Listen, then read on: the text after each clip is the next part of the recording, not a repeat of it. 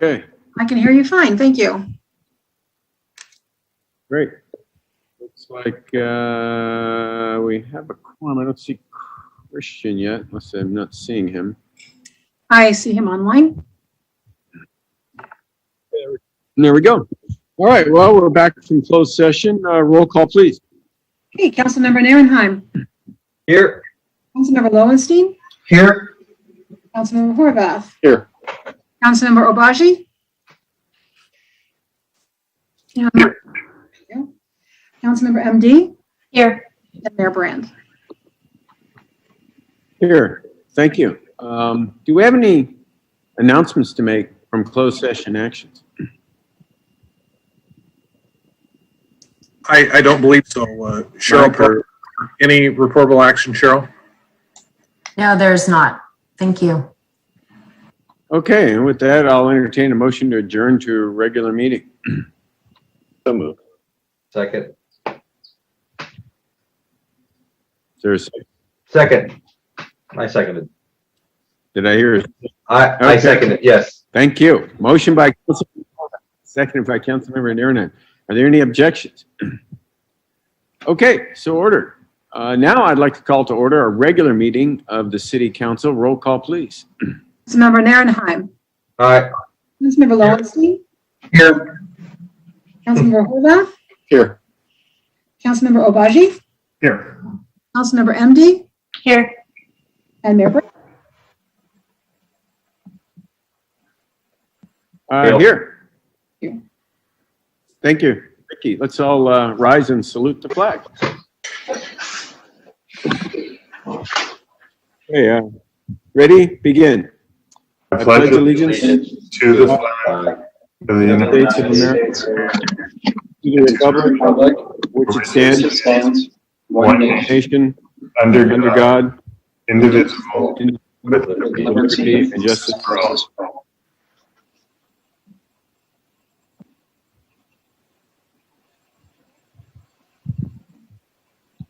Okay, thank you. I mean, okay, Vicky, it seems like there's a delay, maybe I have an unstable connection. Can you hear me okay, You everyone? know what? You are breaking up just a tiny bit, or there is a slight delay. It's up to you if you want to try to. I might have to try to reconnect. Let's see how this goes. Might stabilize in the meantime. If it doesn't, I'll try reconnecting. Okay, doke. Anyway, let's go with announcements. Councilmember Narenheim, do you have any announcements? I do. This Saturday, I have my community meeting in Alta Vista in person, going strong outside in a normal outside spot in the corner of the parking lot where nice grass is green, the trees are flowering, and the dogs are not there. And so we're going to be doing it 9:30 a.m. to 11:30. And then in 2 weeks, so that's on the 26th of April, we'll do an online one as well, community meeting. And that's only going to be for an hour and a half from 6:30 to 8 o'clock. Register via Zoom. So if you're interested in any one of those, come on and down and enjoy. Other than that, that's it. Thank you. Okay, Councilmember. Todd, go. I assume you mean me. Yesterday, I was able to watch RBPD make a little boy's birthday special, and they do this quite a bit. And in the pandemic, when a lot of the kids are not able to go to school, and if they're new to the area and not able to make friends, this is their connection to the community. And I just want to thank RBPD for all that they're doing. This has happened a couple times. And Chief Kaufman, thank you for your team.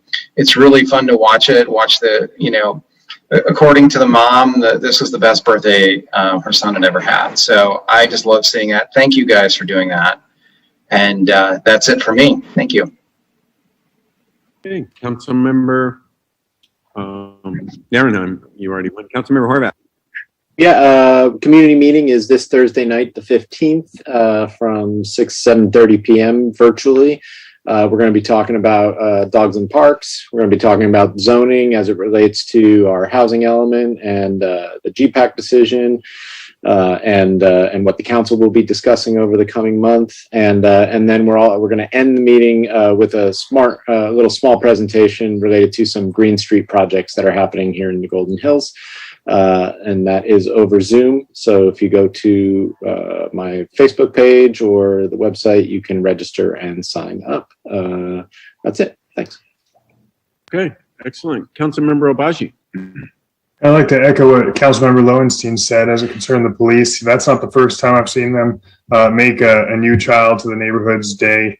They've done it before to somebody who lives in our district. And additionally, something that's worthwhile to point out to all our residents is that while we're kind of living our best COVID lives that we can, in addition to doing that right now, the police have canceled their vacations. They have their equipment ready, and they're on standby for what the repercussions could be of a verdict out in Minneapolis, and they're kind of on guard all the time, even when we're not paying attention to realizing that they need to be on standby. So I appreciate that greatly and want to say thank you. That we're very proud of our Redondo Beach Police Department, and they did a good job too of maintaining a presence, but not an omnipresence, at the anti-Asian hate rally this last weekend at the Redondo Beach Performing Arts Center. So thank you, Chief. Okay, Councilmember MD. We have some events coming up on April 17th. There's going to be free compost at Wilderness Park being given out by Athens and City of Redondo Beach. On April 18th, Hoffman Murphy Real Estate is going to do a shredding day at the Redondo Beach Performing Arts Center. And then Redondo Beach is going to do a shred day on May 8th. So the last few times, the reason why I'm mentioning the Hoffman Murphy one is because the last few times we have sold out at our shred event. So just wanted to give everybody an opportunity to do the two. Also, mail delivery, we talked about that maybe a month ago. And they promised some changes, and there appears to be some. So I have a survey on my website, md.org. It's the second post on there, second blog post. And so it's just a short survey. Has your mail service improved? That's it. Just one question.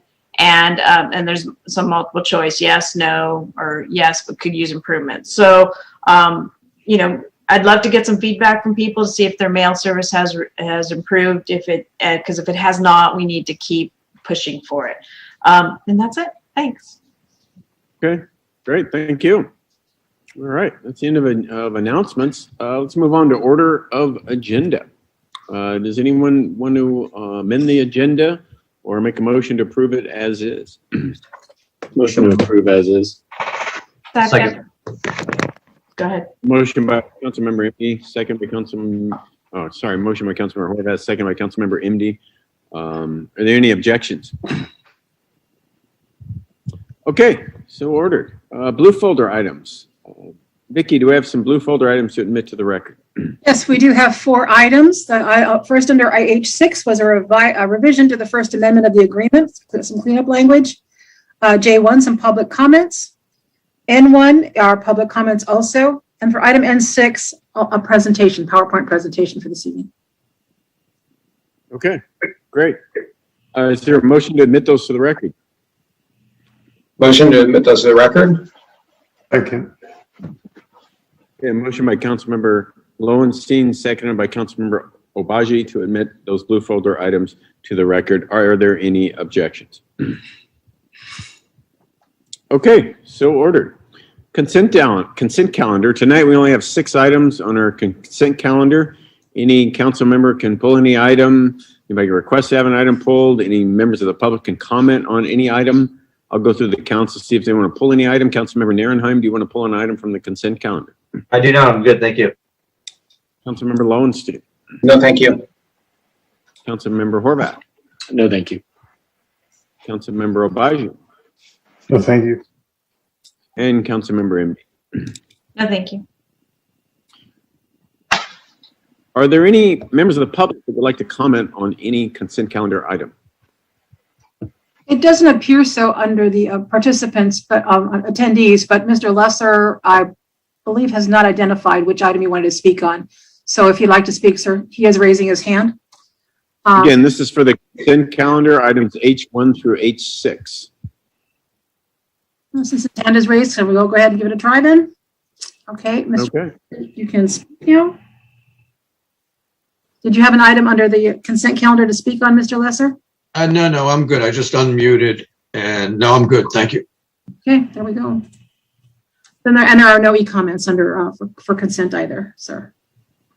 Okay, great. With that, I'll entertain a motion to approve the consent calendar. Motion to approve consent calendar. Second. Okay, motion by Councilmember Narenheim, second by Councilmember MD. I'll do a roll call vote. Councilmember Narenheim. Just point of clarification, shouldn't Mr. Obaji accuse himself from H3? Am I wrong on that? Three. He has read the minutes. Yeah, if you'd like. Oh, okay. Yeah. If you'd like to, it's up to him. I actually watched those city council meetings. Okay, there you go. So I'll do a roll call vote. Councilmember Narenheim, Aye. Councilmember Lowenstein, Aye. Councilmember Horvath, Aye. Councilmember Obaji, Aye. and Councilmember MD. Aye, but I just want to say thank you for H5 that we're moving forward with the improvements on Inglewood and Manhattan Beach Boulevard. That got delayed a year because of COVID, so it's exciting to see it move forward. Thank you. Much needed. Do you need to read anything? Actually, no. There are no resolutions or ordinances. Okay, we'll look at that. Okay, next up, public participation on non-agenda items. This is the public's opportunity to comment on anything that is not on the agenda. You have a 3-minute time limit, usually limited to 30 minutes. Is there anyone from the public who would like to comment on non-agenda items?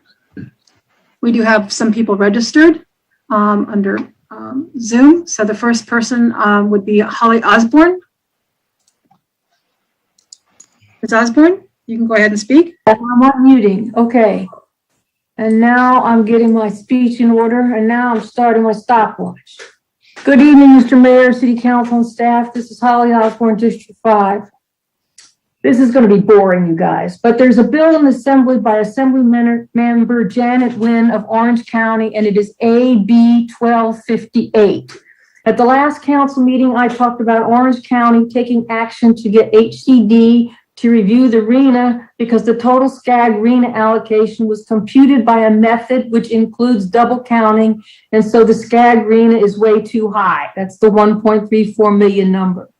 AB 1258 is an important tool in the toolbox to fight this allocation because it allows cities to request that HCD subject their numbers for judicial review. The author, Assemblymember Nguyen, is asking for people to show support for this bill by writing letters, etc., because the Assembly leadership wants to put it on a 2-year calendar. We need it to be enacted this year. So please pass the details to your homeowners groups and have them write a support letter to Janet Lynn. Also, the city council, it would be good if they could write a support letter, and your COG and anyone else you know, do it sooner rather than later, please, and ask that AB 1258 be reviewed in committee this year. This is just almost as important as Almer Atsuchi's ACA 7. Now, I'm aware that a boilerplate petition is going around by people who know nothing about Redondo Beach, asking us to be even denser. Note at the SCAG appeals meeting, the SCAG board was very impressed by Mr. Scully's presentation about how we have been gradually densifying the city way in advance of everyone else. Mr. Scully showed that in his presentation last time here at the council. But good deeds in the past were not a sufficient grounds for reducing our RENA. The RENA methodology is a Ponzi methodology. The more you build in the past, the more you have to build without limit. So do not sign any boilerplate petition asking us to be even denser. Okay, there's one other bill we need to show support for. This is SB 765 by Senator Stern. SB 765 will let cities have the setback for ADUs that they had in their original ADU ordinances. And recall that Redondo's original setback from the property line was 5 feet. The slew of ADU bills in 2019 reduced it to 4 feet. I remarked at the time that the International Building Code required a 5-foot setback from the property line for standard construction, and this term is called the Fire Separation Distance, or FSD. I remark that in California, it does not make sense to relax the fire standards. So please email Senator Allen and ask him to support SB 765. It'll be in committee this Thursday, and email Senator Stern to show support as well. 258, not bad, done. Good job, Holly. Great. We still haven't done a letter for ACA 7. We need to do that. So anyway, next, Vicki. Yes, next speaker will be Mr. Bill Baird. Mr.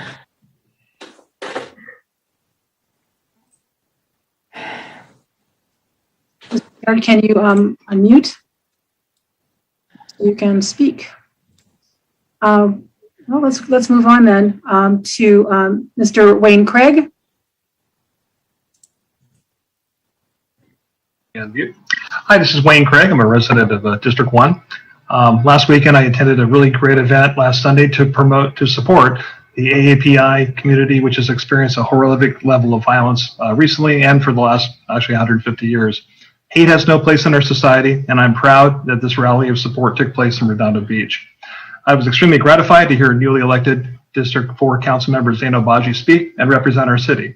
Zane's words were an inspiration to all and an example of what our city will do to support all residents. Now, in my excitement in my online post, I apparently attributed those words to Councilmember Obaji when in fact it was actually written by Mayor Brand. So I want to take this opportunity to give due credit where credit is due. However, it's important to note, even though Mr. Obaji may not have been the author, it still takes someone with ethics, integrity, and honesty to make those words come across as being as genuine as they are, because he truly believes in them. I also want to thank Bree Egan and Jerome Chang for putting this event together so quickly.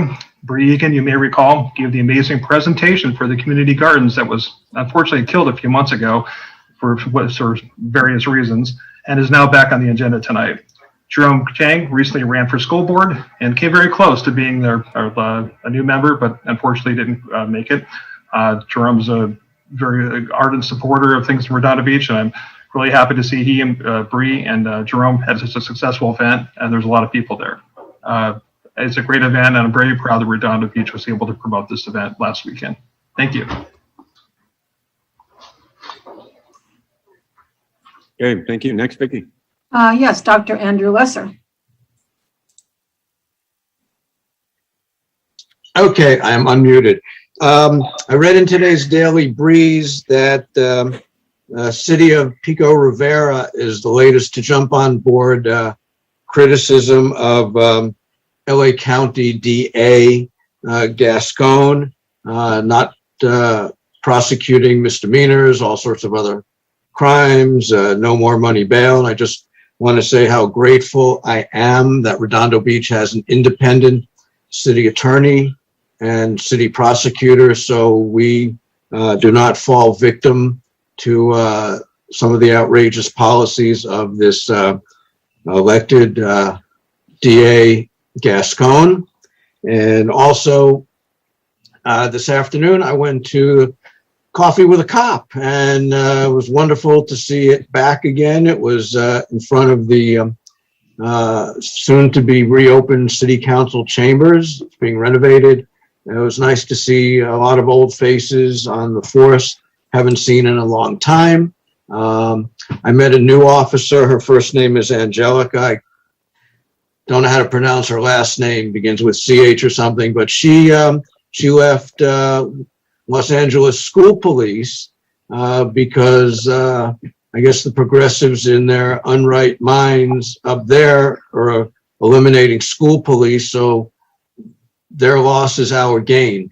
So I'm looking forward to when we do more in-person coffee with a cop, because there's an awful lot of new officers that I look forward to meeting. And again, I'm very appreciative of our city attorney, our city manager, our city prosecutor, our police, and of course, our mayor and our council. And that's it. Thank you very much. Okay, thank you. Next. Okay, let's try Mr. Baird again. Bill Baird, I'm going to ask you to unmute. Mr. Baird, go ahead and speak.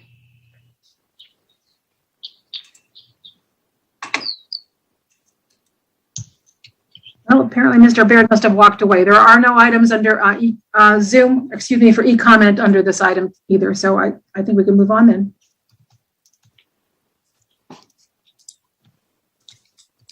Okay. Thank you for your comments.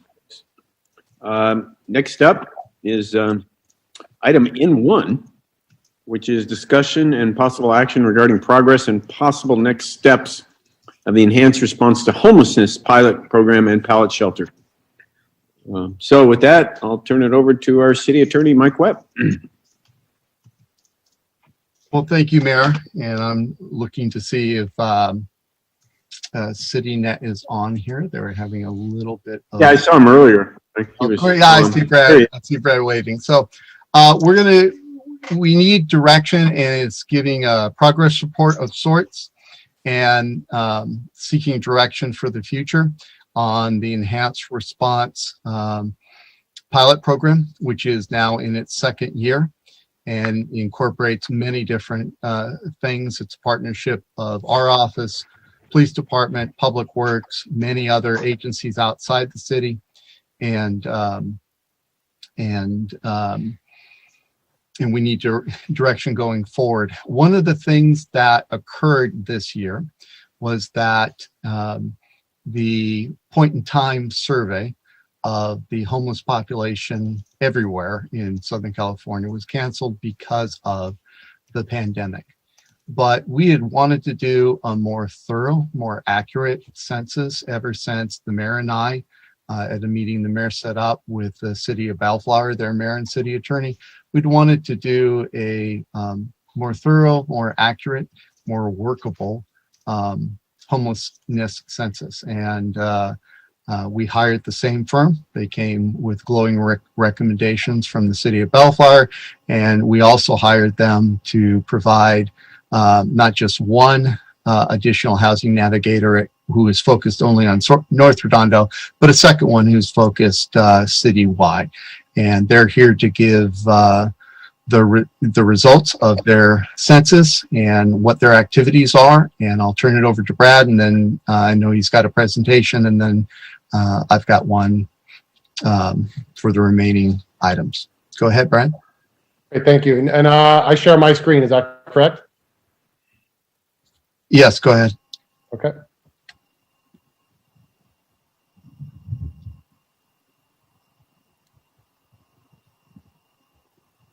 Great. We can see it, just so you know.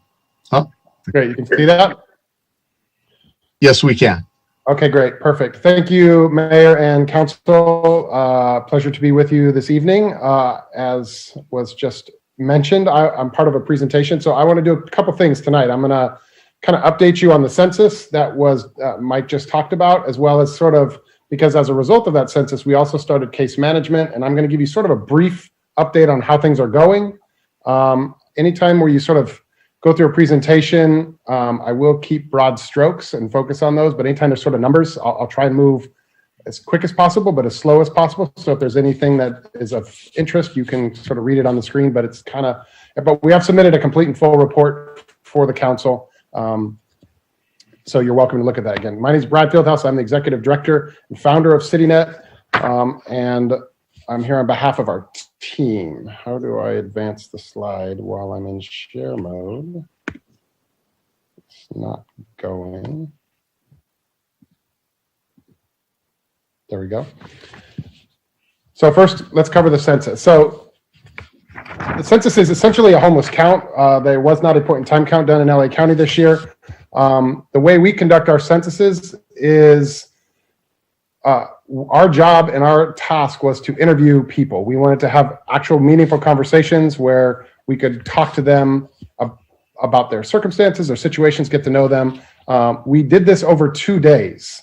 The first day we went out in the morning, and that was on January 26th. You see there. And then we also were planning on going like a day or two after, and that's when that big rainstorm hit. So we actually had to bump it. We did go out on February 2nd. You can see the group there. That's in the evening. That's at an encampment near the In-N-Out right over there off the 405. So we did this over 2 days. We sent out 3 teams. We have the same staff on each map on different days. So on each day, the same team went out, once in the morning and once in the evening. We were also accompanied by law enforcement, and our teams were spread out around the city, as you'll see here. There was no extrapolation to this data. What we were trying to do is we only did real counts. So unless we talked to somebody or took some basic identification information, we did not extrapolate numbers in vehicles or things like that. So in order to avoid duplication, we sent the same teams out on the same maps. So while there might have been some that slipped through, we're pretty confident that these numbers stand up to sort of the goal that we set out. Again, just anytime we talk about these sorts of numbers, it is just a point in time. It's sort of the days that we were out there. We're clearly capturing that, and all the data is self-reporting. The goal of the census was to do two things, was to identify a baseline number, which I'll share here in a minute. Also, to get some what we call actionable data. Data that's demographic, provides some assets in terms of sort of what we're working with in the community and other special characteristics, so that it informs sort of housing allocation. It informed us for case management on sort of where we should start. And hopefully it will inform you in terms of sort of making strategic leadership decisions as you guys are sort of grabbing the bull by the horns here and addressing this head on. So if there's a headline, here it is. The number of folks that we identified over these 2 days, multiple hours, all across the city, every nook and cranny. We did go out with law enforcement ahead of time to sort of pre-map, so we knew where we had to hit hotspots and kind of go back and circle back again just to make sure we counted everybody. But we had 92 individuals as well that we identified, 52 of which gave us actionable information. So we identified the others through not enough to know anything about them per se, but we did identify 92 individuals, 52 that gave us data, and all the numbers that I'm going to share and the graphs and charts reflect those 52 individuals that we did talk to. Here's a map that shows both the north and the south region of the city. Some of these are overlaid on top of each other. If there was an encampment, there would have been multiple individuals. So there are 92 dots on here. It doesn't look like that if you are already counting them. But this shows sort of where we identified people, and this ArcGIS plotted every conversation that we had during either of those two events. We did identify in the north 27 individuals, and in the south 65. In the north was 27, and in the south was 65. Here's a heat map, a different way of looking at the same information, and you could sort of see kind of where the spots of highest density of those conversations happened. Again, north 27, south 65. Sort of the way we kind of approach this is we sort of say what's sort of a typical, what's a typical Redondo Beach homeless neighbor if you had to describe it, and that is actually pretty common for the region, is a male between the ages of 55 and 64 who identifies as white, is chronically homeless, meaning they've been homeless for more than a year and have some sort of identified disability, and often sleep in Redondo Beach. There's a lot more detail in the report, but I'm kind of highlighting a few things that stood out to us as a team. One of which is always this sort of question, recognizing that experiencing homelessness is often a transient, by definition, reality for various reasons, just like most of us are transient and we don't just hang out in Redondo Beach or another city all day, every day. We leave for work and other reasons. But what we would expect to see is what we see here is that 53.2% identified ties to the city. I'm going to break that down here in another slide and show how those 53.2 are spread out. But the majority of are identifying some connection to the city. 35% said, while we talked to them, they don't necessarily have any historic or current ties to Redondo Beach. So there's that 35.5% number. You see that sticks way out there. That's again, that same number of 35%. But what you see is you begin to see the breakdown of all the other ties, whether the largest being familial connections, 14.5%. Then it's job-related, last residence, went to school here, connected to the pallet shelter in some way, shape, or form. So you begin to see a picture begins to emerge, and that's important, obviously, again, self-reporting, But this is as we're beginning to look at prioritization to utilize resources like the pallet shelter, for example. We, and oftentimes with partnership with PD, help to sort of certify their local connections so that we're making sure that we're prioritizing limited resources for those that have the strongest connections to Redondo Beach, even if we happen to obviously interview those folks while in Redondo Beach on the days when we were doing it. Another interesting component is we asked people where they usually sleep, because the reality is that we know, and I think it's consistent here from what I've been gathering, is that there may be doctors, there may be particular restaurants, there may be other reasons why they come to the city, but 61.5% of the individuals that we talked to told us that Redondo Beach is where they sleep.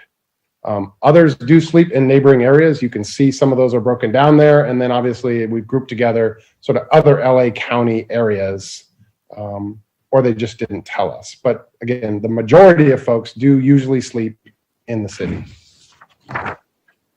This one's sort of a high level looking at sort of last permanent residence. This isn't always the clearest conversation when you're talking to somebody, in an encampment at 10 o'clock at night. Sort of last permanent residence isn't necessarily what they have on the top of their minds, but it is important because we're looking for familial connections, maybe other ways to connect them to other resources in the region or locally. So sort of last permanent residence, again, we don't translate, that could mean that they were in the pallet shelters and now they're no longer. They kind of determine that, but it is sort of an important indicator of sort of where did they first become homeless or most become homeless of late, so that we can begin to sort of from a case management standpoint, sort of package the story and learn how to sort of help frame next step options. A couple other slides here, just because there's a lot of slides tied to every question that we've asked in the report, but some things that sort of give us traction on what we could start doing, even while we're building rapport, while we're kind of doing that work, while we're kind of case managing on the streets. We are looking to sort of obviously resource people. And so CalFresh, support for food as well as for health insurance. You see that the numbers there, only 30% of individuals are receiving CalFresh, and more than half are not receiving CalFresh. And more than half of the respondents say they are accessing some sort of health insurance, but still a significant portion that are not. Into disabilities, this one's complex in the sense that, this is again self-reporting. We are not medical professionals, nor making a medical judgment. But this is about what we would expect to see. So I included here as a normal expectation that we would see is that there are people on the streets that, without a doubt, in a traumatic environment of trying to survive on the streets, are experiencing some sort of disability or health condition, as well as potentially some mental health concerns. Again, self-identified, which is significant. This is a positive step here, is that roughly you see about a third of the individuals that we interviewed are interested in going to a shelter. For us, when we talk about kind of getting somebody from the streets with the goal of ultimately getting them to some sort of permanent resolution of their homelessness, we recognize there may be some bridge opportunities to kind of get them in a best next step.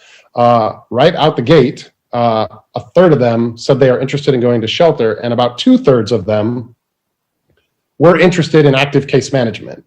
So that's a first yes for us, which is a huge deal. So then we could sort of begin to sort of kind of take stock of sort of what's going on in their situation and kind of begin the case management. And I'll give you an update on sort of where we're at on some of those here shortly. That completes that out. Let me give you that actually right now, and then I'll pause for a question or two at the end here. If you guys want me to go back, I can go back to any of those slides.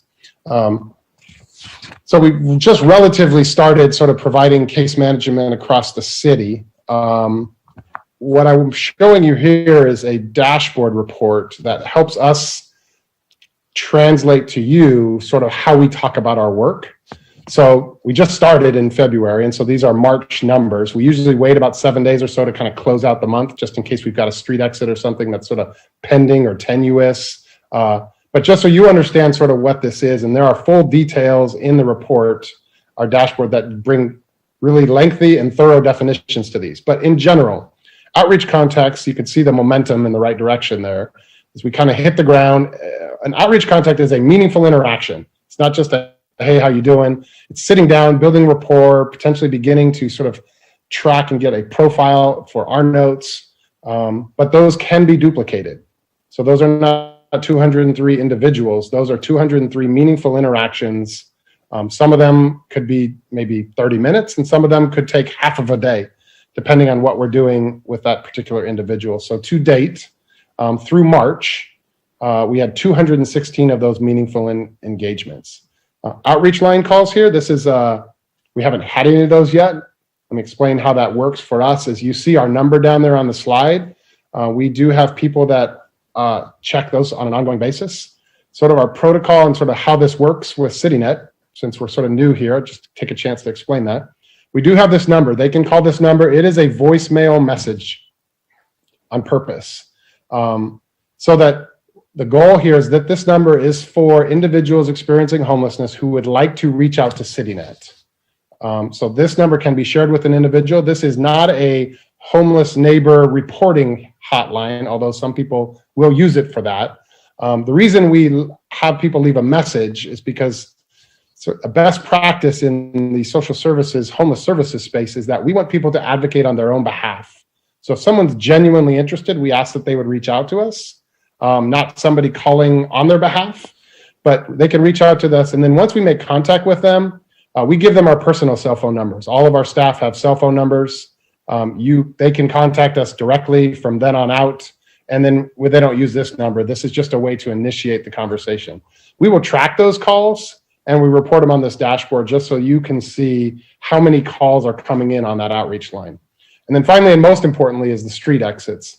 That is not a CityNet term. That is a HUD-defined term that essentially means somebody who's living unhoused moves into what are roughly 30 categories that HUD defines, 30 categories of either temporary or permanent resolution to their current homeless situation. So whether that's a redirection and reunited with family, that would be a permanent, or going to the pallet shelters would be a temporary, but it would be a street exit. The goal is that these sort of represent a 3-month window of a best case scenario for a bridge to a better future, whatever that might be for that individual. So to date, we've had 3 street exits. Those represent sort of situations that are still under our case management that have moved off the streets, are no longer living on the streets. And let me give you a few more other kind of important data points as it relates to our outreach. So 3 exits to date. One of those was from the north, and I know that this is an important conversation locally, so I sort of looked at our data from sort of north and south. Again, we're prioritizing north because that's the place that as we're understanding things, there's limited resources, whereas south, there are more resources. So of the 3 street exits, we have 1 from the north region and 2 from the south region. And we currently have 18, this will show up on the dashboards, but we currently have 18 clients actively enrolled in case management services with CityNet. So 18 case managed are individuals who have not only agreed to work with us, but have provided us all the necessary information for us to begin to work on things like doc readiness, to get all their documents in order so that when and if housing opportunities come available, to get them on the county housing list, the prioritization list. Full VI SPDAT process was done with all of those individuals. So that's currently 18. And the breakdown for those are 14 of those came from the north and 4 of those were from the south. So of the current 18 people, 14 are from north and 4 are from south. There's just a couple pictures. This is introducing our 2 case managers who are working in your city. They're also listening in on the call. So if you have any comments and you want to direct us in any direction, you obviously can do that in lots of different ways. In fact, on the report, their cell phone numbers, their email, my phone number, my email, you can get a hold of us through a number of means that you as a council will have access to directly. But this is Ari. She's they're moving into one of the single occupant units that the city is providing. That's them moving in there. And Andreas is in the other one there, working with the client in a tent. Those are the 2 individuals that are working on behalf of CityNet in your city. So those are the ones that are building the rapport with all of the folks that we get to know. My final slide before I'll toss it back out to some Q&A, or if I wasn't clear, you can ask me for some clarifying comments. We do want to thank part of the process of doing a census, and it happened fast, as you know. We sort of kind of got a phone call, and I think like 2 weeks later, 3 weeks later, we were on the streets, which we are, one of our core values at CityNet is we're scrappy, and we understand that sometimes, 3 months later is not good enough. We need to move as quick as possible. So special thanks to the police department, because they and some of the city staff who were out there, I was out there, and they were out there supporting us. It takes a lot of work to do a lot of the pre-mapping, and they made our census that much more effective because of the help in advance. So again, we're brand new to the context here. Hopefully that kind of gives you a little bit about the census as well as our kind of ongoing outreach efforts. So, and until a future date, when I give an update, you'll now know how to read our reports when we send them over. And we also do include success stories in those reports that sort of kind of flesh out these numbers, because they are real lives and real stories. So with that completes my presentation. And I'll turn it back over to you, Mike. So do the mayor and council have any questions of Brad? They've been a good partner, a good addition to our wonderful partnership with Harbor Interfaith.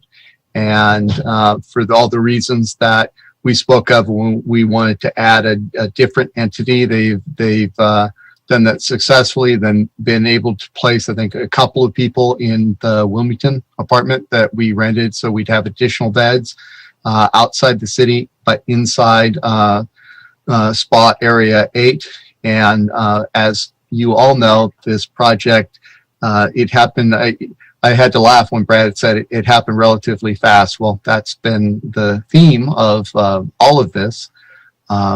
And I'll turn it over to you, Mayor, if you or the council have any questions, and then I'll share my own screen to go through the rest of the presentation. And Brad and his team are going to stay on until the end of the item, so we can also welcome public comment and input. Okay, great. Thanks for that presentation, Brad. I guess I have a couple questions. I'll turn over to the council. I know you did work out in Bellflower, and they actually built a building for homelessness experience in Bellflower, but it was limited to homeless with connections to Bellflower, which I'm curious how that was defined and how you defined, I guess you explained how you defined connections to Redondo, but how is that determined in Bellflower? Was it determined in the same way? Yes, it was. It's kind of a tricky thing. Obviously, one person's connection may not be the other person's, sort of how they define that. It is sort of one of those slippery definitions like transformation or these kind of words that sort of mean lots of things. But we are specifically looking for more than just the fact that they are there when we talk to them. I mean, clearly, if we get somebody exited from the streets that is on the corner of some intersection, that sort of speaks to the fact that they are there. But as it relates to, for example, from a case management standpoint, getting somebody into the pallet shelter, we would be looking for a lot of those categories that were in that report. Former employment, went to high school here. They have a doctor here. Something where we're getting into some of their medical story as we're kind of talking about sort of where they're at, some of their disabilities. Do they have a doctor in the area that they're seeing? Are they connected to a local faith community of some sort? Those sorts of connections are important for sort of certifying that they are there. We do lean on PD as well. We would hate to send somebody somewhere else if they aren't supposed to be in that location, or maybe they're not supposed to be here for other reasons. We do lean on PD and filter that through them as well. But primarily, we're looking to sort of establish some sort of connection to the city so that they're not just passing through, or they're coming because they hear of all the great resources that, Redondo Beach is providing. And that's the same we do in Bellflower. We kind of go through a little bit of that sort of process. And in the city's administrative policy that Harbor Interfaith uses for the pallet shelter, we borrowed heavily from the administrative policy in Bellflower. And so our definition is virtually identical. Mm-hmm. Well, Brad, you've been obviously intimately involved in dealing with the homelessness situation. And we always hear that it's a combination of factors, obviously, where someone becomes homeless, whether it's a sudden loss of a job or income and losing their shelter, whether it's a medical problem or mental problem where they're not getting proper treatment and they find themselves on the street. Very sad situation. We've all seen that. Whether it's a drug addiction problem, whether it's a criminal problem, that maybe they just want to be homeless so they can commit crimes of opportunity. I mean, how would you break down the homeless problem in general? Because we always hear that, but we don't really know percentages. I don't know if you're comfortable with mentioning a certain percentage of those various reasons people become homeless. Yeah, obviously every circumstance different, but so at the broadest strokes possible, when I kind of speak publicly on this sort of thing, I sort of break it down into 10, 80, and 10.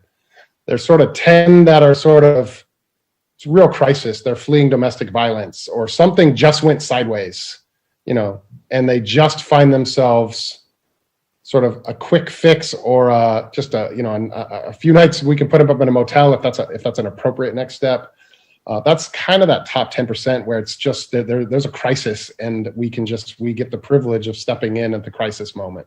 On the other end of the spectrum, you've sort of got the chronic folks that are either facing a lot of disability that are challenges, as you're mentioning, that's all true, or severe mental health. And we have to take other sorts of conversations where we have to call in, county mental health or other things like that.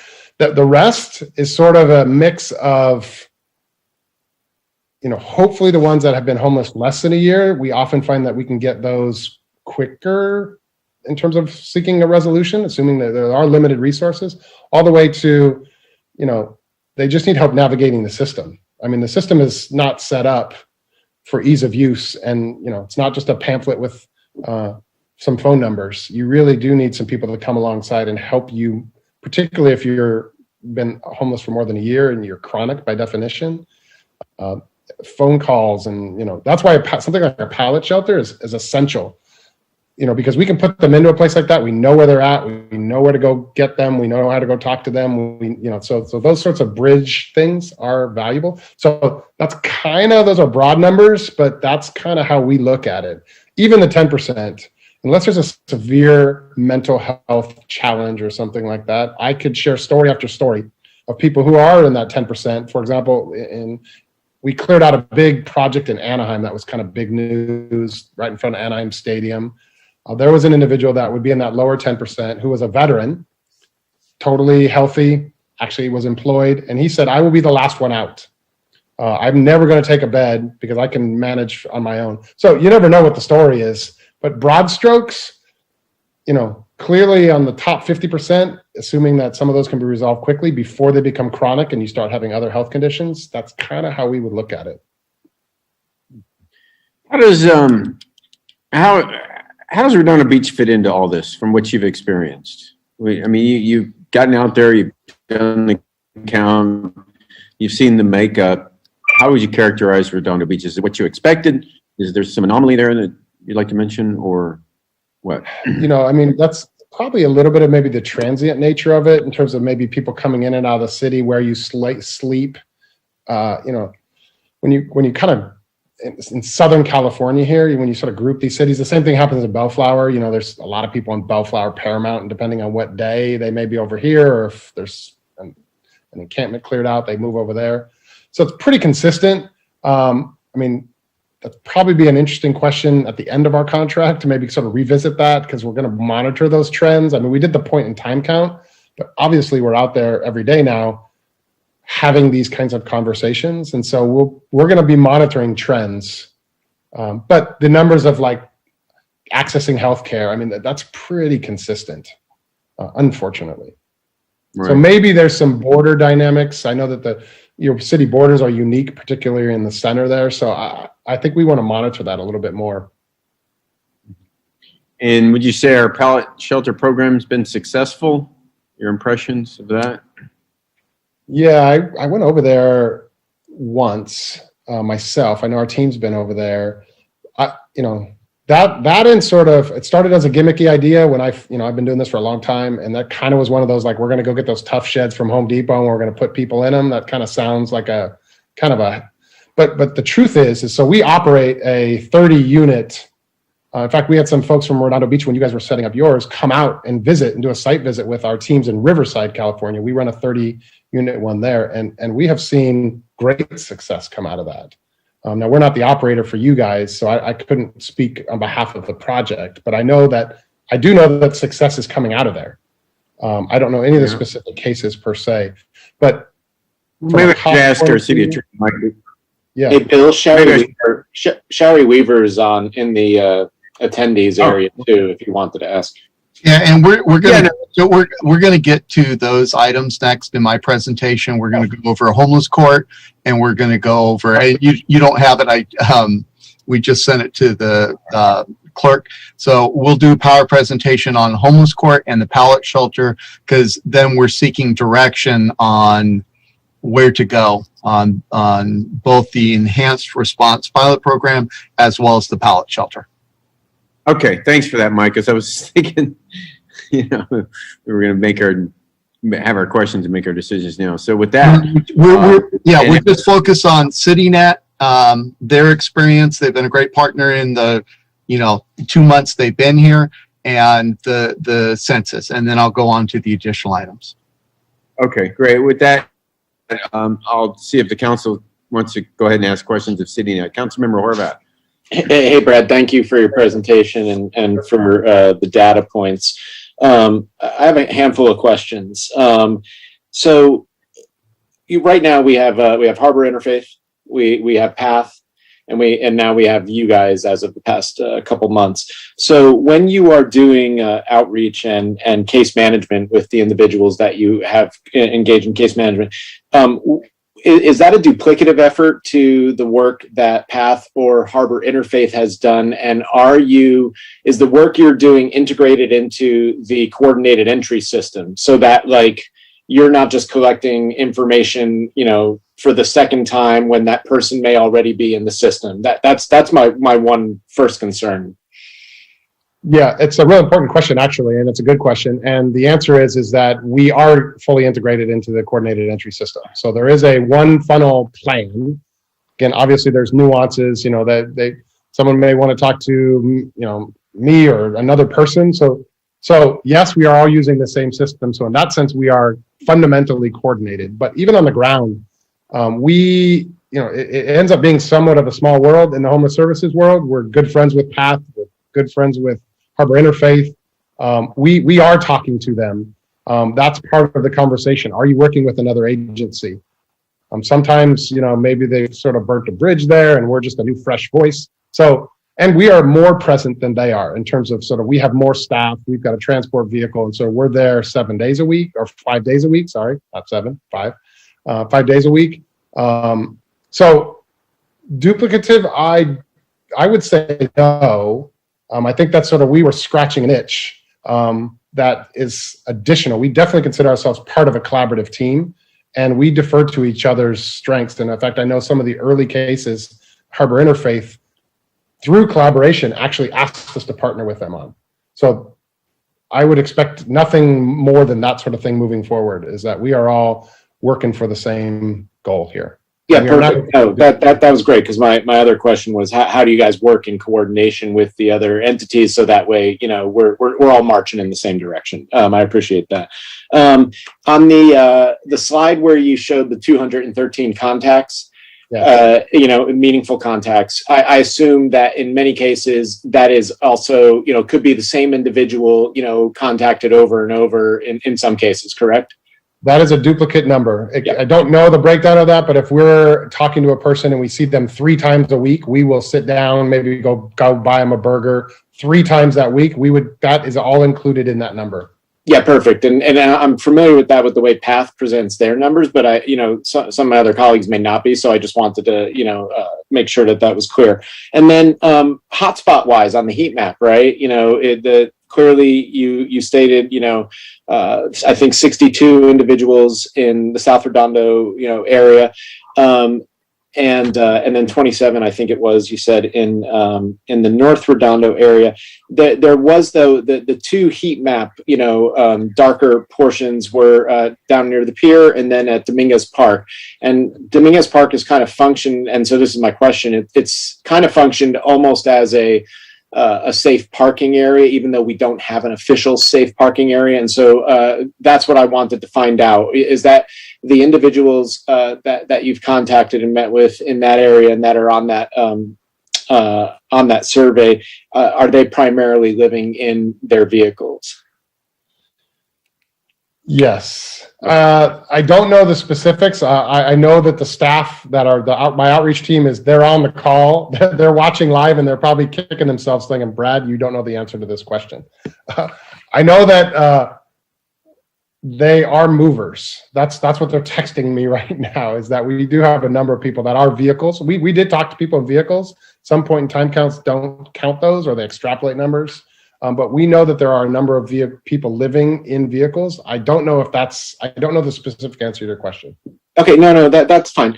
And then from the caseworker, that you have in North Redondo area, right? So I had a special meeting with some of my residents along 182nd Place. So that's right around the corner from the shelter, but it's also right around the corner from the bus terminal. And as the PD, explained in detail, there's a lot of individuals that are coming into that area on a transient daily basis, and also leaving, on the buses as well.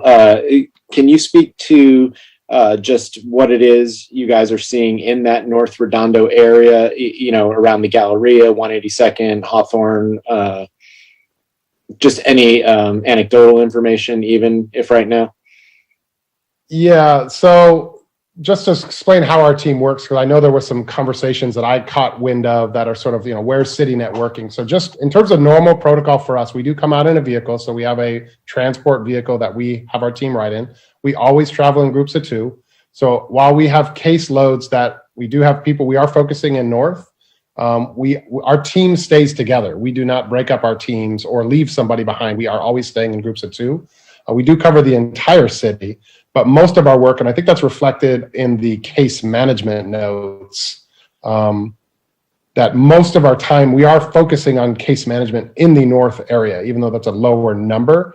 My team is texting me incessantly saying, yes, they are mostly mobile or passing through. So that may speak to some of the fluidity. Again, not a true number, but that's sort of the universe. But they're saying, yes, a lot of people are passing through at Dominguez Park, several RVs, camper vans. So they are engaging those individuals. In terms of anecdotal information for North, I don't have that. Jessica, the lead chief program officer, was going to be joining me tonight, which will expose me on these very specific questions. She had a family emergency, a death in her family, and so was out today. So I can't give you an anecdotal story. That's okay. That's okay. Thank you. I appreciate the honesty. Okay, I'm good. Councilmember MD. Okay, I think I know the answer, what the answer is going to be on this, but one of your slides is you said that 61% sleep in Redondo, but then there were a couple that said they slept in Orange County and San Diego County. I mean, yep. What are the likelihoods that that's just people not understanding where they are? Could be that. Could be people passing through. Anytime we've done a lot of these sorts of things. In fact, we as an agency run the entire point in time count in Orange County with the exact same methodology, 2 days a week, 2 days. We pre-map everything just like we did in your city.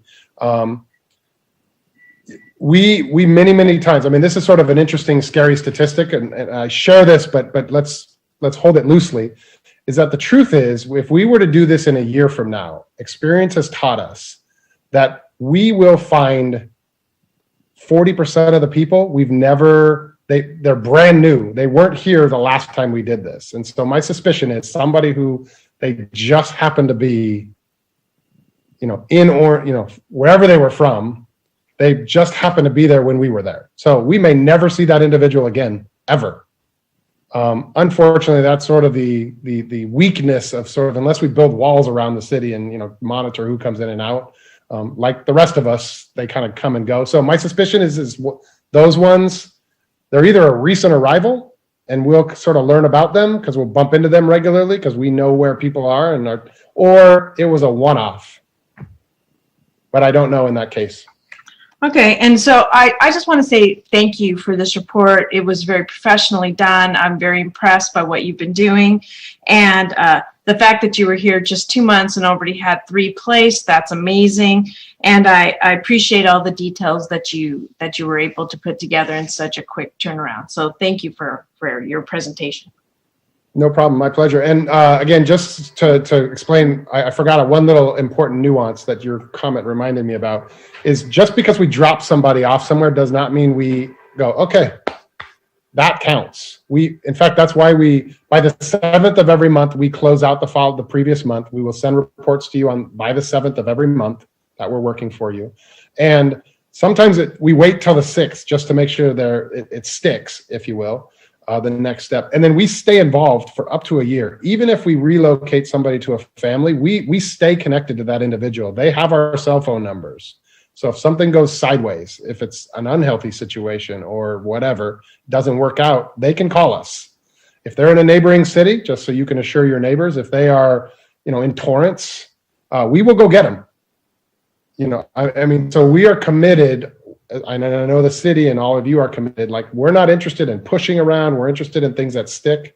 So if somebody goes into, this speaks to the collaboration, if somebody goes and works with a different agency, to the degree that it makes sense for us to stay involved, we absolutely will. So that'll be a fluid caseload. Sometimes maybe those are just very light touches, but we will stay connected because we want them to be successful. Okay. Councilmember Obaji. Thanks, Brad, for your work here, your whole organization's work. Question for you. I think I know the answer based on the stats, but would you say that people have been, any of the people that you identified were attracted to Redondo Beach because of the services that we were providing? It's a good question. That's probably something we're going to have a better read on as time progresses. I mean, who wouldn't want to live in Redondo Beach, right? So there's that. Right. Well, I suppose looking at the fact that 3% say they're tied to the shelter and only 28% want to be, in permanent housing, I can't imagine that they're possibly coming here for the pallet shelter, for example. Yeah, I mean, and I would say that the way you phrase the question, that the services that we provided depends on who we are, because there are churches that provide meal services. Many people in the North Redondo area where Brad focuses are coming a lot of times to Panhandle, which is different than the services they can get money. Yep. So it's not for pallet shelter they're coming because they won't have access to it. Yeah, or homeless court, for example. They're like, oh, there's this awesome court. Let me come to Redondo Beach and take part in that court. It's only a magnet for lawyers. So, and the truth is with a management strategy, I hate talking about lives in a management strategy, but really what you guys are doing is a best practice. It's the same thing that Bellflower is doing, right? So you've got some sort of a transitional bridge thing. You've got sort of ongoing street outreach. You got partnerships with city departments. You have a community that cares, right? So you're doing all the things. And so if somebody is not interested in sort of being bothered, if the MO of an individual is like, leave me alone. I just want to be left alone in my vehicle or in this tent or wherever they're at. If you've got sort of a proactive approach where you're engaging them on an ongoing basis, that they'll either realize we're genuinely interested in their success, or they're going to leave and they're going to go to a city that doesn't have a management strategy, if you will, because they want to be left alone. So the things you're doing will sort of filter that out over time, because we're very committed to our persistence in offering services. And looking at this hotspot map on page, I guess, 123 of the packet, so probably a different geolocation map on your packet. So there's a bit of a hotspot near the transit center / pallet shelter. Did you get a read on whether any of the people were aggregated there because the pallet shelter is there? I don't know the answer to that question. That would probably be a better question for Sherry Weaver from Harbor Interfaith, because they run the pallet shelter. As Okay. Brad mentioned, they run the Riverside one that Mike Klein drove out to and toured and was very impressed. But Sherry Weaver and Harbor Interfaith are looking at that on a daily basis. Cool. Sounds good. And I mean, I've talked to the folks at Harbor Interfaith, and I know that that's not a thing.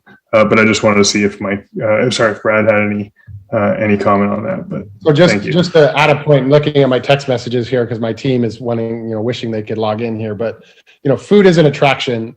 That there are ways to access food, which we all need. We all eat every day.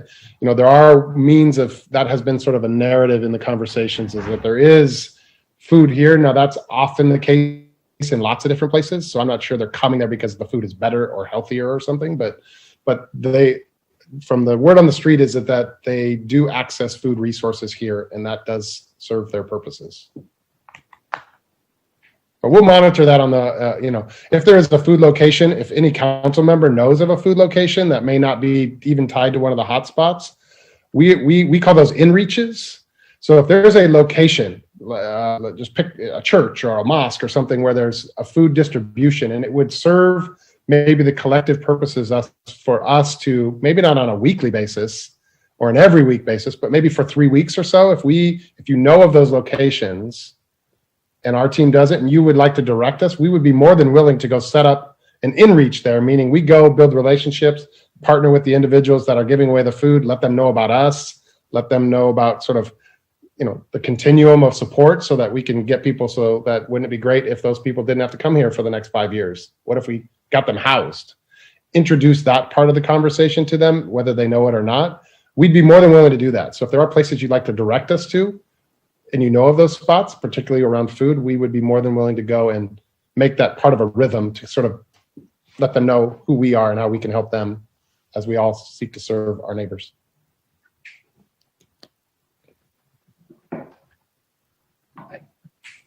Thank you. Anything else? Thank you, Mr. Mayor. Well, thank you, Brad. It's great to see, Brad, that we got a professional count. We've been doing the entire LA County's been doing these one-night counts, which were a bunch of volunteers. I think we had a number of 100. Came up with a number of 178, and you guys come in and trained counters and trained professionals who actually can identify who's actually homeless. And the same thing happened in Bellflower. They had a much higher number on their one-night count by a bunch of volunteers, where you hire a professional firm that understands the homeless population, understands the homeless problem, and who's actually homeless. You come up with a real number. So it's worked out great from that standpoint. And I guess the last question I have is, how do you think it would impact Redondo Beach if we terminated our contract with you and we terminated these programs?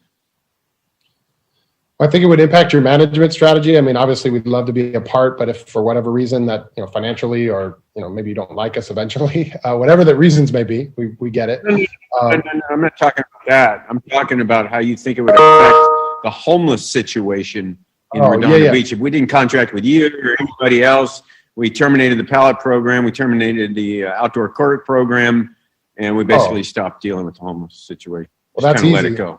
Even from a pandemic, the impacts of homelessness on these sorts of situations, we've just are beginning to see those kind of dynamics take root. So there's a wave coming. I still believe that.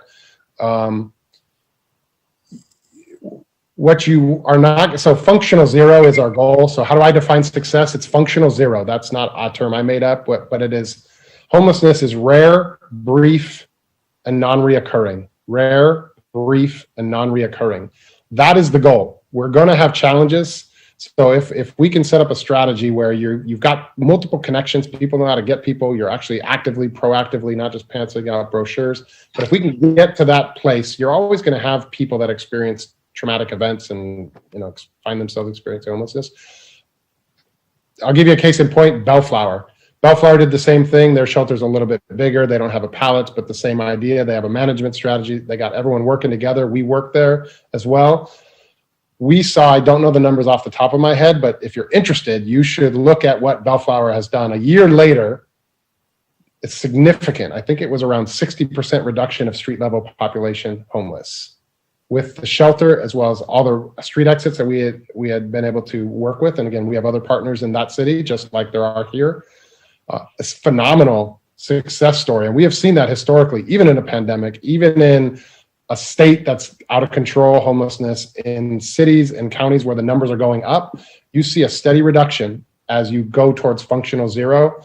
And I would submit, I don't have those numbers in front of me, but Bellflower would be Exhibit A. I can send that to you, Mike, if you want to see sort of our presentation we did recently, because we did a follow-up census a year later. And it's always interesting when you have a by name list to sort of see who's around now that wasn't there and those sorts of things. Now that would be helpful because we've incorporated parts of the Bellflower strategy. The Bellflower strategy also, we differed from it because they got themselves sued and they wanted to enforce it. And so much of it was once they had the shelters built, transitioning them intentionally into other cities. And so we wanted to deviate from that. We wanted to make certain we were getting people permanently housed. And so we focused around that. And so if you can stop sharing, I can get. I got a quick. Oh, okay. Go ahead. Sorry. Just so you're clear, Brad has been a welcome addition, but recent. We have reached out to all the church feeding spots, and that's in, Chief Kaufman and I went and spoke with every pastor and head of the meal services, made suggestions, and they changed their method of providing them to minimize resident complaints. But questions about the pallet shelter or about homeless court would be better saved for later. This will be, this should focus on questions about the census and questions about CityNet's effort as part of the pallet shelter to focus on North Redondo. And okay, thank you. Brad, you mentioned people giving out free food that wasn't on the map. First of all, I want to say I'd love to get a copy of that presentation because it's something that my constituents down here, residents, would love to see. Things that we're doing. It's a great presentation, great self-explanatory PowerPoint, and that's always fantastic to have. You said a minute ago about places that give out free food. There's a white van that shows up at Veterans Park, and he said, we're at the public parking lot at Elks Club, and he takes up like 3 or 4 spots, and he just starts dumping food, literally, in boxes and some other stuff. And that's something that really truly brings people there. And we've in the city, we've dealt with it a little bit here, a little bit there, but he keeps showing up. So it'd be great if you can show up there and attend to that, because it's like you said, you can't, someone that's worked these places, St. Andrews does a great job on Avenue D. You can't give a free lunch, so you got to give a hook with it. So that's something I want to throw out there. You guys can throw your team on that. And underneath the pier, I don't know if you guys know about some of these places underneath the pier area where you guys do your census. I wanted to ask you, you're not the ones that did the census, but there's a lot of hiding places in the pier area that they go uncounted and unchecked, and you have to know that really well. Lila is phenomenal at knowing exactly where they go. I did meet Lila. She is phenomenal, and we do work with her quite a bit. So yeah. So you have the presentation. I did send it to Mike. You have that, so you're welcome to that. We have the complete report with lots of pictures and graphs if you want that. I did get the Bellflower numbers just as a case in point, and this is a little bit extreme because it was kind of a, they went all in as we're doing here, but so these are our counts. These are not point in time count numbers from the county. These are the counts we did. So in 2019 in May, we counted 170 unsheltered individuals on the streets of Bellflower. We did it again in 2020, October, and we counted 60. So the number went from 170 to 60 in essentially, May of 2019 through October of 22. So a little over a year and a half. And they had a shelter, COVID limited. So they have a 50-bed shelter, but it wasn't full. So you can see sort of what begins to happen when you have a compassionate, Right. comprehensive strategy put in place. You begin to see trends like that happen. Yeah. And the last thing I'm going to say, I was just watching something last night about Venice, about how they're starting to clear out the illegal campsites, quasi-illegal, whatever you want to call them.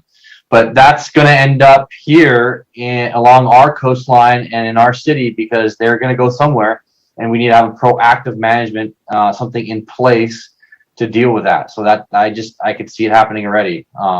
So that's all my comments I have to say. Thank you. So the baseline for us is we do have names, and we have full data on with names of, so we know who the folks were. So if there's nothing else than a CityNet baseline at some point, we know who those folks are. Anyone that shows up after that, we'll listen to their story, but we don't have them on our list currently. Okay, thank you. Councilmember Lowenstein. Hey, Brad. Looking at the geolocation map, it's very clear that a lot of the people that you counted are located near transit lines. It's very, Artesia up near the Green Line station, near the Galleria. Do you think that's playing an impact on this, or no? Yes. I'm born and raised in Southern California. I'm from Long Beach. I was born in Artesia, so I sort of know the area. But looking at this map here, yes.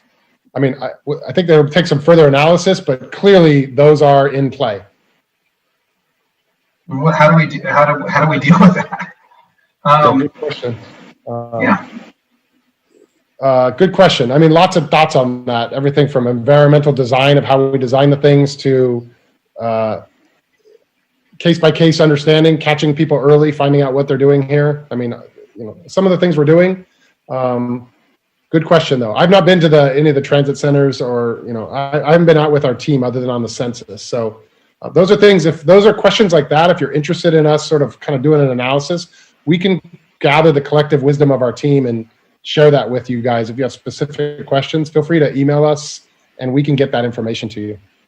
Well, we're building, as you may know, we're building a transit center that could easily be a hub not only for buses but for people coming in that are homeless, and that's a real concern that we have. And this is the nature of it, I guess. But it's pretty clear just based on these dots that that's what's happening. It seems like that's what's happening. I guess those are also hubs of commercial activity as well too. But exactly. But Okay. Transit centers, by definition, are a place for all the obvious reasons. Anytime you've got that. Same with libraries, but you should have libraries, right? So there's lots of reasons why people find the places that they get. But again, going there regularly and showing up and being present and checking in with people is the best way to humanly and compassionately address it, so that it doesn't become a problem. Because it can become a problem. If I may, Todd, Lila has gone out there a lot at the start of her workday, and she observed people getting off, I think it's the 40 bus line, that because it terminates in Redondo, and then they panhandle all day, and people in Redondo are generous, and so people are going to return, and then they leave. We've also had people that got off the bus just because it terminated, and then didn't have any knowledge that they were in Redondo, to Councilwoman MD's point. So it's a factor that we have to address if we're going to continue with this program going forward. But absolutely, based on just the empirical evidence that they came up with and the observations that Lila has, because we were trying to determine, was the pallet shelter at all the draw? And the answer from both Lila, Harbor Interfaith, and the police department was no, but transit was very much a draw.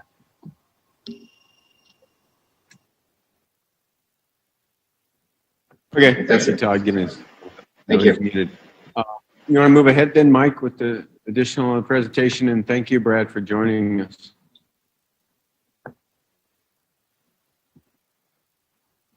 You're muted, Mike.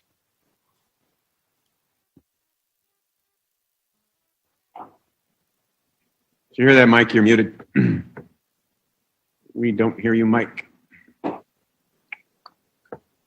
Sorry. I was in the screen share thing. I didn't know how to unmute myself. Brad's going to stay on with his team in case there are any questions, and I'm sure Brad's getting a long number of texts from his team on the ground, filling in more specifics that you asked about.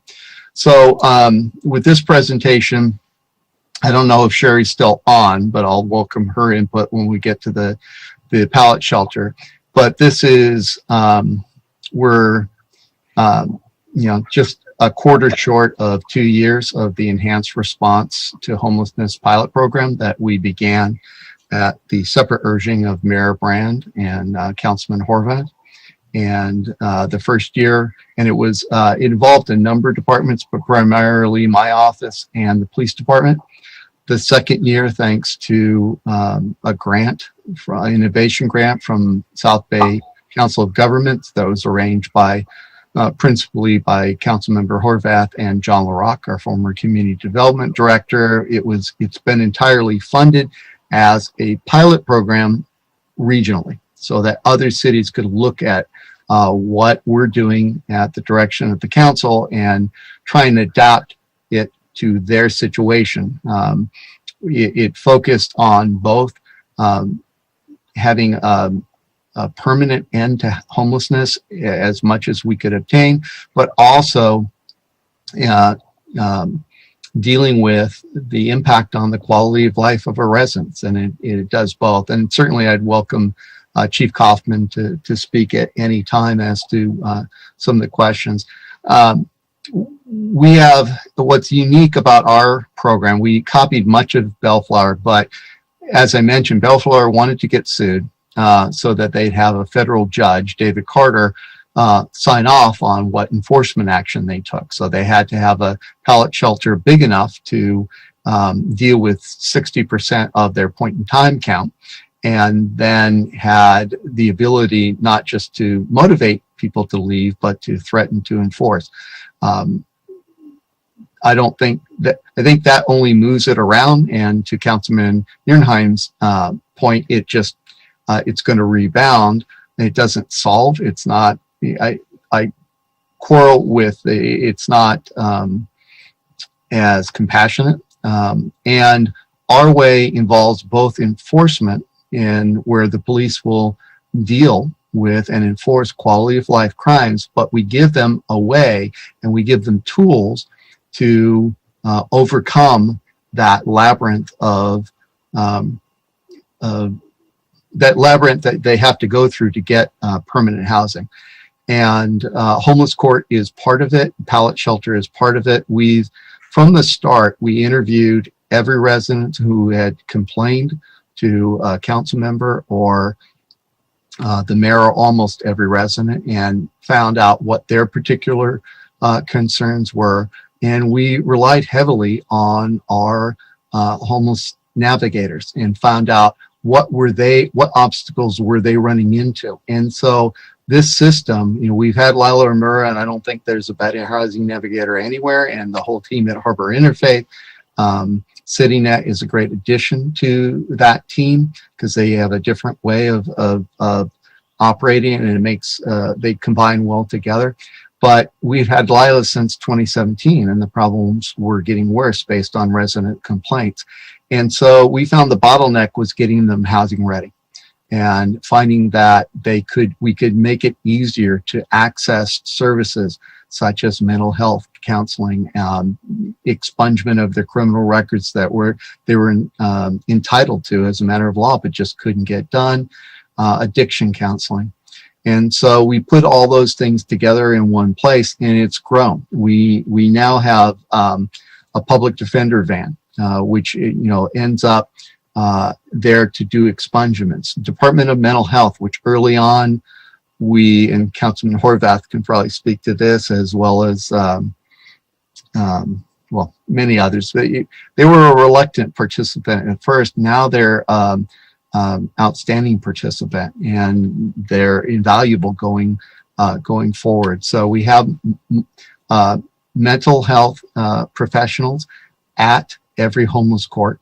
We have Clear Recovery Center that provides up to $5,000 a month in both additional mental health counseling and addiction counseling. And it's right there. And all of our housing navigators, PATH, Harbor Interfaith is there, and CityNet is now there in court. And so with each month, we want to move them on along, the path as quickly as we can, but not overwhelm them into being ready, housing ready for permanent housing. And with the addition of pallet shelter, that has been a big improvement. And the original idea was, if our housing navigators don't have to chase them, if the people who are forced to sleep on the streets don't have to stay up all night because they're threatened of being attacked or having their stuff stolen, and then they end up, they stay awake all night and sleep all day. If there's a place where they're safe, where the housing navigators can find them, then they can transition out of survival mode into moving forward. And that's been a great partnership. And as I've mentioned, I don't know if I've mentioned it publicly, but I've mentioned to you several times that we've had 10 people moved into permanent housing. And then we filled it with 15 more people who were otherwise, 10 more people who were otherwise living on the streets. And that's an average of one every week and a half. And to give you some context, the first person that Lila moved on to permanent housing, from when she started, it took 2 years, because a lot of the pallet shelter people were concerned. They've had bad experiences in congregate housing. There were questions about the fences that went around. They thought it looked like a prison, but they now realize it's so we can control who goes in, goes out there, and it keeps both them and the neighborhood safe. There have been some concerns about whether pallet shelter would attract other people, but we had a strict requirement that they be people who had been for a number of months working with a housing navigator in Redondo Beach. The first day they opened, and I have to give a shout out to Sherry Weaver, because she canceled the first 2 days, or her family went on the Christmas vacation without her, because she ended up staffing the first 2 days of the pallet shelter, because we had to meet the December 30th deadline. And she was out there on a rainy day on December 28th. And while we were there, a person showed up who was homeless very nearby in El Nino Park from Torrance. And broke my heart, but we had to say, no, you're not eligible for that, because we couldn't have it be for anyone other than Redondo residents. But since the whole goal of this pilot program was to deal with residents, people in Redondo experiencing homelessness, and provide an example for other cities to learn from. And many other cities are looking and potentially adopting our model. Long Beach has toured both the pallet shelters and the homeless court. They're planning on doing both, and their method may be an improvement, because they are planning on co-locating it with a pallet shelter. City of Torrance has toured homeless court, and just this past week toured the pallet shelter. We've had not only Supervisor Hahn out there, but we've had Supervisor Barger from North LA County bring in a number of representatives from, I think it was Arcadia. And we've had other cities from her area that have since reached out, such as San Dimas. And so it's a system that works. The point in time number is not completely accurate, but I think it's reflective, the decrease in the movement we've had. They all work together. Not everyone in homeless court is in pallet shelter. Not everyone in pallet shelter is charged with crime in homeless court, but they all work together, and it's designed to make all the obstacles be removed.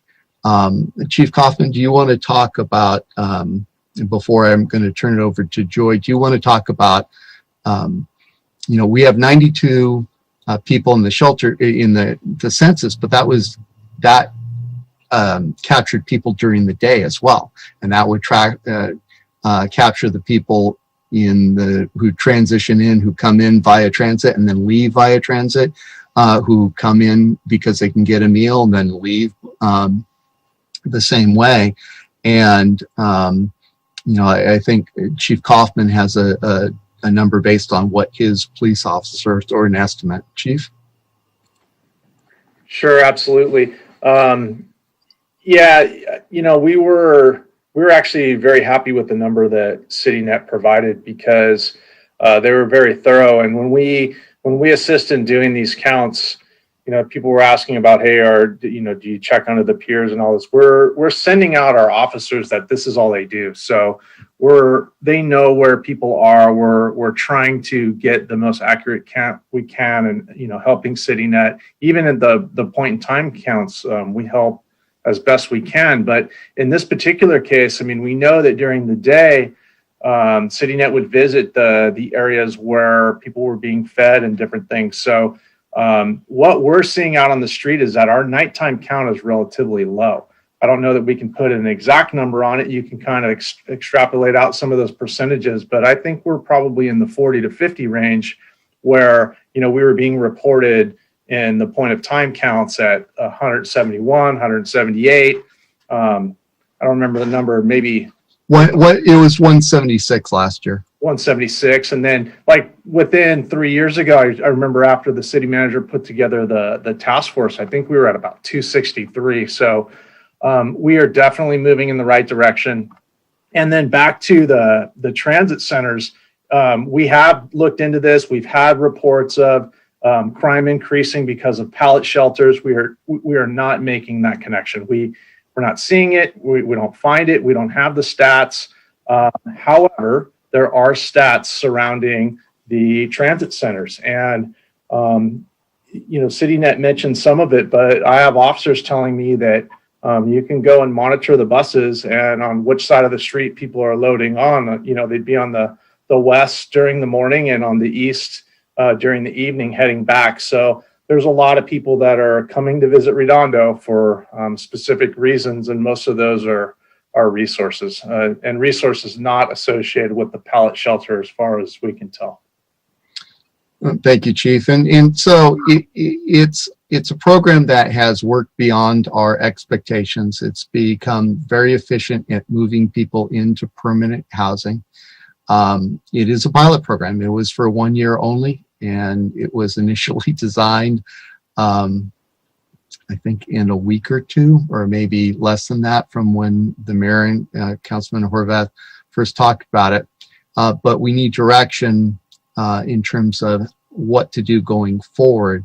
Before I get to that, I wanted to have Joy talk about the pallet shelters in terms of the incredible cooperation we've got from many different entities, and people in the community have really reached out in productive, meaningful ways that have supported the pallet shelter and made it even more successful. So Joy, do you want to talk about that?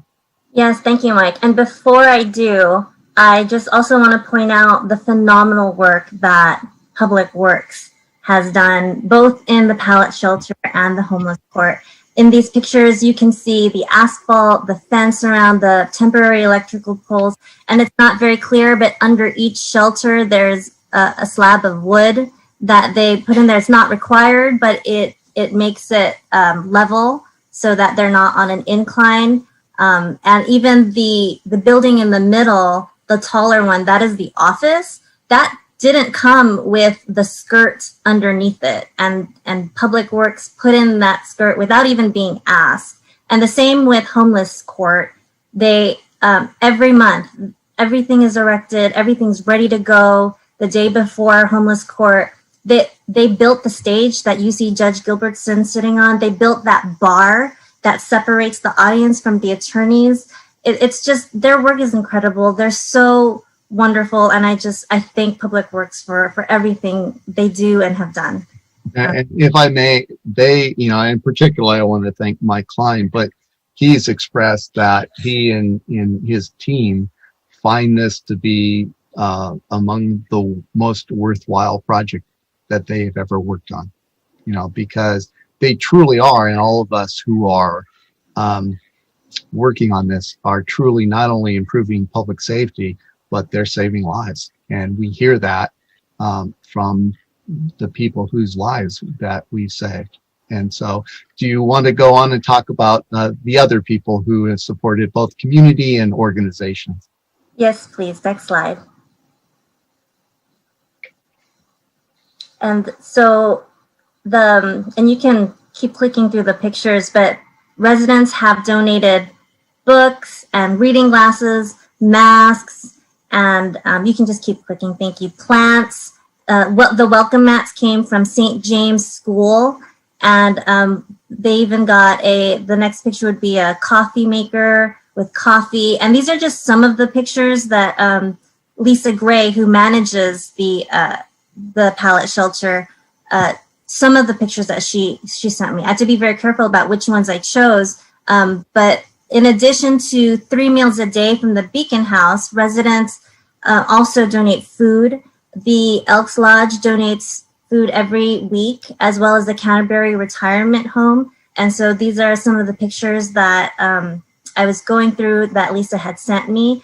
The Laptop Elk Project donated refurbished laptops to each resident to assist them with their job searches. They even received training on how to use laptops and computer skills. They received life skills from residents, and a lot of just support and donations from the community that have gone here. They received Easter baskets the week before Easter, and they receive a lot of services. Next slide, please.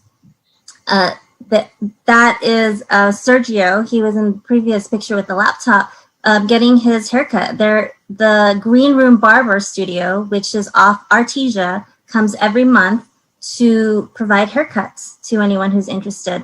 The Department of Mental Health arrives every Wednesday to talk to anyone who wants to speak to them. Alcoholics Anonymous comes every Thursday, and people want to use these services, are interested in using these services, and they're available to them. So I think that's the last slide. I'd like to, and getting mental health there is just a huge accomplishment and really helps having all the services there. The people who tour it from every other city, we've not had a negative response, and it was in their words, it's very different than what they expected. It's very clean. It's very conducive to moving out of survival mode and moving into, becoming permanently housed. Or with the laptops, many people have been able to participate in job fairs or meetings via Zoom. We had someone at homeless court last month indicate that she just received a job with benefits from Costco. And that's truly amazing, and it's led us to have some thoughts about things to incorporate if the council decides to go forward. I understand Sherry Weaver is on. I didn't talk to her before, so Sherry, I'm sorry to put you on the spot, but Harbor Interfaith runs this. I talked about her personal good evening. Her personal sacrifice. We've talked about Lila for many times, and Lisa Gray, who runs this, is just incredibly dedicated to it. And I think it's fair to say it's been much more successful than our wildest hopes. And with that, I'll turn it over to you, Sherry. Good evening, everybody. First and foremost, I just want to really say, thank you to the city of Redondo Beach. One, to give us this opportunity to open up the pallet shelter. It was one of the first ones that we had here in LA County. So it was a unique opportunity to finally give our homeless people an individual and an individual unit and give them some autonomy to have the privacy and the dignity of having their first semblance of a home. As Mike had indicated, it was an ambitious timeline from our initial conversation, which took place in November 23rd, to actually opening the doors, which took place on December the 28th. Our requirement was to have one resident in by December the 31st. And the team stepped up. I really want to thank, Lisa Gray, our program manager, Matt Marash, our case manager, and then our outreach, the ever incredible Lila O'Meara and Ramon Redden too, for having just a priority list that was ready to go. We work with the city attorney's office, just really getting the background checks done. We were ambitious and thought we could get 15 people in on the first day. However, Mother Nature had different plans. It was pouring down rain, but we were able to, even with all those challenges, we were able to get 8 people in, and by the 30th, we had 15 people fully moved in. And it's been a pretty amazing project. As Mike had indicated, we've already moved 10 people into permanent housing. And I think the thing that I really want to lift up about that is these are folks that we've gotten to know over our last 3 years of working in the community. We've developed a trust and rapport, and a number of disabling conditions from mental health, past and present substance abuse and alcoholism, poor physical health. And the fact that we were not only able to move them into housing within this short period of time, but the fact that we're changing folks' lives. It's not just about getting people into housing. It's about changing the trajectory of where their life was at prior to living on the streets. And then just the outpouring from the community. I don't think we've actually opened 3 shelters in 2020, and I don't think I've seen such an immediate outpouring from the community on how they could help, whether it was hygiene items or bringing in food or clothing for some of the residents who were short on clothing, the haircuts, just giving dignity to the project. And it really was indicative, I think, too, of the community wanting to see this be successful. And it warms my heart to really see that, take off in the way that it did. Yes, we've had a number of tours, more than I care to count. But I think there is a large interest in how can this be replicated throughout LA County. I work very closely with the city of Long Beach. In fact, we had a conversation today, and I think they're actually looking at an area. They have the funding to put together pallet shelters, but, actually replicating this and having Long Beach Superior Court be their partner, who has actually talked about a homeless court for, I believe, almost 5 years, but are now in a place where they could actually launch this and partner it with homeless services. So, one, I want to commend Redondo Beach for being a model for addressing homelessness in their community in a way unlike, most of the other cities in the South Bay. You put together a comprehensive plan. And I think that you are in a place now where you're reaping the rewards of that. So thank you for allowing me to be a partner in this effort.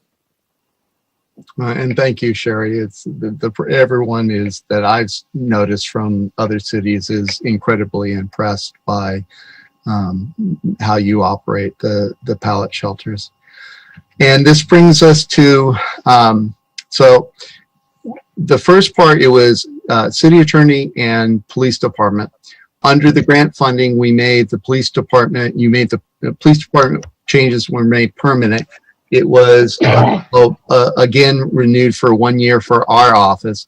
It is the question I can't answer, though. I think Councilwoman MD, if she wants to share her version that she shared with Supervisor Hahn as to why the city attorney's office is co-leading this program, that would be appropriate. But I think, we've done a lot of creative things, and my team, Joy Abakine, Anna Papadakis, and in addition to the police department and public works, community development, have come up with a good program. And it doesn't, we do take enforcement where not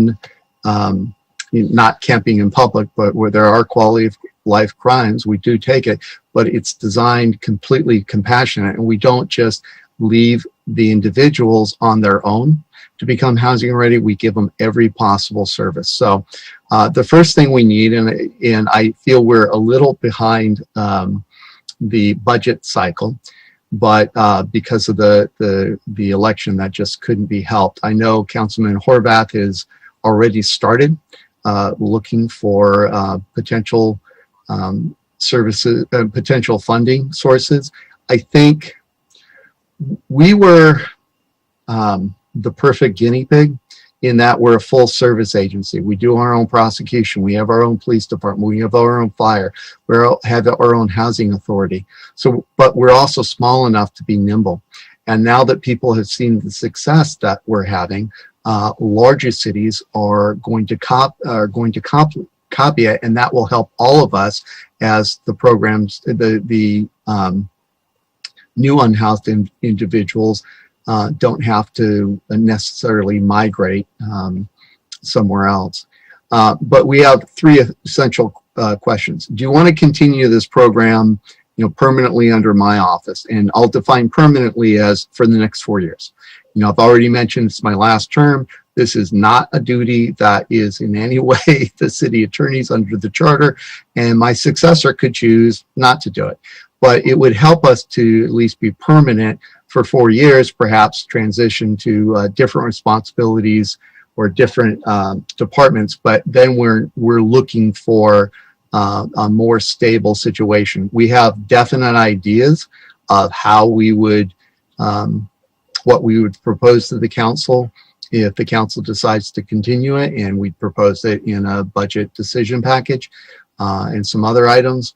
But it may not be ours to propose. You may decide, no, it's time to move it to a different department, community services, the city manager, and let him choose the department. But, we're having a lot of success. We're very passionate about what we do. I would echo Mike Klein's view that it really is among the most rewarding things that I've done in my entire career.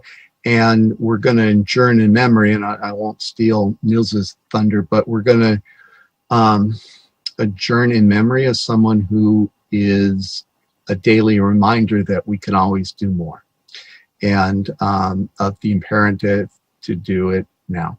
Or the third thing is, and this is not my recommendation, as you can guess, not continue the program beyond June 30th, because that's when it's set to terminate under the current direction from the staff. A separate decision that's in the same enhanced response program is what to do with the pallet shelter.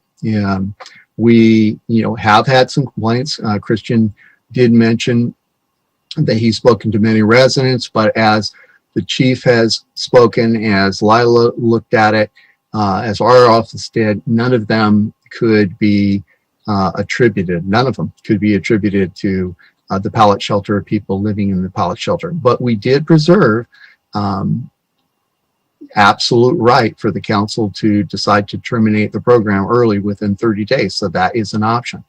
If you tell us to continue co-leading the program, then we would seek direction from, if you want to continue pallet shelter program, do you want us to look at alternative sites? Do you want to look at steps needed to keep the pallet shelter at the current site? Now, as I spoke at the time we did it, it's, I think it's working really well there. On the other hand, it is not zoned for that. And there are things that we would have to do that. And additionally, we have to try a lot of new things. Not all of them will work, and not all will be as successful as we've done. And we'll get more resistance if something continues long-term beyond what you set. The compromise you set was 6 months ending June 30th. And I'm going to leave that entirely up to you as to how you balance out those policy conflicts, and whether it's at an additional site or at the current location. I'll certainly, if we're directed, we'll look for additional ways for funding to keep the pallet shelter. All of this was funded by non-general fund money. I think there's more money available now than when we started looking, and it's much easier to seek that money when we've had demonstrated success. And unless I've forgotten something that Joy wants to add, I'll turn it over to you, Mayor, and the council and the public. Well, thank you, Mike. Is there anything you'd like to add, Joy? No, I just want to thank the police department, public works, fire department, all community services, everyone who's helped make this a success.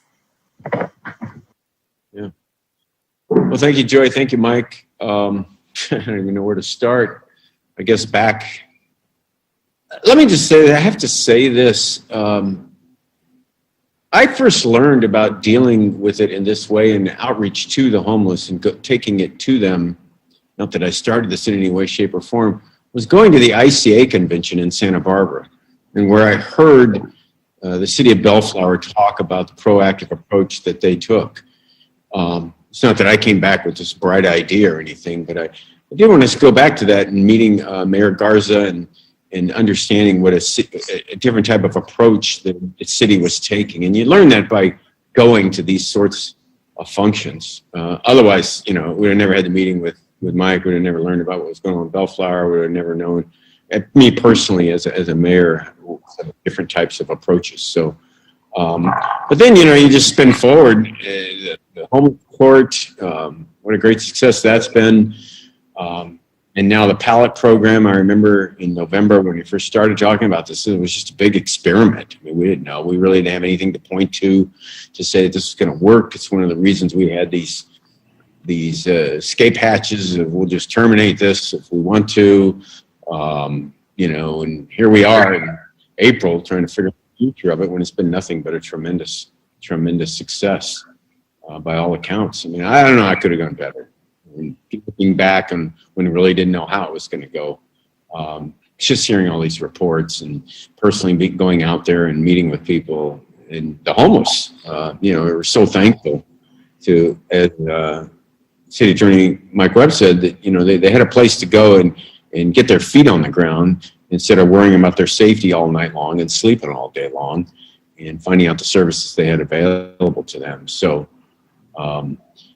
I just can't imagine, you know, upsetting the great successes by trying things different, like a new department or a new location or a new service or a new anything.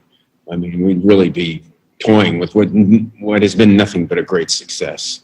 So, likewise, I mean, I just got to thank everybody, specifically Lisa Gray, Sherry Weaver, Lila, you know, Mike Klein, everybody on the public works staff, community services. I mean, everybody's played a hand in this, the police and the fire. I mean, we're all dealing with this daily. I mean, I live on a street where there's, you know, food handouts 4 days a week.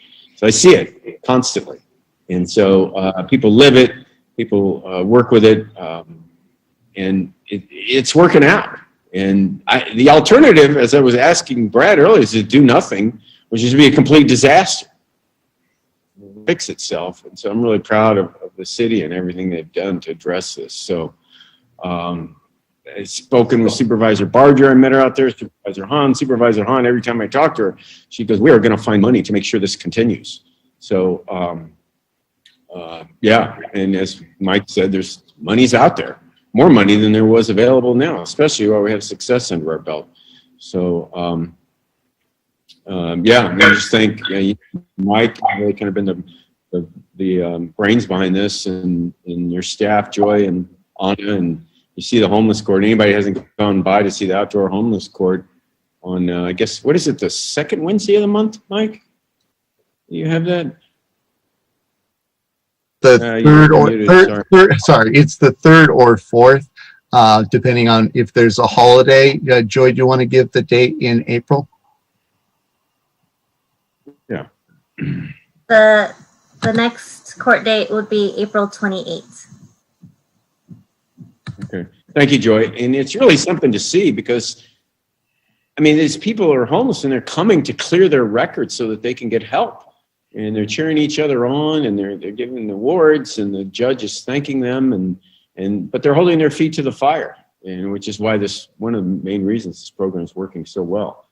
So, you know, you sit there and you watch them come and they'll walk up and they'll bike up, and some of them have cars, and it's just very heartwarming to see the city of Redondo Beach lead the way. And as I tell Janice Hahn and everybody else, while it's only 15 pallets, it's 15 more than Manhattan Beach, Hermosa Beach, Torrance, Palos Verdes Estates, Rancho Palos Verdes, Rolling Hills Estates, all combined. And I could throw in more cities. So we're definitely at the cutting edge of this, as has been mentioned so many times. So, and if I think Joe Hefkin, I meant to call on him. That'd be a good transition, because he's had some feedback with people who have worked with LAHSA in the county in terms of the reputation Redondo has earned. We all have played a part in earning. Yeah, thanks, Mike. Do you want to say something? Yeah, what he is referring to are conversations that I've had with Phil Hansel, who just recently retired. He was the section chief in charge of the Measure H homeless initiative with the county. Basically, what he's indicated is that there's no city that's done more, that has a better reputation, kind of a small to medium-sized city throughout the county than Redondo Beach. And I got to know Phil when Measure H was being put together. There was a committee of 50 individuals that met and basically made recommendations as to how the $350 million of Measure H monies would be allocated. And so worked closely with the county and have stayed in touch with Phil, and we're very positive to hear that from him. And of course, he continues to be involved with homeless programs and is a great resource. Great, thank you. I'd also like to thank Councilmember Horvath, because he's worked well with the regional groups, SPA 8 and the COG, to help get the funding and continue to move this forward. Where, you know, it's a continuous process that is not going to stop. We have to continue to stay on top of it, everybody. Otherwise, it'll fall apart. So thanks to Councilmember Horvath, too, for working with the COG and the other county homeless services. So with that, I'll just turn over to the council and hope that we continue to move forward. Councilmember Horvath. Yeah, thank you, Mr. Mayor. And you're right. I think, when I started working with staff on this, like 5 years ago, we were just meeting in the police annex station with community services and with Joy, and then we were bringing in, people from the business community and people that were experts in the area, and then our people from our churches, PATH, like everything we've done, it's kind of been this slow, proactive approach all along. But to be honest, it really wasn't until I don't think we started to see the leaps and bounds in our efforts, which maybe it takes a foundational amount of growth, right, to get to that place. But when we did start the enhanced response pilot project just about 2 years ago now, was when I think each of us separately walked into the city attorney's office. We didn't really start to see the labors of our fruit, and that comes with an even greater team effort, right? And it comes with Lila and Shari and just everybody working in a very coordinated fashion. And then also really working with the residents to understand their concerns and issues, and how could we create a better quality of life while at the same time being compassionate. So I wanted to pick up on something Mike said earlier. It's rewarding to see the Department of Mental Health and some of the other agencies really taking notice, because about 2 years ago in June, I was taking Mike Webb and Chief Kaufman up to Supervisor Hahn's office to meet with all these people. And my goal was to try to get us refunded, if you will, for the monies we borrowed from CalPERS to pay for that system the first year. And it was really challenging because we had abstracts that explained what we were trying to do and what our intent was, but nobody really understood the abstracts of what it was we were proposing. And so they kind of, sent us on our way. And now as the people come and visit homeless court and or the pallet shelters, you can see that they have an aha moment And even Supervisor Hahn, I think, said it the day she was there, oh, I get it now, oh, I see. And when they see all the interchanging parts and all the different individuals and organizations that are involved at homeless court, and then they're able to kind of talk with everybody and gain that intimate understanding, then you can start to see the wheels spinning. And so what that has done is it's created this kind of cascade of other cities. Thank you for mentioning the regional work, because, I've been beating a steady drum at our regional task force meeting every 2 months, to try to bring Councilmember Joe Buscaiano and I have been trying to get other cities to be proactive. And it's been a super challenging task. They're all interested, a lot of them show up to the meetings, but nobody has really taken the steps. And so I want to express an immense amount of gratitude to each of you on the council and to our staff for saying yes, and for actually being open to a lot of the things that we are doing and continue to do, because I think when we take it takes a lot of political capital to do something like this. And a lot of the things we've done in the past 4 years, we've been trying to play catch up to maybe Hermosa or Manhattan on environmental issues and whatnot, but this is something where we have been kind of on the leading edge. And I know that can be a scary thing, but the greater point, as I see it, is that now that the people are coming and looking at it and they're seeing it working, they're starting to realize what they can do in their own communities. And that's what's important, because whether some of my residents don't want me to call it a success, but whether you call it a success or whether you call it just progress, when other council members in other cities or their staffs are able to see the progress here and to see how we were able to do it or finance it or whatnot, I think they start to just put 1 and 2 together and they connect the dots and they say, okay, maybe we can do this. And the beauty of it is that everything we've done is on a much smaller scale than, say, how we think of things in the bureaucratic way, with Measure H or county. And so, the baby steps can still make a difference. And so, Torrance has now come out to homeless court and to the pallet shelters in the past couple weeks.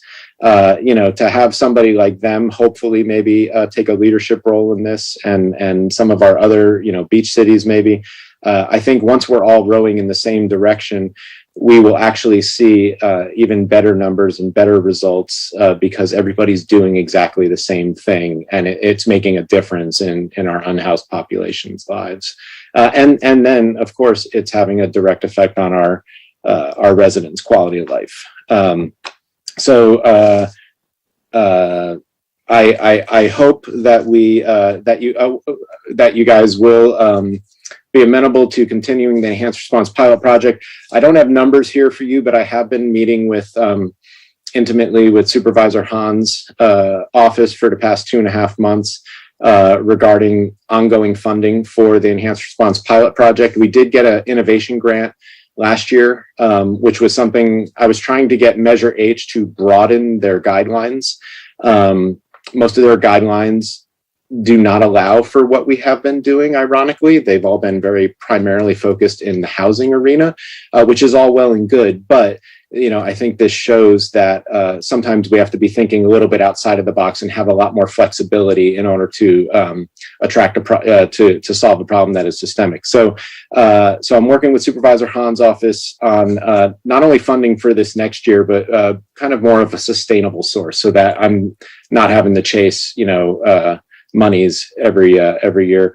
And then I'm also working with Assemblymember Murasucci's office, and he is also super impressed by this and trying to figure out, well, how can some of those monies allocated in the state budget towards homelessness trickle down and actually have an impact on some of the programs that we're running. And he sees the ability for those to also be replicated, elsewhere. And so we're being creative in looking for funding sources as well. And some of those, we're looking at Measure J and things that help fight recidivism. And so I will report back, hopefully, by the time we get to the presentation of budget. But my goal is is to fund the vast majority, if not all, of the enhanced response pilot project homeless court from outside funds. And then I'm also in the same discussions as it relates to the pallet program. So happy to answer any questions related to that. Thank you. Okay, Councilmember Obaji. I just want to say thank you to the city council, or predecessor city council, for taking the initiative, and John Grand for voting for this project, because we're reaping the benefits of it now. Our community is, and so are unhoused. So thank you for that. I think all of our fears as a resident have not been realized, and all of kind of the wildest dreams that we could never have envisioned for this project. You walk by there, I've toured it, and it's you cannot imagine that unhoused people are actually living there. It's so nice, neat, and I got to give kudos again thanks to Public Works for setting that up so nicely, so thoughtfully, as if your own family were living there, to make sure that it's level on the ground when you're building a graded platform. So I can see how it's very rewarding. I guess I read the public comments and the e-comments, and I just wanted to ask Chief Kaufman if he could possibly come on and remark on whether he thinks that any of this is contributing to an increase in crime in the area. Sure. We have not seen a correlation between the construction and occupation of the pallet shelters and crime specifically. There are increases in crime across the city, but those are due to other factors, nothing related to the pallet shelter. The last time I checked, I think we had 3 calls, and one of those wasn't even related to anybody on the inside. So there hasn't been really an impact at all. Thank you, sir. And a question for the city attorney. Relative to the ongoing operation, I understand the mayor's point that if it ain't broke, don't fix it. But realizing that your time, the city attorney's office's time, is limited, is there anything about the ongoing enhanced response to homelessness pilot program that requires an attorney's knowledge? And then I guess a subsequent question to City Manager Hofkin is there a department within the city that seems well suited to take this over, if not immediately, just eventually, from the city attorney's office? Yeah, I would say no. The first question that people ask is, why is the city attorney leading this? Pallet shelter, absolutely not. But, so as it requires legal ability, no. Homeless court does require the prosecution to lead it, and we found it more effective. So we thought of all these different ideas, and there's something to be said for keeping the team in place. We may be best situated to know what would be the most helpful thing going forward. That's why I'm using permanent as in a 4-year approach, because I would hope at the end of 4 years, maybe we meet Brad Fieldhouse's definition. We've had success. I don't know if we will because of the other challenges, but eventually it makes sense to transition it long term. But that's totally a council call. We have more than enough to do. And come July 1, if we're not doing it anymore, then we'll move on to other projects. Immodestly, I wonder if it will be run as smoothly if we transition now, but that is entirely a council call. You may want to have our efforts focused on areas where you do need to have legal training. And Joe? Yeah, and from a standpoint of other departments, the only other department that really would be situated, and this is a department that's somewhat in transition right now, is community services. As you know, John LaRocque went from knowing very little about homeless services to being really a point person and dealing with the Harbor Interfaith contract, getting services lined up. He played a critical role in this. Well, he is now with the City of Torrance. We're recruiting for, and in the final stages of selecting a new department director. he or she will have their hands full as a new hire, getting familiar with the department. So that's something that could happen over time, not in the short term. The city manager's office has 3 full-time employees, one of which is the executive assistant to the mayor, city council, and city manager's office. So from a staffing standpoint, the manager's office at one point may have been able to do this back when we had upwards of 8 or 10 full-time employees in years past, but that's really not an option at this point today with today's staffing. So hopefully that helps. So, yeah, thank you. Based on what I've heard, and especially 2 weeks ago when I visited it, that about 10 people had been transitioned to permanent housing, and so far kind of no recidivism to the shelter. And the fact that it's housing 15, that means in a year we could get 55 off the streets potentially at this rate. I'm going to go ahead and move to continue the enhanced response to homeless pilot program on a permanent basis and continue the pallet shelter component beyond June 30th. Is there a second? I'll second that. Is that it, Zane? Yes, Mr. Mayor. Councilmember MD? Okay, so to go back to a reference of Mike Webb of the story that we were at homeless court and Janice Hahn's office was there and they were praising city council and the mayor for doing this entire project. And I basically summarized it by saying, no. This is all Mike Webb, his team, Public Works, the Redondo Beach Police Department. The only thing the Redondo Beach Council and Mayor did is we did a royal wave. We said, you fix this. And that's how that worked out. And so that's the story that Mike Webb was sharing with us. And so it's now known as the royal wave story. And so thank you for Joy for mentioning all the people that have contributed to the program. The list was long, and it goes to show how much of a commitment Redondo residents have to this program, but it wasn't complete. Salvation Army also. I also want to say you were a part of that list, and it was also a part of that list, Councilmember.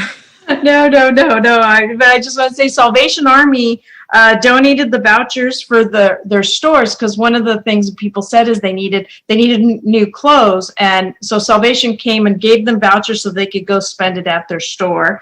And the Women's Club actually donated a refrigerator for the pallet program. And so, Sherry Weaver also mentioned the comprehensive plan, and that's definitely due to Mike Webbs, Joy Aviquin, and everybody on their team. And it's great that we focus not only on code enforcement, but we focus on compassion. And as you mentioned, our program has been really gotten the attention of all the different areas in which they want to copy it. And I think one of the biggest hopes is Long Beach. City of Long Beach is going to be doing a pallet program in their homeless court, and they're going to be right next to each other. So there's truly a synergy of having it in the same location. And I think that's going to be great. And also the city of LA is trying to settle their lawsuit, and it's been in the paper for the last couple of days, in which they are committed to building more shelters and more housing for their homeless.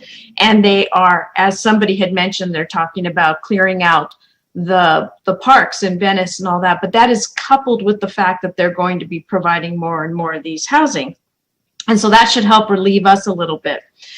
The thing is that when we did this program, when we started this program, it was with the idea that we would have, the idea was 6 months here and 6 months there. And I get the reality of being able to move it every 6 months. But at the end of the day, we promised we would share the responsibility of this homeless housing. And I think that I believe, and someone on this panel could maybe clarify with that there are sites in this city that are zoned for emergency homeless shelters. Are there not? I believe from my conversation with Brandy Forbes, there are 2 areas in the city, one in South Redondo and one in North Redondo. But we don't presently control either of those locations. But in your in your presentation, one of the options was to direct staff to look at additional sites in which this can go in. And I think it would be quite unfair to North Redondo when we promised them that it would only be there for 6 months and that they would that it would be shared for other locations. In addition to, if you look at the geolocations of the maps of where everybody is, as I mentioned, the city of Long Beach is going to put their pallet shelters right next to their homeless courts. If you look at the geolocations, it needs to be, I think we would have better success if it was closer to where the geolocations of the majority of the homeless are. And I would be remiss if you guys if we didn't fight for that in any shape and form. I do not think it is fair to have it be completely on that area. In addition to, there'd be I think it was kind of glossed over, but to leave it in that location once the stay-at-home orders are going to be gone, which I believe is going to be happening in June, that I was always told that we couldn't be there because of the zoning and CEQA and how we would have to change it, all that, when we have 2 sites in the city that we have zoned for homeless shelters that they could be used, explored on. You can't just say to leave it there permanently. That was not the promise that was made. And I think you're going to end up with a lot of upset people if you keep it there without even at least exploring other sites of where it could be. I think it's a great program. I think it's a great program, and you've heard all the great things that are happening, and a majority of the community is supportive of it. But if you don't at least go look at other locations, this is not going to sit well with many of my residents.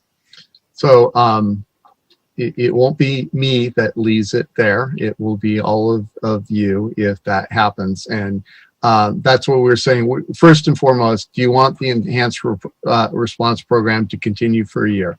Second, do you want the pallet shelter to continue beyond June 30th? And if so, if that's the motion from that I heard, Zane making, we'll come back to you with all the possibilities in terms of, we use the CEQA emergency waiver because of the public health crisis. Well, that public health crisis will potentially end. As I've talked to you in the past, San Clemente, their program of a site to, a dedicated site for people to camp, that ended because they didn't have a coastal development permit. So we'll return to you with, okay, how long can you leave it there, and what potential steps would you need it to stay beyond the crisis, but beyond the declaration of public health crisis?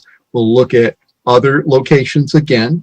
Each of them, I'm not under the misconception that any of them are ideal. We have no, ideal locations in the city, but that's a decision for the mayor and council to make. And if we're directed to do that, we'll return with all the options. But are you saying that, so I didn't hear in the motion that he was directing you to go look for any other locations. Am I mistaken on that? Well, you can clarify. His motion was to continue the pallet program. It doesn't. I'm sorry, you don't see who I'm looking at. Am I mistaken on that, Mr. Obaji? Okay. I'm not at this time making a motion to look at other locations. I have no problem with the current location, and it's in the district that I represent. And I've had a community meeting. I mean, I don't want to speak out of turn. That's why I have my hand up, but I was going to respond to what you said. I'm asking you. Yeah, go ahead. Because sure. All right. So I had a community meeting where we discussed the homeless, the pallet shelter, and we had about 40 people. It was the day that I did a tour. 0 voiced a concern about the location of the shelter. The public comments today, there's a lot of interest in this meeting. Take a look. We'll hear from attendees shortly. But I got 2 phone calls one phone call from a person in District 3 about the location of the shelter. Again, not living that close to the shelter, and mixing apples and oranges as to what's generating an increase in crime. Also, so there, and then look at the comments, the e-comments. There's only 3 comments one in support of it and two against it. That's a lot less than we ever had when this item was first brought up to the council and the council was thinking about putting it there. So you can lead Councilmember MD by either sowing. Wait, stop. Stop. Don't tell me how to lead or what to do. Or do not mansplain my job to me, okay? Stop. Thank you. You've answered the question. I've got the floor. Thank you very much. So, okay. So, if we're not going to be honoring our promise, which was to change it, then unfortunately I'm going to have to vote no on this because this is unfair to our promise that we made that we were going to move it, and just to not and to dismiss that and to dismiss that without even looking at it, without even considering other locations, is completely unfair to the residents that we made that promise to. And so I think that's really pulling the rug out from everybody to not even consider it. And look, and I'm very well aware we don't control the sites that are zoned for emergency homeless shelters. I'm very well aware of that. And if we were to look at those at least and then come back and say, hey, we cannot get any kind of agreement from those private properties to be able to move the shelters to those locations, then I would consider that because it's such a successful program. But to not even consider extra locations, other locations, is truly a slap in the face in North Redondo that put the shelters in there, and then that's it. Thank you. Councilmember Narenheim. Thank you, Mayor Brand. So the first thing I'd like to do is, Mr. Abaji, Councilman Abaji, would you be interested in doing an amendment to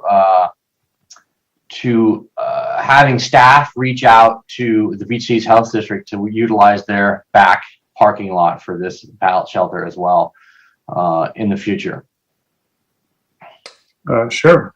Okay, great. So look at that. There you go, Councilmember MD. Just a solution, not telling people what to do, just a solution moving forward. And this is one of the things. Oh, please! He didn't even want stop. to. This is my floor, not you, right now. Want to consider it.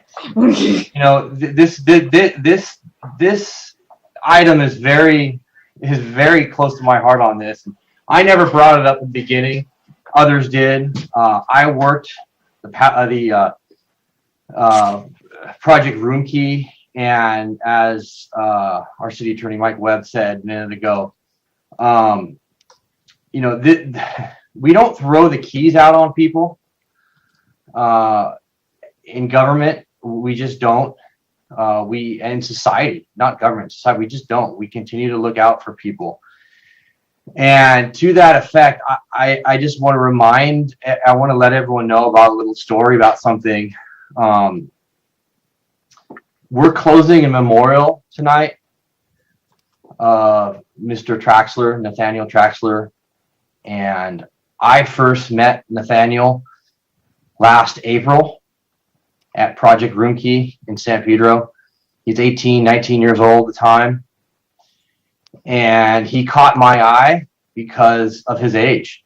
Project Room Key was for people who were 65 years and older.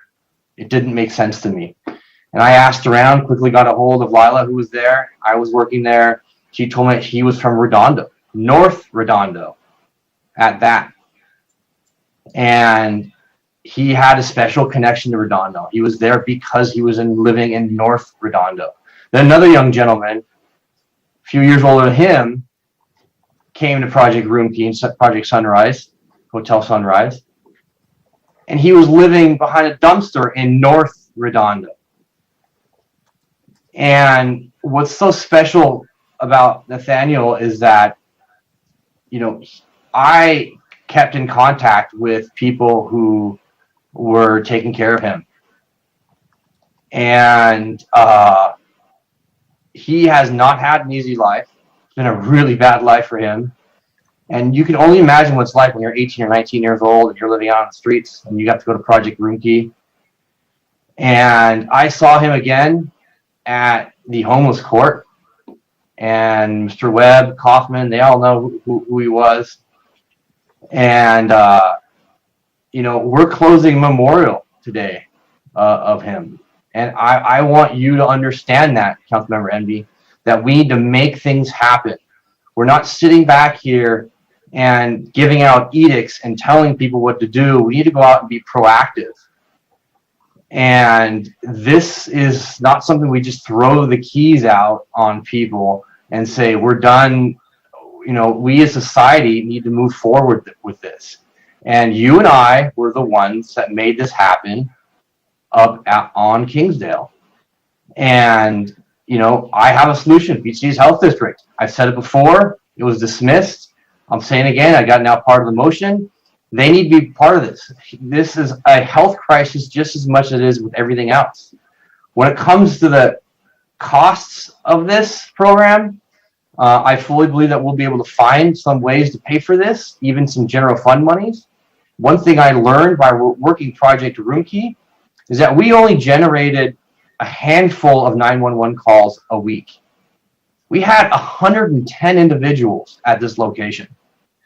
Think about the amount of 911 calls that would be generated for 100 plus people out who'd be living on the streets. Instead, we were only doing a handful.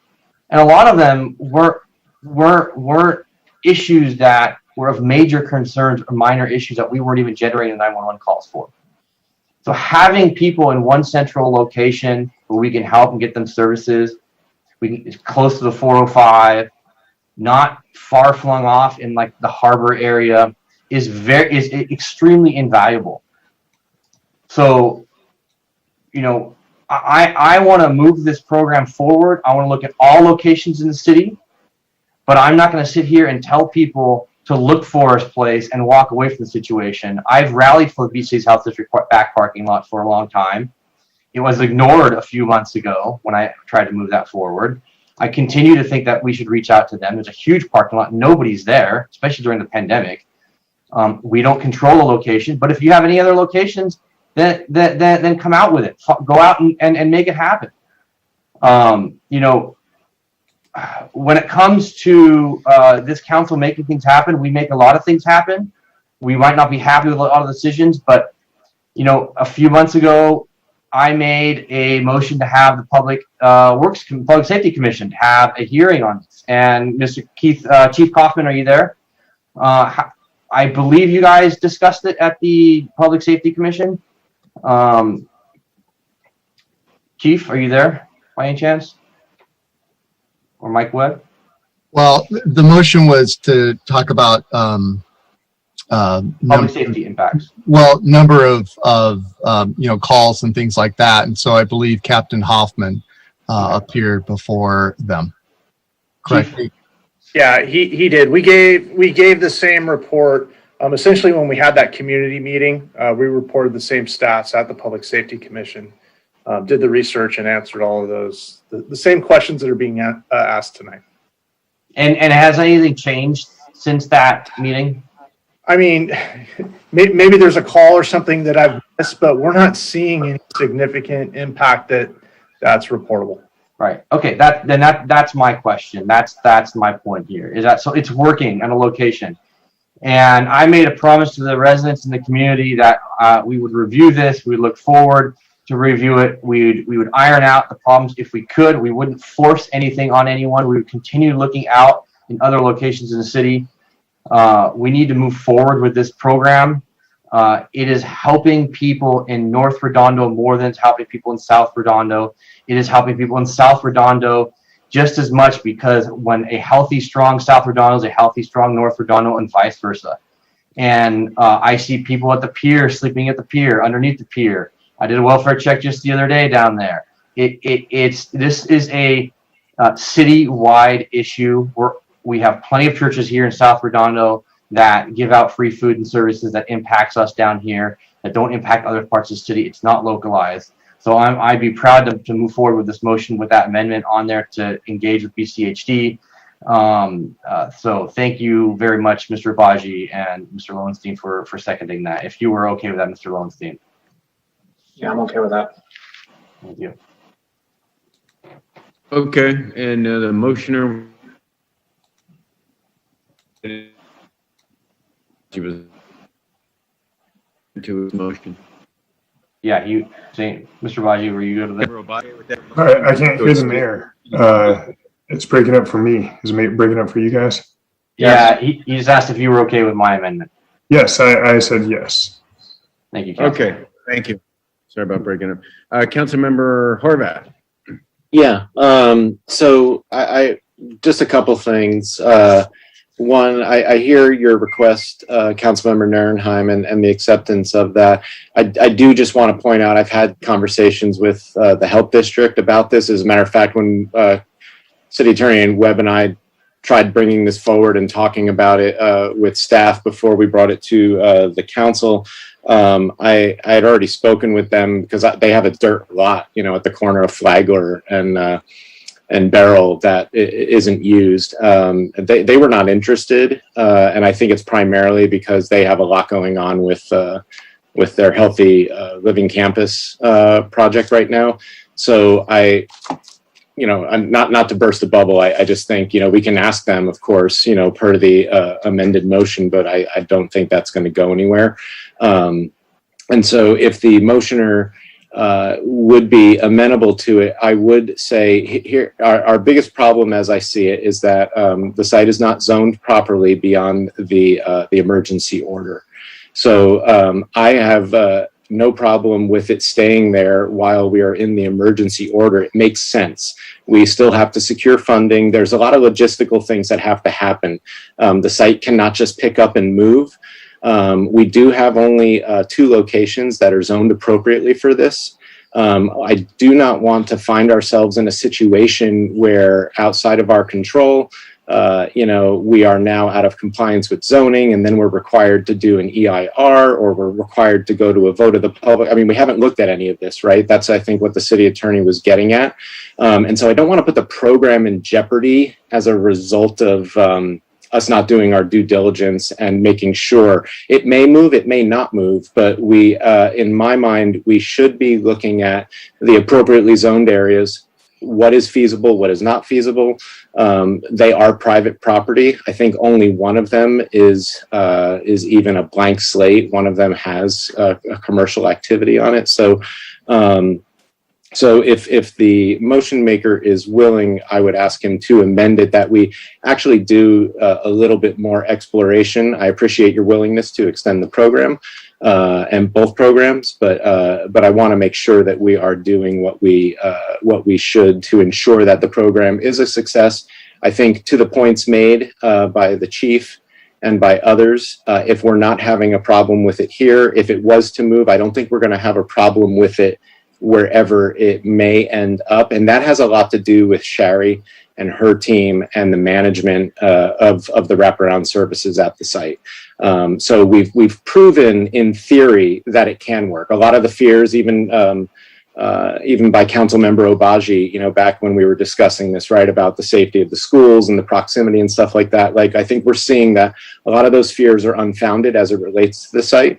So, but I think it would be in our best interest to at least explore, as per the slide that City Attorney Webb had, all our options. So that way, regardless, whichever direction we end up going and whether we get the funding internally, externally, as I'm working on, that we are able to continue the program, because these 2 programs in combination are making a difference. And like I said, we don't want to lose the momentum in attracting our other cities around us to begin their own programs. So if you're willing to make that amendment, I would appreciate it. You want to add on to the language and explore other sites? Is that it? Yeah, the city attorney had a handful of bullet points in his slide there. Mike, are you able to put that back up? But yes, I believe that was that. And I think he'd have to look at the zoning implications and what does that mean for us beyond the emergency order. All right. So if I may respond, without being cut off this time, we're going to have to go through a zoning analysis as part of the RENA. We're going to have to adopt new zoning. We're going to have to go through CEQA analysis. So as part of that, we could, and in that discussion, I was going to bring it up, look at rezoning this parcel so it could serve as a pallet shelter. This parcel being the one that we're currently using.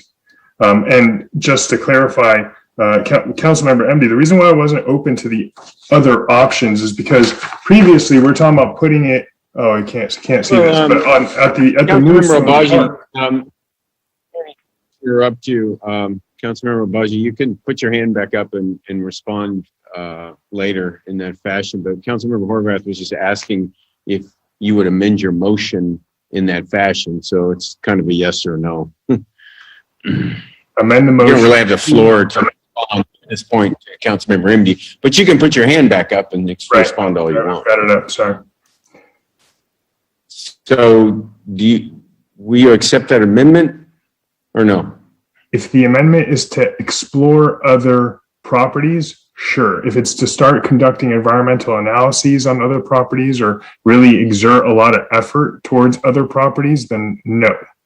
No, that's not my request. This site would eventually require that, and we don't even know what the implications of that are. So no, I'm not going there. I'm asking that we leave it here while the emergency order is in place. It gives us time to do the other things we need to do, but no, to look at the sites that are appropriately zoned for this type of activity beyond the emergency order.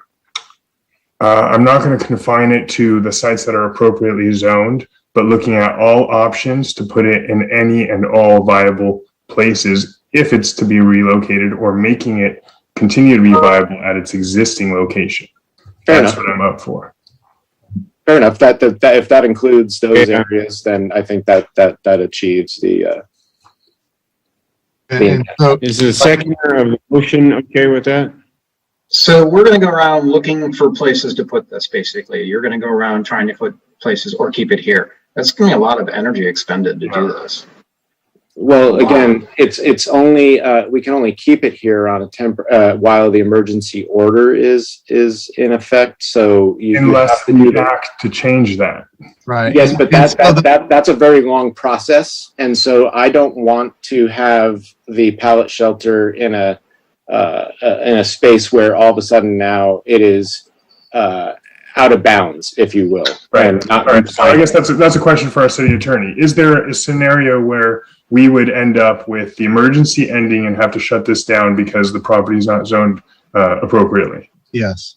And so that's what I was proposing, is that we'd look at both alternative sites and look at the steps necessary to keep it at the shelter. What I hear from Councilman Horvath is he's specifically saying, keep it at the shelter while we're exploring those steps, whether you can move it somewhere else or take the steps necessary to keep it at that shelter. That decision will be made at a different time by this council when we return with all the information. It could be very simple in that the two places have no interest at all in renting us the property.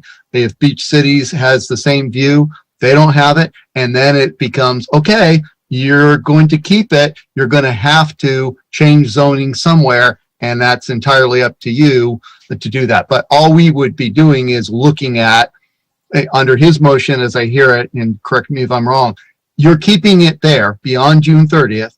And we're looking at what steps do you need to take to either keep it there permanently or permanently keep it there beyond the termination of the emergency, or move it somewhere else beyond the termination of the emergency. And we'll return for the council. I really don't want to get too far over my skis in terms of selecting a location. I just want to return with additional information for you all to make that policy call.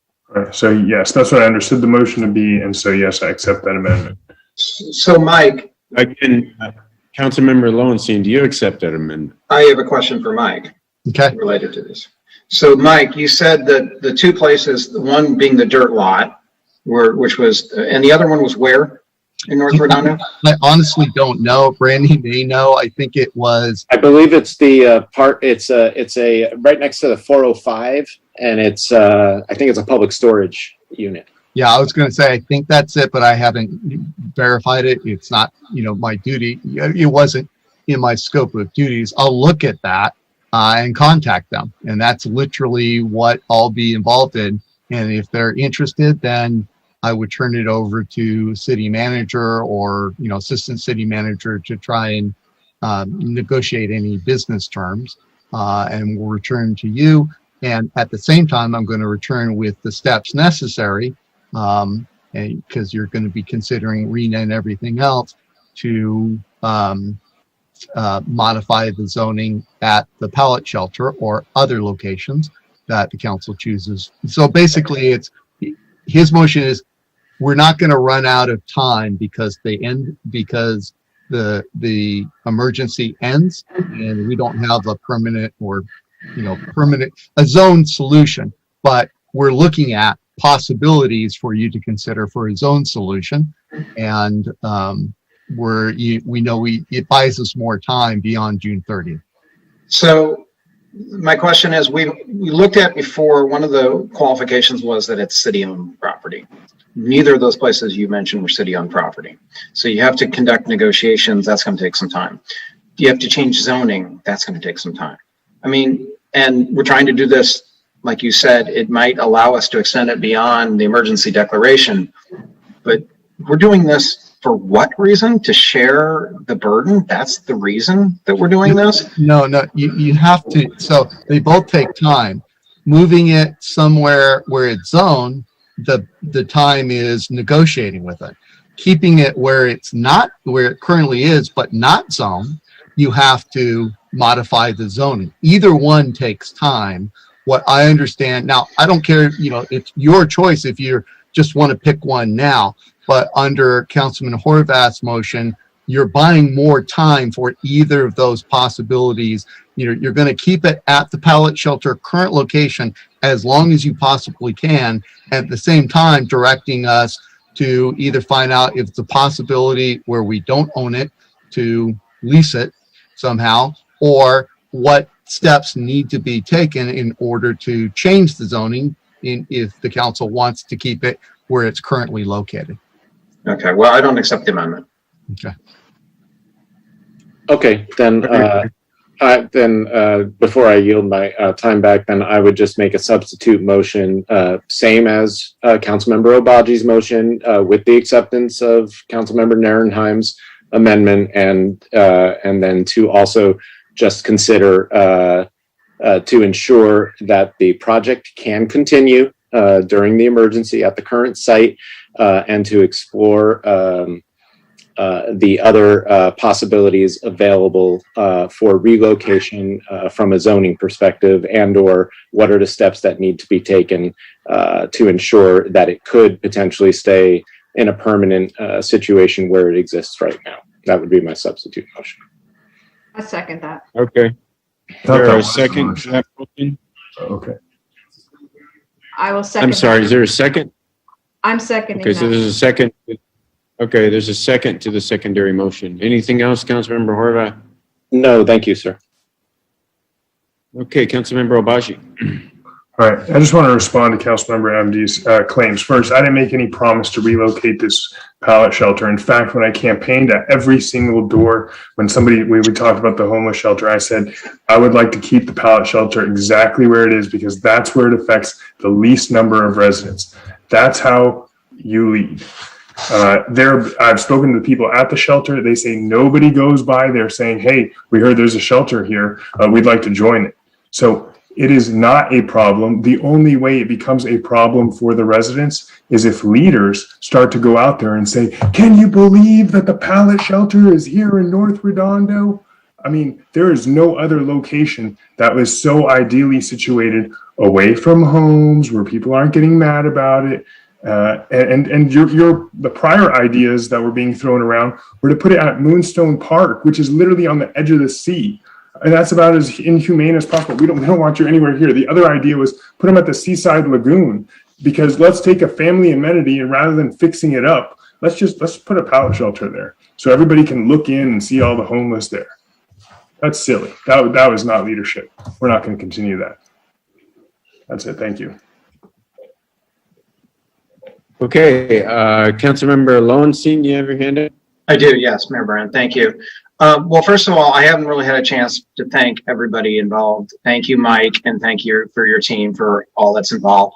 And especially thank you for everybody from Public Works who did a terrific job. I was there the day after talking to Mike Klein, and I was just so impressed by everything that you guys have done. The police have done a fantastic job. And I want to thank you for all that. I agree with you, Councilmember Abaji. I never heard you say that you were going to move it. But I want to bring up one thing, and we are professionals up here. I would really appreciate, Councilmember MD, that you stop using the mansplaining epithet. I don't know what you would call it. You used it with me. You used it with Councilmember Abaji. When we disagree up here, we're professionals. We don't start throwing aspersions that some of us are as misogynist. I really resented that 3 years ago when you did that to me, and I have 2 daughters that watched that later, and I had to explain to them why somebody called me basically a misogynist. That is not the way we conduct business in our town, and I really can't believe that you relied on that again. It belittles your capabilities because you're interrupting people, and then you're using things like, I'm a victim here, and that's not right, Laura. We respect you. But when you start doing things like that and saying that we're mansplaining things, well, you can laugh all you want, but it's very clear to everybody up here that we're not throwing condescending remarks at you. We're disagreeing with you. There's a difference. Just because we disagree with you doesn't mean we're disagreeing with you because you're a woman. We disagree with you because of your judgment. And I've never once doubted your character on this dais. But when you start throwing things like that, I think it's below you to do something like that. And I really would hope that you would stop doing that, especially to a new council member. You did it to me, and you're doing it again to Councilmember Abaji. I can't imagine that you wouldn't do it to everybody else that's up here. So I would really appreciate if you wouldn't do that. If you have a valid argument, please use that argument, but don't make it a man versus woman thing. That's below you. I really would hope you would stop doing that. That's all I had to say. Thank you. Okay, Councilmember Horvath, did you have something else to say? Your hand was up. No, that was it. Okay. Councilmember MD. I stopped him because obviously I haven't shown you all the text messages that I've been getting from the man. And I stopped him because all I was asking him was to answer the question. And he has said it twice now that I am not showing leadership. And he's using that line over and over again. And he has absolutely no idea of what I've been doing for 6 years in this. And so when you say that you don't attack my character, we can start pulling up all the times where you have. And so him telling me how to lead is not okay. And I will find a different term, not a problem, but he's trying to tell me how to react, how to be a council member and what to do. And I can share with you those text messages in which he is trying to explain things to me on how things work around here. So I apologize that you feel offended by that, but I am not going to put up with him trying to disperse on how I can do things around my area. I also won by 65%. There are 65% of the people who didn't have a problem with the way I was leading. I have been asked to make sure that North Redondo doesn't carry the full load of these pallet shelters. And for him to accuse me that I'm not leading, I am trying to respond and be respectful of the citizens who have asked that of me. Do I want the program to end? Absolutely not. I voted for this program. I accepted them where they were. I respect all the work that everybody's done, but don't start explaining to me how I'm supposed to be a leader in my community, because that's not his job. Does that make sense to you, Mr. Lowenstein? I think you can do it without questioning his ability to respect you as a council member up here for your sex. Then I will make sure to show you those text messages so that you can see my reasoning for that. Okay, Again, I'll be sure to do that. Please later. publish them because you're actually making them sound like they're god awful, and they certainly are not. They're completely respectful. And I'm telling you not to sow, I'm asking you not to sow seeds of division in North Redondo when our districts are very similarly situated. I call for a vote. We haven't actually gone. to Well, public let's take public comment. We haven't had public comment yet, so we'll vote shortly after that. So with that, I'll turn it over to public comment. Vicky, do we have people who want to comment? Well, we do have one hand up by Ms. Osborne, so let me unmute her first, and then we'll go to an e-comment. Go ahead. Ms. Osborne?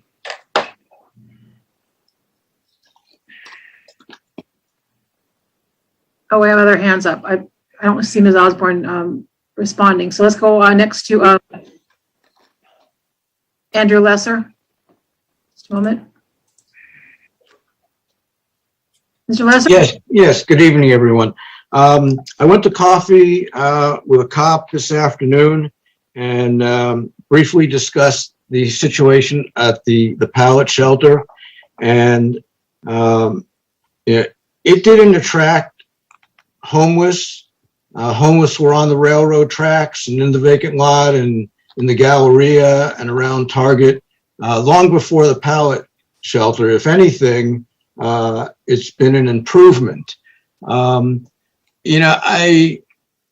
really find it, I'm trying to be polite here, but, we don't have council members elected at large in Redondo Beach.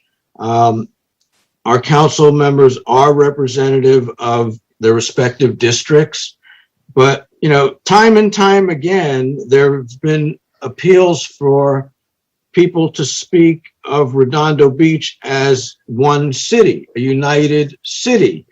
And if it so happens that the best or maybe one of the only locations that are ideally suited on city-owned property to be where it is now, I don't think we should be playing musical chairs with, okay, let's put it in district for this 6-month period and let's throw it over to District 1 and then let's find a spot in District 2. This is a citywide problem and it calls for hopefully one centralized location. So, if it's working out, there aren't many residences that live near the pallet shelter right now, at least not Redondo Beach residents. I don't think anybody who's interred at the cemetery is going to complain. I don't mean to be facetious, but I don't think there are many locations in Redondo Beach that are either located far from residents or far from the recreational facilities and attractions that bring visitors and income into the city. So I think it's a win-win where it's located right now. And that's all I have to say. So thank you very much. And I think it's a wonderful program. It's something that we need to do. Boise versus Martin, I think that's the case. So we're doing the best we can and we're helping a lot of homeless people. So keep up the good work. Thank you. Our next speaker would be Wayne Craig. Thank you, Mayor and Council. I would like to concur with Mr. Lester said. I think this program has been very successful. It's been proven to work very well. But I would like to comment on, again, this issue, this north-south thing, which is just sickening. I know that this makes for good political fodder to get people to rally behind you. And I've been to a bunch of meetings in the North Redondo Beach Business Association where it's like, we're the 90278, and I pull up my driver's license that says Redondo Beach on it. We live in this one city. Let's act like it. Let's lead by example. And leading by example, which I don't want you to put words in Mr. Abaji's mouth here, but means coming up with ideas and solutions. Not complaining, not deriding other folks in the city just because you don't like them for whatever reason. We need to move forward. It seems as we had a great idea. And I think that, Mr. Abaji is uniquely positioned in that his district surrounds the pallet shelter. He's not getting negative feedback on it. I think we need to respect his opinion and what his residents in his district are bringing up.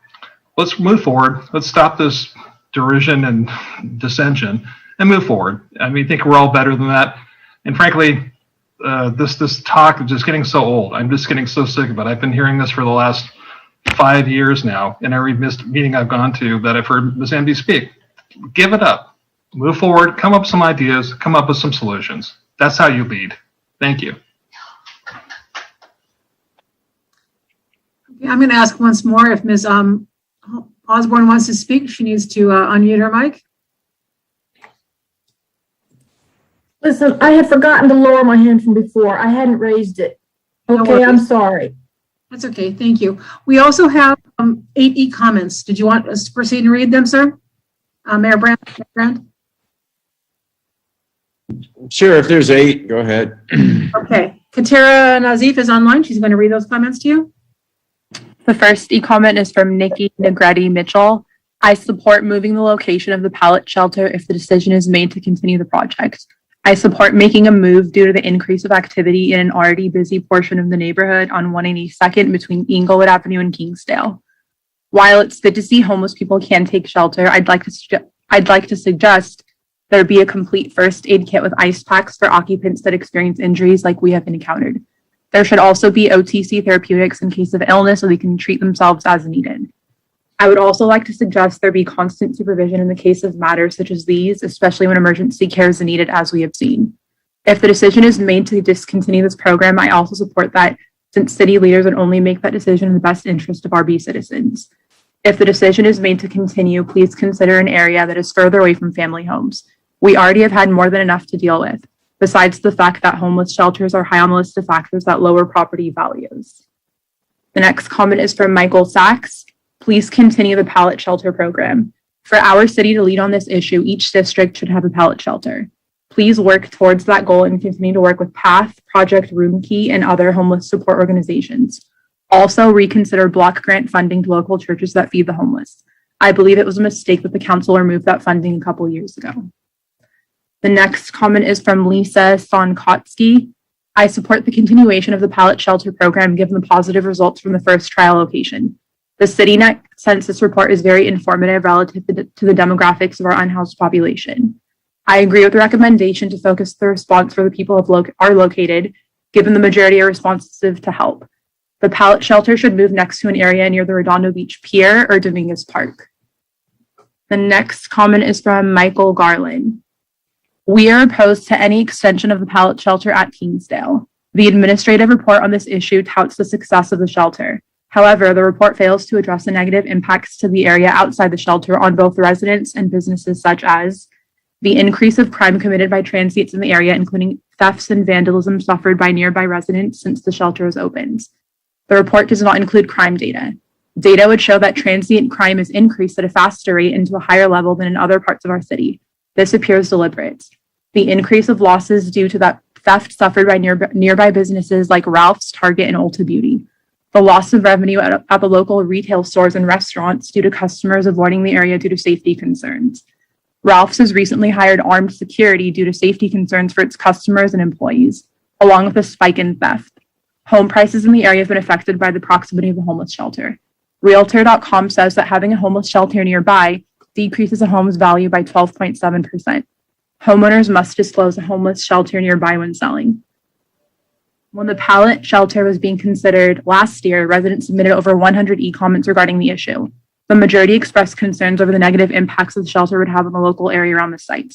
The city has done little to address those concerns other than posting some no camping signs and providing 24-hour security inside the shelter, while our concerns are outside the fence.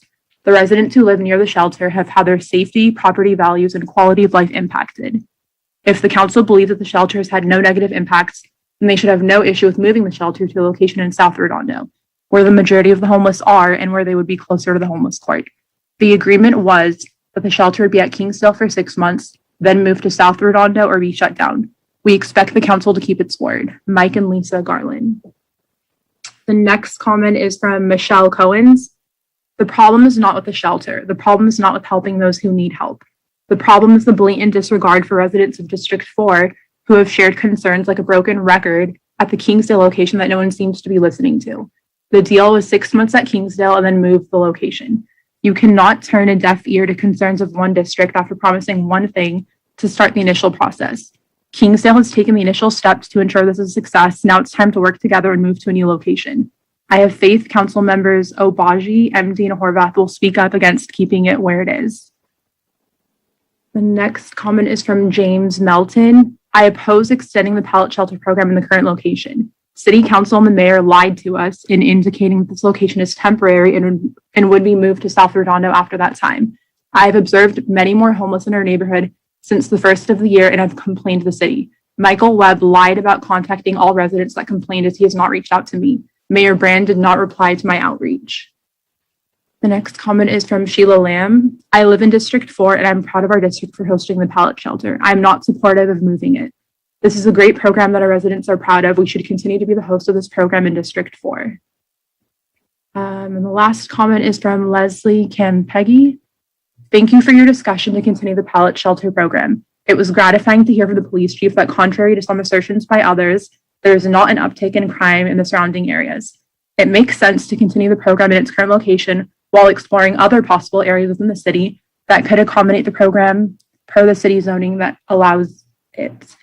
It was more than disappointing to watch Councilmember MD's indignant meltdown when the motion and subsequent discussion didn't go to her liking, and to make this another of her North versus South political ploys, rather than discussing the merits of the program, its success, and how the city can best keep it. Ms. MD was proposing locations over which the city has no control. That's not a prudent way to conduct reasonable business. Kudos to the other 4 council members for maintaining calmness during the discussion. And thank you, Councilmember Obaji, for clarifying your discussions with residents of the district where the program resides, expressing their support for the program in its current location. Bravo, Councilmember Lowenstein, for calling out Ms. MD on her use of the term mansplaining to inappropriately label those with whom she disagrees. And that is it. Thank you.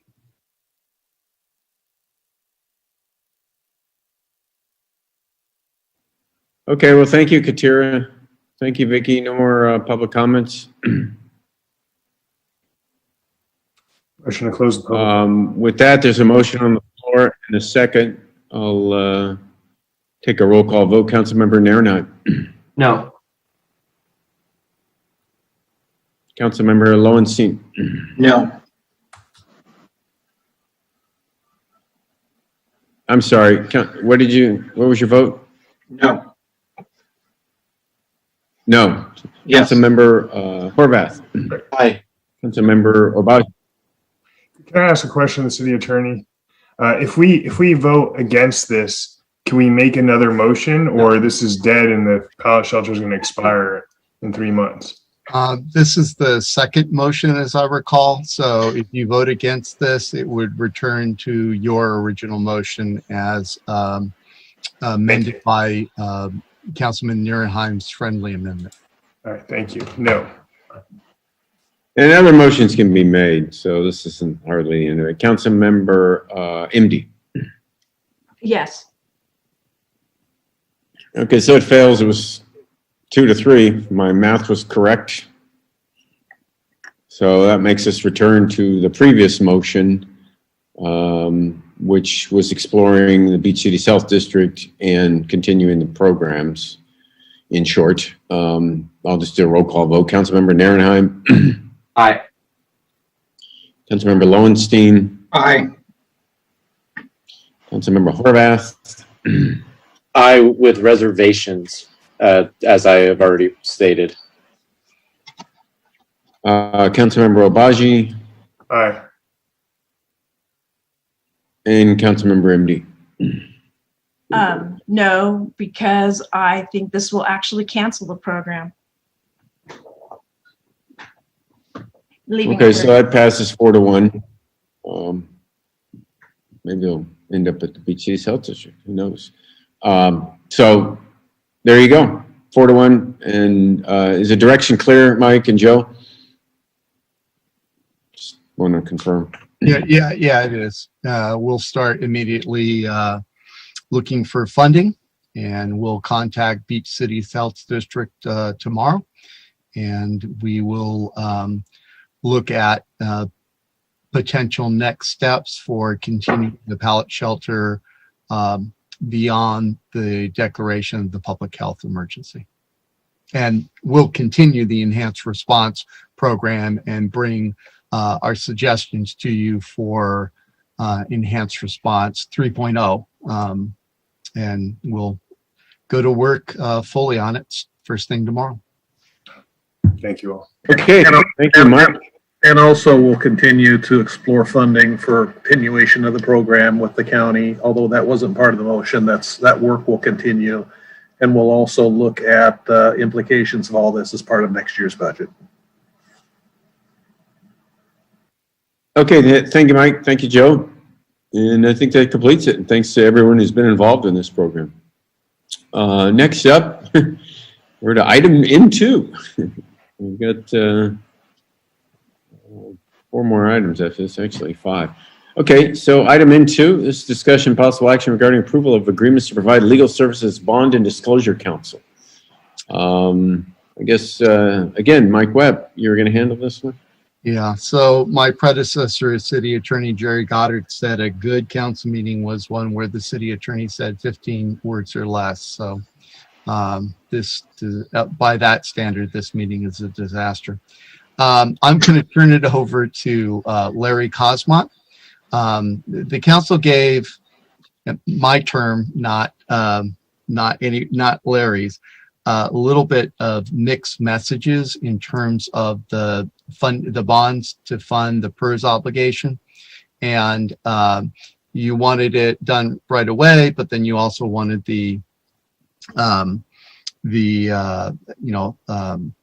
whether we should do RFP, wanted Larry Cosmont's contract brought back. And so in terms of if you want it done right away, Larry reached out to me and suggested that we continue with the bond team that we used last time on the waterfront bonding, because that worked very well. At the time, we had done a more extensive search and agreed on the use of adding Norton for the bond counsel and using Lolly Enriquez from Richard Watson for the disclosure counsel. And I'll turn it over to Larry as to why cities typically go or almost always go outside for those services, and why typically the market prefers to see a division between bond counsel and disclosure counsel, and how that may impact, in this case, our potential bond. Larry? Yes, thank you, Mr. City Attorney, members, Mr. Mayor, members of the council, and Mr. Obaji, congratulations on your election. Pleased to meet you. So the request tonight from the city attorney is to retain 2 law firms, one to act as bond counsel, which is really the legal firm that provides the opinion as to the legality and validity of the bonds that gets issued. The second is disclosure counsel, which is really a securities lawyer that writes the official statement and provides what we call a 10b-5 opinion, which is generally to assure the security buying public, the investors, that there's been no omission of fact or any material fact that's been misstated, that it's generally an accurate offering, and that the risks are amply and justifiably described. Those are typically for a bond issue of $200 million, which is a pretty large bond issue. If we go forward with it, the pension obligation's north of $200 million.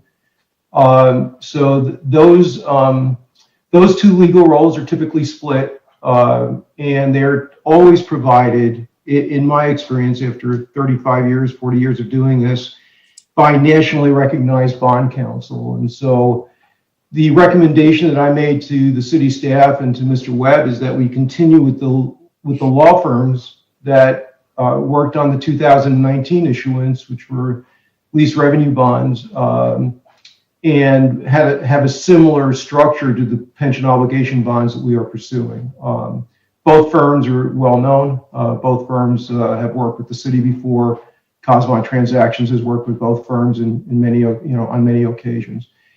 So just to sort of wrap up my comments, you instructed about a month ago for us to get going on a pension obligation bond, likely a lease revenue bond issuance, and we have been moving forward. We actually have now secured multiple proposals from underwriters. It is possible that we could have as many as 2 underwriting firms because we want to get the market to absorb this issuance. It'll be a taxable issuance, be competitively sold, and it's really important in that competitive environment between buyer and seller and issuer that we have recognized firms that can work on this diligently and not slow us down. So that's the thought behind this tonight. That's the recommendation. The retention of legal counsel is really standing in the way of us making progress on this issuance. We've done as much as we possibly can without having legal counsel engaged for both bond counsel and disclosure counsel. I'll be glad to answer any questions and appreciate the time.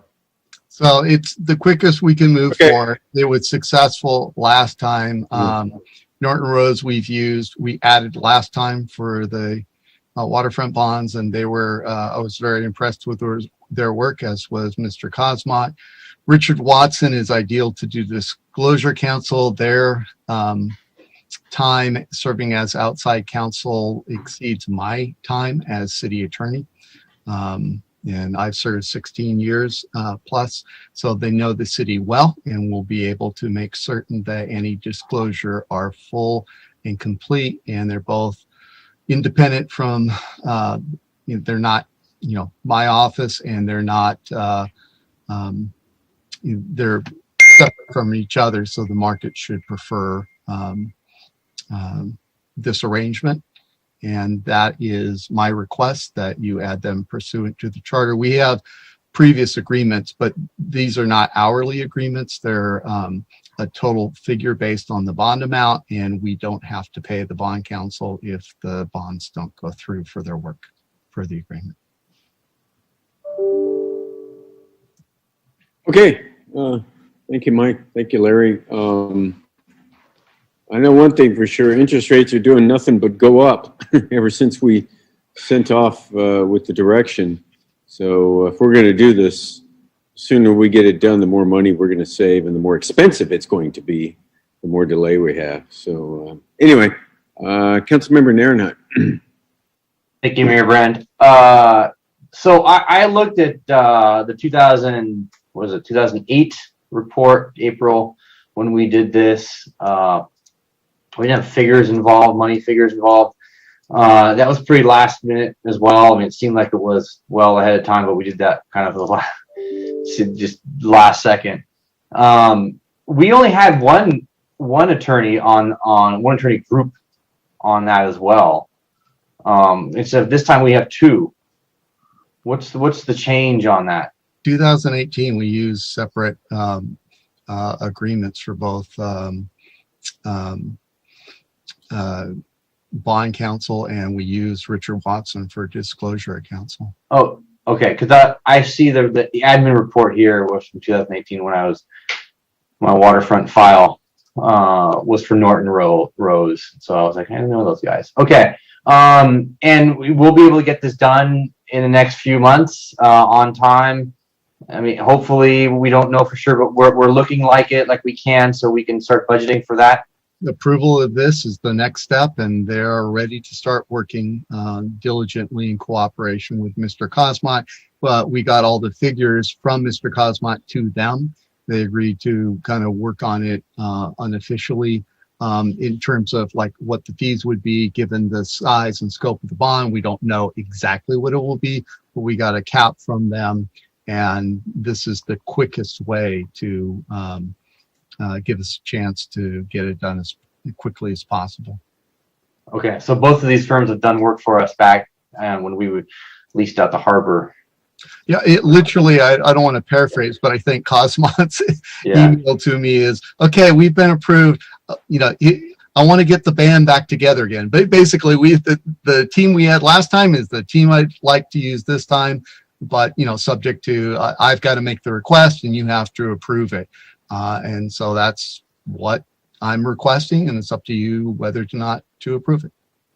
Okay, and the fees on this is going to eventually end up out of the bond itself, correct? It gets dumped on top, and then we eventually get pay this off through the annual premiums. Correct. Okay, no other questions right now. Thank you. Okay, Councilmember Lowenstein. Yeah, thanks, Mayor Brand. Sometimes it's good to do things out of expediency, but I'm a little disappointed. We're looking at different underwriting houses. Why isn't that we didn't look at different bond councils? I mean, I know a very good one down in Orange County, Stradling, Yaka, Carlson, and Roth does great work with bond councils. Why is it that we have to go with a specific one? We've had several weeks, because why couldn't we look at a couple?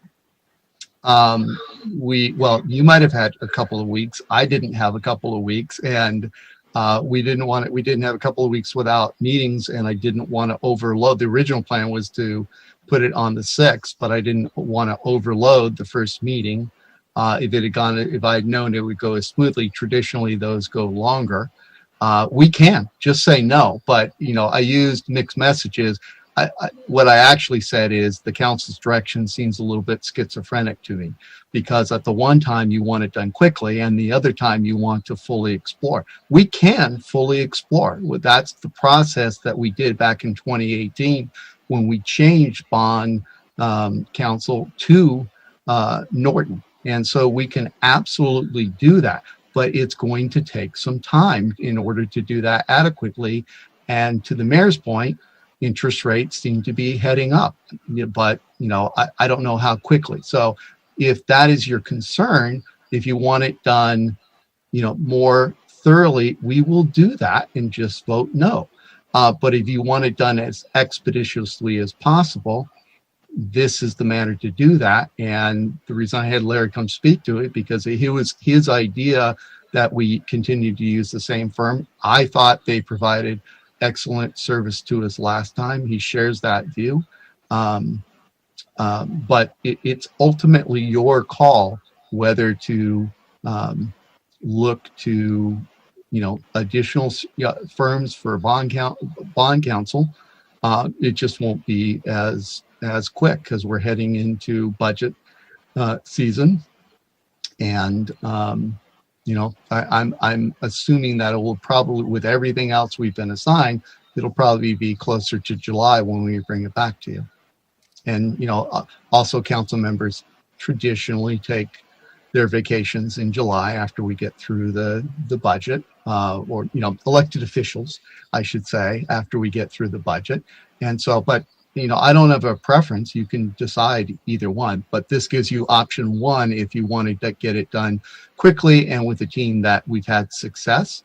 But if you want to look at what else is out there, what it would cost us, we can do that instead.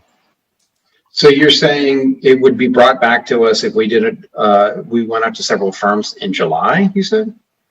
Most likely, with everything that else we've got on our plate, we'd have to do an adequate contacting everybody. I'd seek Larry's advice on what council's out there and interview them, because you want to make certain, we'd had a previous bond council the city had used for years, but they had changed and I didn't think they were as responsive to council concerns or requests as they should be. And that's why we did more of a traditional search back in 2018. Okay. Well, I mean, I would appreciate that. Sure, go ahead. Mr. Lowenstein, it's really for me, it's not just a matter of expediting. It really, to me, that's not the right, process that I'm trying to accomplish here. We have a couple of competing interests, right? We have a market that is moving around on us, and it's a big issuance. So there's a good amount of money at stake. Number two, it's not as if we really don't know the players in the marketplace. We work with Stradling, we work with all of the firms, Nixon, Peabody. I mean, it's not that huge of a universe of qualified bond counsel that would take on this kind of assignment. And so we know in this particular case, we have the added benefit of having a structure that was worked on by this very same legal team that's similar to the one that we're going to use for this. It's a lease revenue structure. And that really gives us a head start in when we selected the firms last time they were qualified. They're qualified this time. And in addition, they have good working knowledge of the absolute specific structure we're going to use here for the city of Redondo Beach. So it's efficiency to us, and it really makes the leap to the market very comfortable because we have a very solid team in place. Now, since you saw me last, I've used every minute that I could to move this forward in collateral ways. So we've scoured the market for underwriters. You know, we had 8 or 9 proposals come in, and we're interviewing those and we're selecting those. And to me, the sale of the issuance, the absorption of those bonds, because they're a large number, $200 million in value, is really a key element. That's the one where in this particular exercise, we want to focus on getting the absolute scour the marketplace and get the best combination, either 1 or 2 underwriters given this size. But on the legal side, we had the good fortune of already knowing qualified counsel that would be considered in any city for any size issuance with specific knowledge in Redondo Beach. And so I suggested to Mr. Webb, it's really the city attorney's choice with your ratification. I'm just your municipal advisor, but I don't see us sacrificing anything. In fact, I see us gaining very prudently some steps here by keeping that team in place. It is up to you, and it will delay the process, and that's fine for us. We'll do it any way you want to, but this is the best advice that I can give you on this particular circumstance, in my view. And I want to add, it is really your choice. This is the quickest way we could get it to you. If you don't want it, if you want it to do it in a different way, that's totally fine with us. But this is, again, kind of the mixed message. Hey, we really want to get it done, but we'd like to be more thorough. We can be more thorough. That is totally fine. It's your call.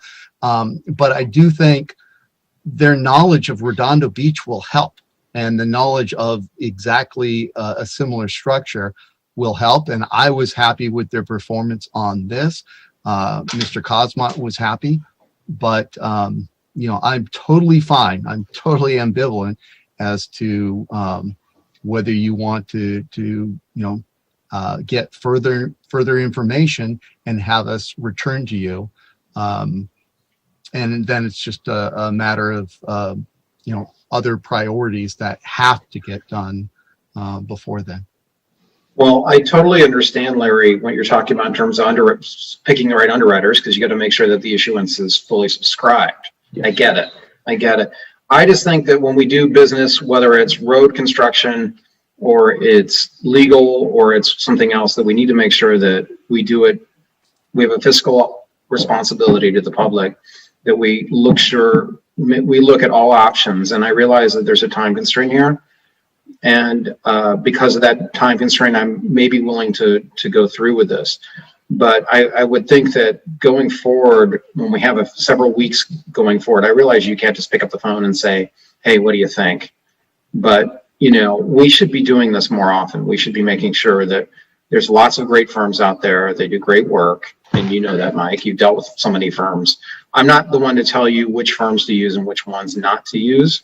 But I think it's important that we do our due diligence and that we show our taxpayers that we're doing that. So, I appreciate, and I appreciate you leaving it up to us. That's part of it. I don't want to miss out on this opportunity, especially with the budget coming up. But I think that going forward, I think we need to be very careful about this. So. Well, it's a matter of how much lead time we have. It was, this came up right before an election, and it was particularly a busy time. And with, doing the other things that we're doing, this was the first opportunity to bring it to you. The more lead time we have, the more we'll do. It's different when you're doing if you're doing an RFP for road construction is different than an RFP for widgets that you're buying. When you're doing deciding for professional services, you have to look at their expertise, but you also have to look at their local knowledge. Are they starting from scratch looking at Redondo? Do they have experience looking at Redondo? So don't do it grudgingly. We try and factor all those things into account. And I hear you, but I've heard you, throughout, you've expressed that concern with every department, and they take it seriously. This was, hey, does expediency and prior knowledge trump a more thorough process? And I'm okay with doing it either or whatever way the council wants to decide. I'm totally fine. Well, like I said, Stradling's done this twice for the school district. They were the bond counsel for both bond issuances, Measure Q and Measure C. They're familiar with Redondo. I'm just saying there's lots of great firms out there.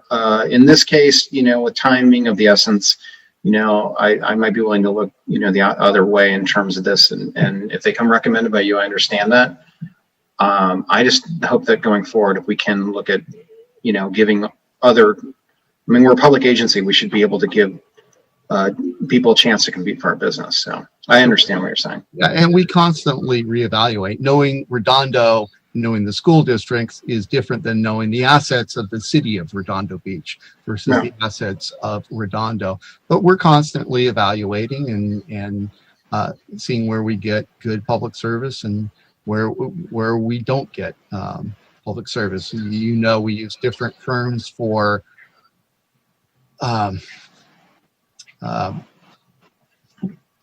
particular types of litigation that put premium on exposure to the city that is more expensive, and we use more affordable firms in litigation that doesn't create the same level of exposure, and we'll continue to do that. Okay, thank you. Is any comment from the public, Vicki, on this issue? Yes, we have several speakers. The first speaker would be Eugene Solomon. Thank you, Mr. Mayor, members of the council, staff, Eugene Solomon, Redondo Beach. Two things. One, this was a major concern in our discussions at the Budget and Finance Commission, that vendors would simply be selected automatically to handle this for the city without a better vetting process to control costs. It was something we discussed a lot and would hope that more of the bidding process would be exposed here, not just getting the band back together. It's always not always the best thing. The second thing, and maybe more particularly for me, is that the partner, Lisa Bond of Richards, Gershon, and Watson, and owner of that firm, partial owner as a partner, donated $999 or $1 less than the 24-hour disclosure minimum to Mr. Webb's campaign. And that was on January 26th of 2021. Now, do I think that Mr. Webb said to her, donate to my campaign and I can get business your way? Absolutely not. I don't think Mr. Webb would ever do something like that. Do I think that there is an impression where that's risky for department heads who are elected officials, where people are donating to their campaign, vendors to the city are donating to their campaign, and the impression that that leaves of a possible conflict or undue influence in rewarding contracts like that, I think it does reflect poorly on the city when outsiders see something like that, significant donations to campaigns, and then those firms or those vendors being awarded business. To avoid the impression of any conflict or bias or anything in this process, certainly approve the first vendor, the attorneys who are handling the bulk of the work, but would ask that we bifurcate the disclosure council from the approval, and perhaps Mr. Cosmont, with his Rolodex of other counsel that he works with, would have somebody else that can handle the disclosure part of this for us, just to avoid any negative impressions there. I don't think there's any malice here. I don't think there's anything bad as far as intent or anything like that. I just think that vendors to the city being rewarded contracts after campaign donations is not something that we want to be doing. Thank you. Okay, next speaker is Russ Trice.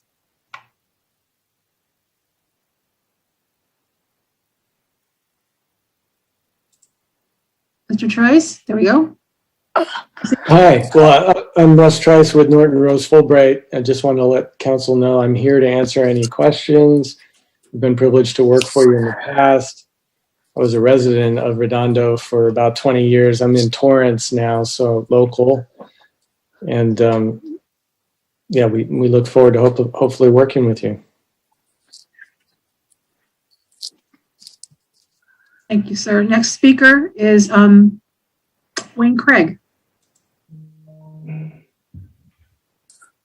Thank you, Mayor and Council. I wanted to comment on firm number 2, Richardson, Watson, and Gershon. Unfortunately, the city has a history of contracts being awarded to some vendors without full transparency. Last year, we saw a glaring example of this with the award of a $1,000 public relations contract to a sitting member of the Redondo Beach Police Engagement Board for the Martin Luther King event at City Hall. Apart from obvious ethical concerns for a member of a city-sponsored group awarding themselves the contract for an event they were hosting, something else even came up. A public records request showed that contrary to city requirements, this contract was awarded to a Redondo Beach business who clearly did not have a valid Redondo Beach business license and may not have even had proper liability insurance. Apart from the financial risk to the city, according to City Attorney Webb, this is the type of offense he said his office would prosecute over. When the crime was revealed to the public, that business owner falsely stated it was all a lie, and people asking questions had to all be racist. Many have even said a possible cover-up took place after Councilmember Narenheim's motion to explore this issue further where the city manager was rejected. This was after terse comments from Councilmembers Horvath and Cran. They both falsely stated that business owner Tanya McKenzie, who was their friend and president of the North Redondo Beach Business Association, did have a license when the contract was awarded. It's important to note that even though this criminal event occurred a year ago, Councilmember Horvath still has not publicly apologized for his role in this fraud, possible cover-up, and his contributions to libeling and slandering any Redondo Beach residents for merely asking questions on how contracts were awarded. With this past history, what concerns me is in this recommendation to award the contract to Watson and Gershon tonight is one of the principals of the company, Lisa Bond, gave a large donation to Mr. Webb's re-election campaign. What looks suspicious to me, and I'm aware of how the FPPC rules work because we just won a big lawsuit, there was a $999 donation, which is $1 below the level which triggers an automatic 24-hour reporting form to the public. I think we can all agree this does not feel right and shows some careful thought went into just how this donation was made to delay public detection. Now, before I continue, I want to be perfectly clear. No one, and especially me, is suggesting anything illegal took place in this recommendation of this vendor to, and the recommendation with the city attorney. The public merely demands transparency and assurance that other firms are being vetted and provide RFPs before this work is awarded. Now, it may end up we still select this company, which is fine, but at least the public can know due diligence was performed for the awarding of this $36,500 contract. In the interest of full transparency, I ask the council to please reconsider this selection and instead put the work out to a competitive bid process. Thank you. Next speaker is Dr. Lesser. Well, that's a pretty tough act to follow. I just want to stay on this particular discussion.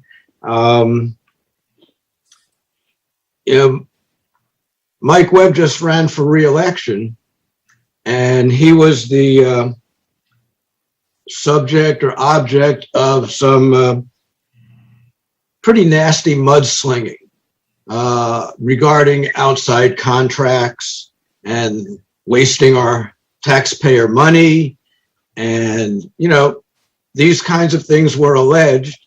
And by a huge landslide, the residents of Redondo Beach, myself included, rejected those allegations and those suggestions, and instead felt that Mike Webb can be trusted with selecting the best people for a reasonable price.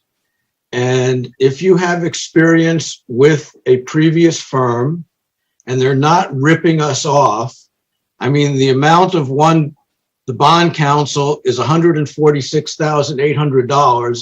It's not $20 million.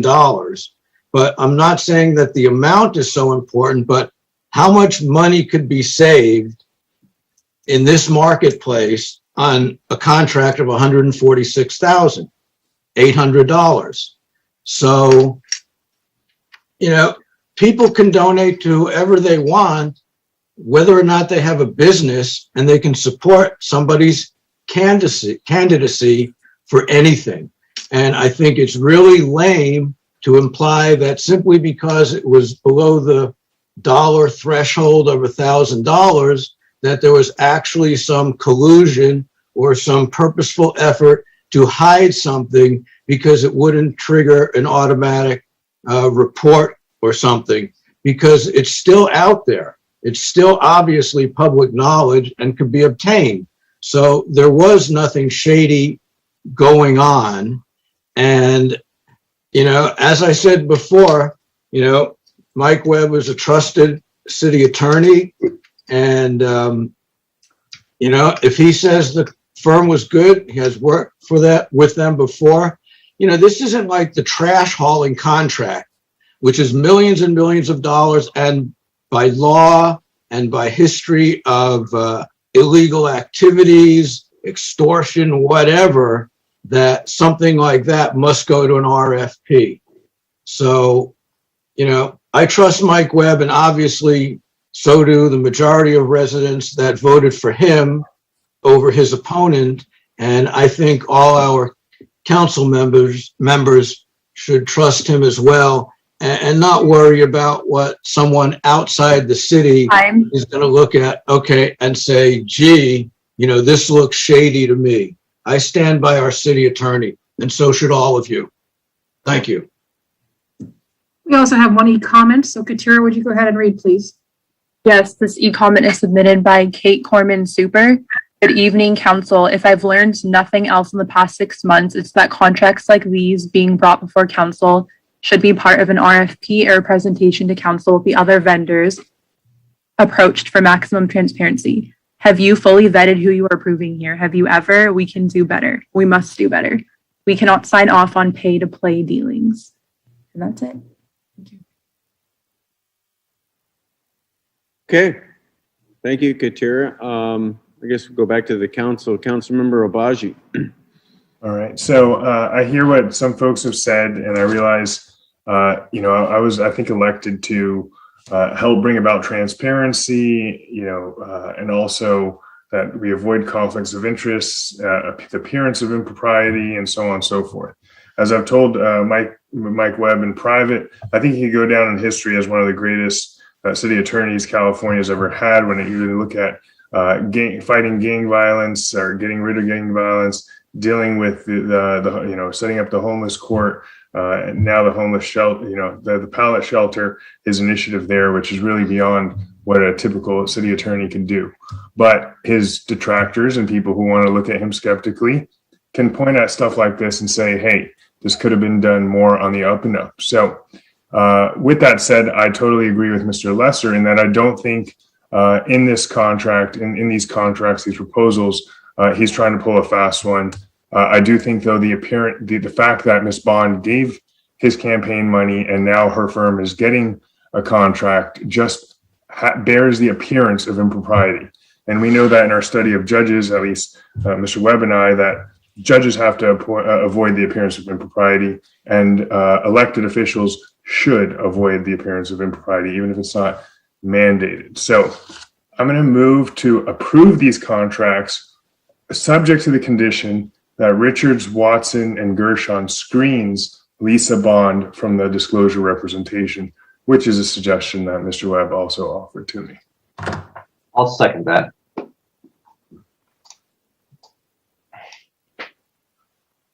Okay, motion and a second. Councilmember Narenheit.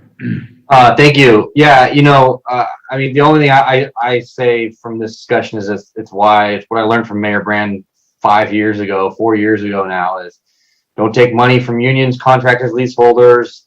You know, you're going to do your best judgment up here as you need to do.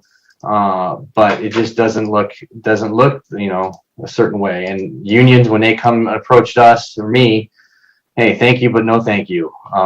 And love to get support, but you know, it's we deal with their pay. As a council member up here, I trust staff and what they're doing up here. I think the problem here, what we're looking at is we're once again rushing this job through, and same thing as last week when we had the parking studies. It's $150,000 of non-RFP parking studies just being pushed through. And you know, I didn't realize a lot of the stuff tonight. I have a nice big fat folder on a lot of these discussions, like waterfront, which I can just go through and look at from prior discussions that we have with agendas.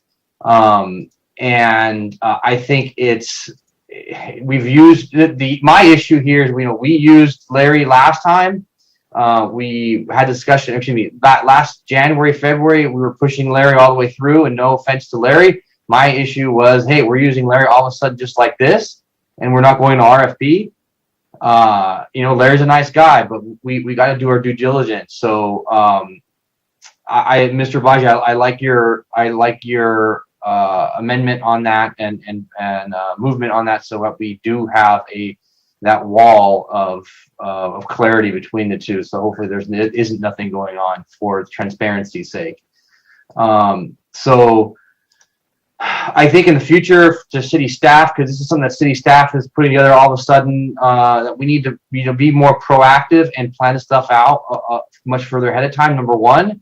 And number two is to give us some options and show us, hey, these are the 3 or 4 places that we looked at for these contracts, and we're choosing XYZ because of all these certain things. But we looked at these other two locations. I didn't get that from the staff here, from the staff report. And like I said a minute ago, the parking study last week, no RFP, $130,000, $40,000, $50,000 worth of parking studies get handed out individually. So it doesn't look good, but it was probably done right, but we need to be a little more transparent on it. So Mr. Baji, Councilman Abaji, thank you very much for doing that second portion on there. I think that's really good for transparency's sake, and I think that's everyone a big favor.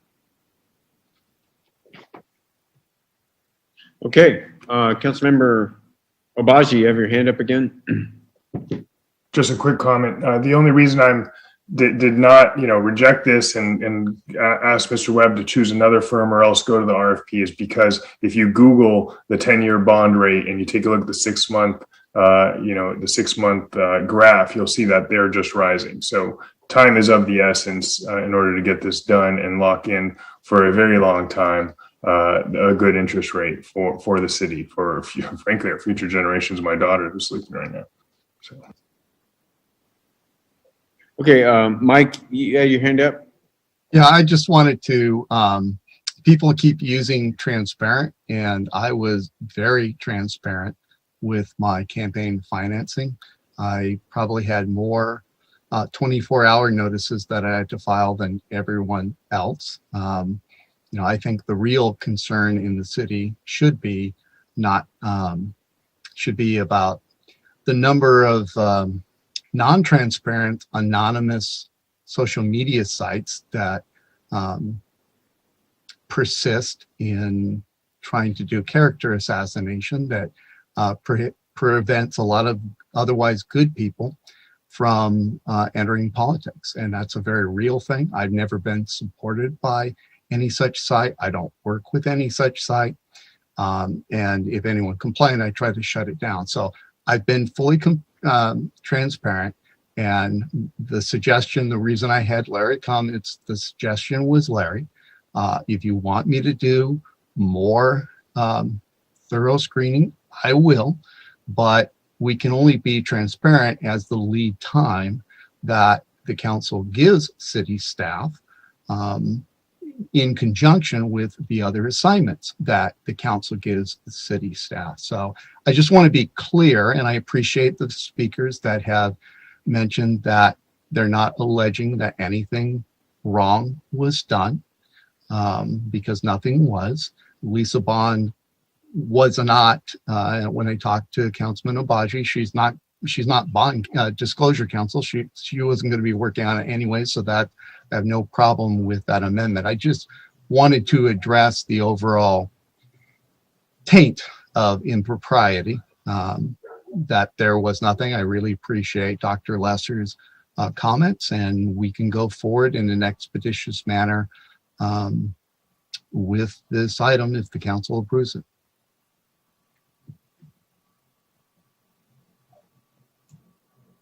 Okay. I think that's it.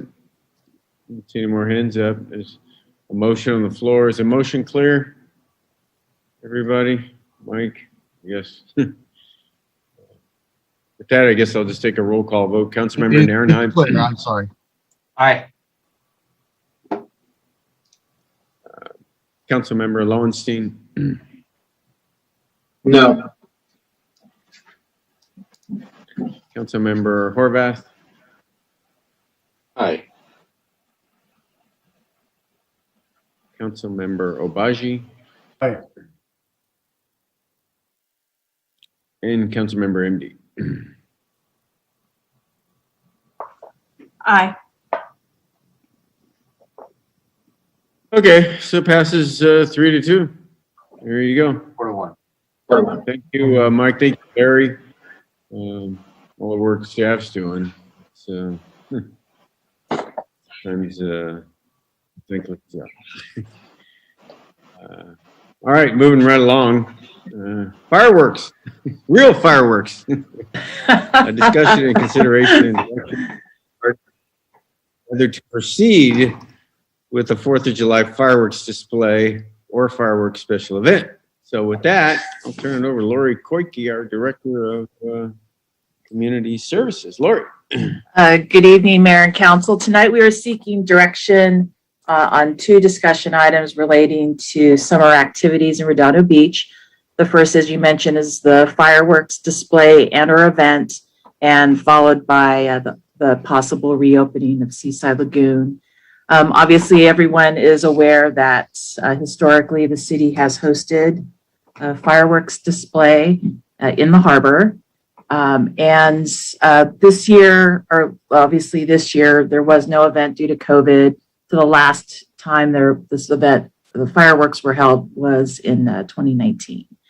We're working currently with Expo Shows. The owner is a Redondo Beach resident, so he always wants to stay in touch to see, even if last minute we decide to move forward with fireworks.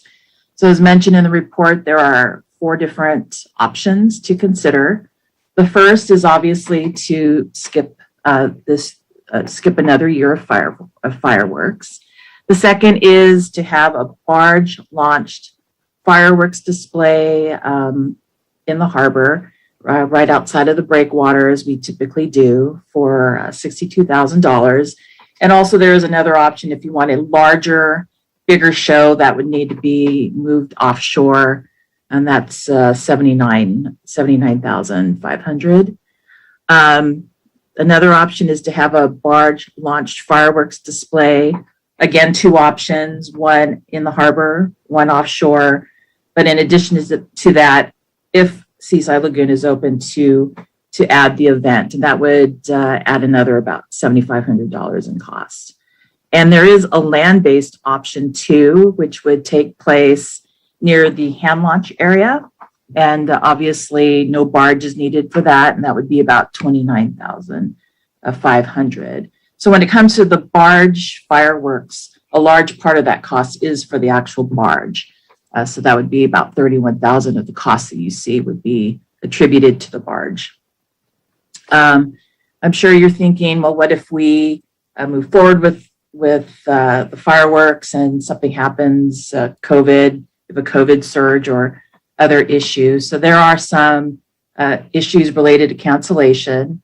When it comes to the fireworks, Expo Shows has told us that as long as the show is rescheduled, like to next year, there would be no penalty, but there's typically a penalty when it comes to the barge. So the barges comes out of Long Beach, and out of the $31,000 of total barge cost, we potentially would be penalized on $25,000 of that. And of course, it just depends on when that cancellation takes place. And so basically, we are still waiting to hear a little bit more from LA County about events. We do know that there's protocol in place for outdoor events, but it's for seated events, which are more controlled. So based on that, we are seeking council's direction on whether or not to proceed with fireworks, and we're available for questions. Okay, thanks, Lori. You said that there would be a penalty for the barge. I guess depending on when it gets canceled, and I guess given that the county regulations are still somewhat uncertain. I mean, I am all for having the fireworks. I think the community needs it, but did you have an indication of, because since seems to be the bulk of the cost, the barge, what their cancellation policy is? Is it 30 days? Is it 2 weeks? Right. Is it 60 days? So if we canceled 45 days before, we would receive 100% of the refund. 44 to 30 days is 90%. 29 to 15 days is 75%. 14 to 8 days, 50%. 7 to 1 day is 25%. Of course, if you cancel on the day of, you don't get any refund back. Okay. Thank you. Councilmember Narenheim, we have our own expert fireworks presenter. Who actually does a barge show on the 4th of July, so I can tell you all about this. Number one is we just got done talking about going to RFP and getting bids. So my question is, how long have we been using expo shows without a bid? I don't know. I don't know if Joe or Mike knows the answer to that. I know we've been using them for a while, but my experience in fireworks is limited, so I'm not quite sure. Don't think we've ever gone to a bid for this. Yeah, historically, the fireworks program, if we go back several years, the whole thing was a concessionaire arrangement with an outside promoter. And so they made the decision about the barge and the fireworks display. When we took that over from the vendor, we essentially used the same operator that they had used. So I believe it's going to be in the vicinity of about 5 years that we have been doing this with this vendor. So, yeah, I can tell you, you're probably going to get a better deal, or price-wise, maybe. I can't guarantee that to you, but I know the industry on the fireworks. When it comes to tugboat service, there is only really one service, and that's Pacific Tugboats, PTS. There's just no going around that. They do everybody because they have the equipment. So, but regardless of all that, I just don't believe we in the city are event organizer for 4th of July events. I mean, we don't set up organized events like this. I don't see us having the workforce in place to set this event and make it successful, number one. Number two is Seaside Lagoon. We're going to have pack in a lot of people in a small enclosed place. If we don't do that, now it's just a pure cost for bringing people down. What is our benefit? We have a Pier Association and the King Harbor Association down there, which are 501c3s, which has a lot of workforce, volunteers. They've got money. They can move this. I know the other organizations in the city are willing to look at this as well. So I would love to have a fireworks show down there in the harbor this year, but I don't think that the city should be the ones running the show down there. I don't know if it should necessarily be in the harbor. I think bringing it outside of the harbor where you have a larger audience space and people can properly social distance would be a better location to bring it outside of the harbor. The harbor is a very small enclosed area with traffic. Widen it out, get it further out, so outside of the harbor. So I don't think we should be running this event. If the retailers and businesses down the harbor want to have it in the harbor, we'll let them run it, let them organize it. We don't have the staff right now to deal with it. There's too much up in the mix with the Seaside Lagoon. Unless we want to hire an organization that does all this stuff for us, or a group that does all this stuff for us. And the last thing is, if we do have anything to do with this, we need to make this go out to a bid. I mean, we're handing out the same contracts over and over year over year. So we just need some more transparency on this. So that's it. Okay, Councilmember Horvath. I'll just share my thoughts very briefly. So if we're going to do a fireworks show, and I think there's probably a lot of people that would like a fireworks show after the past year and after the year before where we didn't have one, and there was a lot of pushback against that.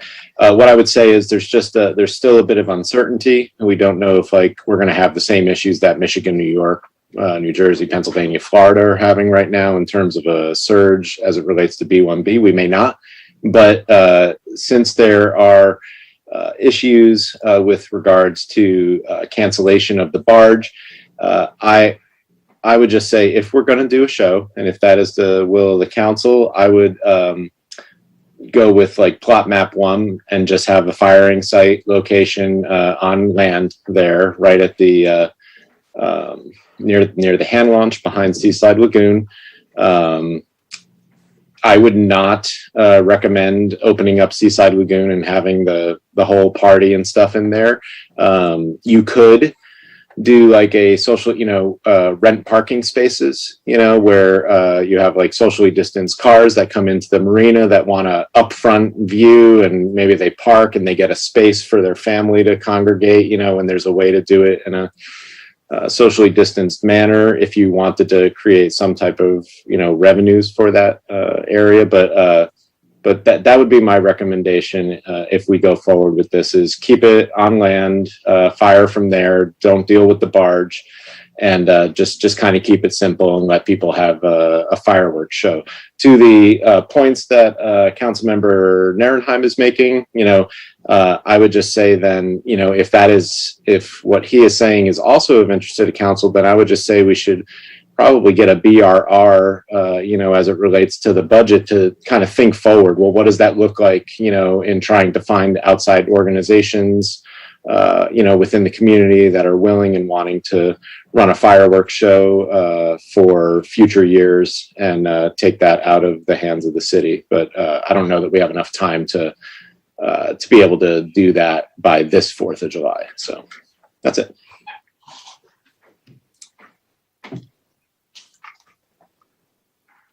Okay, Councilmember Narenheim, you had your hand up. Did you mean to have it up again? No, sorry, I'll take it down. Sorry.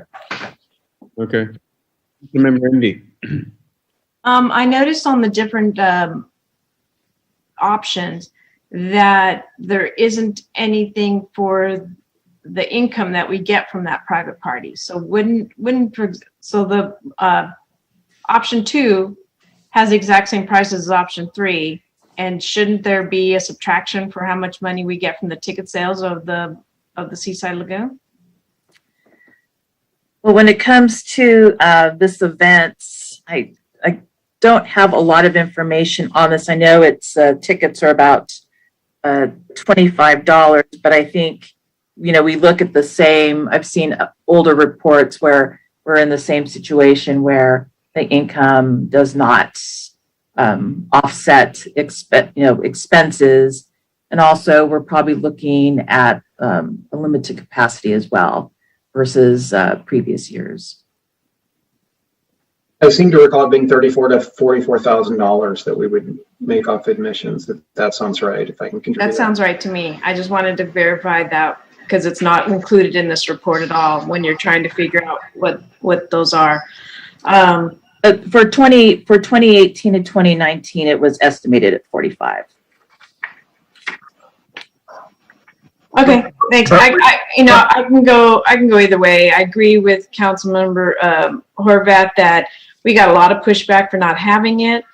I think when we switched the day, we also got, but we didn't get any pushback last year when we didn't do it because of COVID. People understood. And so the question is are we doing it too soon? The thing is that as long as we got 80% immunity by May or June, you should be able to do the 4th of July. And I think the businesses at the pier would really welcome that. But Councilmember Narenheim's idea that if you have someone else do it is also very intriguing. The question is there enough time for them to be able to pull that off, considering that we're showing that we need to tell them right after April 20th. So it's a little bit of a last minute thing to dump on them. And are we willing to do that and have the community not have their fireworks display? I can see the validity of all of those choices, and so I'm really kind of open on this one.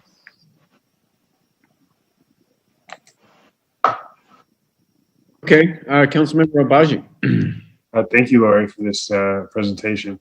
My concern as a North Redondo resident is that, it'd be very tough to get down to the Seaside Lagoon with parking and all that for an event. Now, with that said, if we don't do a barge, then we're like saving half, right? And I do support going out to RFP on this. Is there any possibility, this may be pie in the sky thinking, but is there any possibility we could do 2 firework displays, one at the hand launch and one a little closer to basically where the King Harbor Marina is, parking lot there borrow the parking lot from the yacht club or something like that. That way, that's the closest beach to the North Redondo residents that maybe we could get, and also it promotes the idea of spreading, that we don't have everybody congregated around one spot, but kind of separated out. Now, facilities, I realize, is a challenge because we don't necessarily have bathrooms and the like that are open to the public. But just a thought I'd throw out there. Or Perry Park as another location. Could we possibly? There's a real thought actually. Is it possible to do a fireworks show out of Perry Park as well? Again, I would have to defer to those who have worked in the community services department, whether that has been considered in the past. Sorry, I don't have that. Or the fire department. About fireworks going off in a densely populated area. Two thoughts on a North Redondo fireworks show. We have looked at different options up there. Redondo Beach Performing Arts Center at Aviation Park has been explored in the past. The Galleria property has been looked at in the past. There are sites that provide for a viable show. The bigger challenge, and the reason it's largely stayed in the waterfront, is twofold. One, we've had a history in the waterfront with vendors and folks congregating down there as a bit of a citywide activity. That's been the site of the special event. And it has been a citywide event, but to your point, it is a little bit difficult to migrate down there, especially when it's crowded. But two, and this is probably the larger justification for it, is we've been able to fund it through our Tidelands Fund. We have resources to apply to this type of a special event, and it has not been a general fund burden in the past. So it's been historic. To Councilman Narenheim's point, we have looked at moving it off and out of King Harbor to provide for maybe a wider field of view that might expand the different view corridors to different people in the community, so it doesn't have to be so centralized to King Harbor. We could look at that again. To do 2 shows this year would really be a matter of expenses and whether or not we can provide the resources to make it happen. We are probably under a little bit of duress right now to try to pull off 2 shows. If we're gonna do any at all, we probably ought to pick a spot and then proceed from there. Well, let's table that then for 2022, hopefully. All right. It'd definitely be a future exploration. Yeah, one other comment to make related to doing it at the waterfront is with the parking structures, we control the gate, we control the charges for parking. We typically have a much higher charge on July 4th for parking. So there's a revenue stream there as well to help defray some of the costs. Cool. I have nothing. Okay, anything else? Thank you, sir. Okay, Councilmember Lowenstein. Yeah, plus I think if you had 2 locations, you have to have lots of police dealing with traffic control. And that makes it, I would think, a challenge. I'm definitely for having it this year. I think people need some bright spots in their life these days, whether it's getting through the pandemic or, economically, it's been tough on a lot of people. I'm a little bit nervous about making it an event at the Seaside Lagoon because I think it's a fairly enclosed area. And, whether people drink or not, they're going to congregate. And I think we'll be through the worst of it in terms of the pandemic. But just to be safe, maybe this isn't the year that we do it there. And so what would it look like, Lori, if we did the land-based one? What would happen? Would it be a much smaller show, or did you get any idea from the vendor? And the other thing I want to say before we get into that is I agree with Councilmember Nierenheim on two things. One is, again, let's set a precedent here. We look at multiple vendors. I think that's good practice. And the second thing is we can look at moving this perhaps into, whether it's King Harbor Association or some of the shops down there. But I don't think with less than 3 months to go that there's enough time to organize this. That's what I'm concerned about. But I do want this to go off this year. And then we look at it for next year. So Lori, I'll turn it to you. Oh, sure. According to the charts in the proposal, the Lagoon event is very similar to Harbor in terms of, time-wise. It's a 38-minute show with a 2.5-minute finale versus if you take it to the Harbor, it's 40 minutes and a 2-minute finale. The cost is $26,500 compared to $31,000 for the Harbor.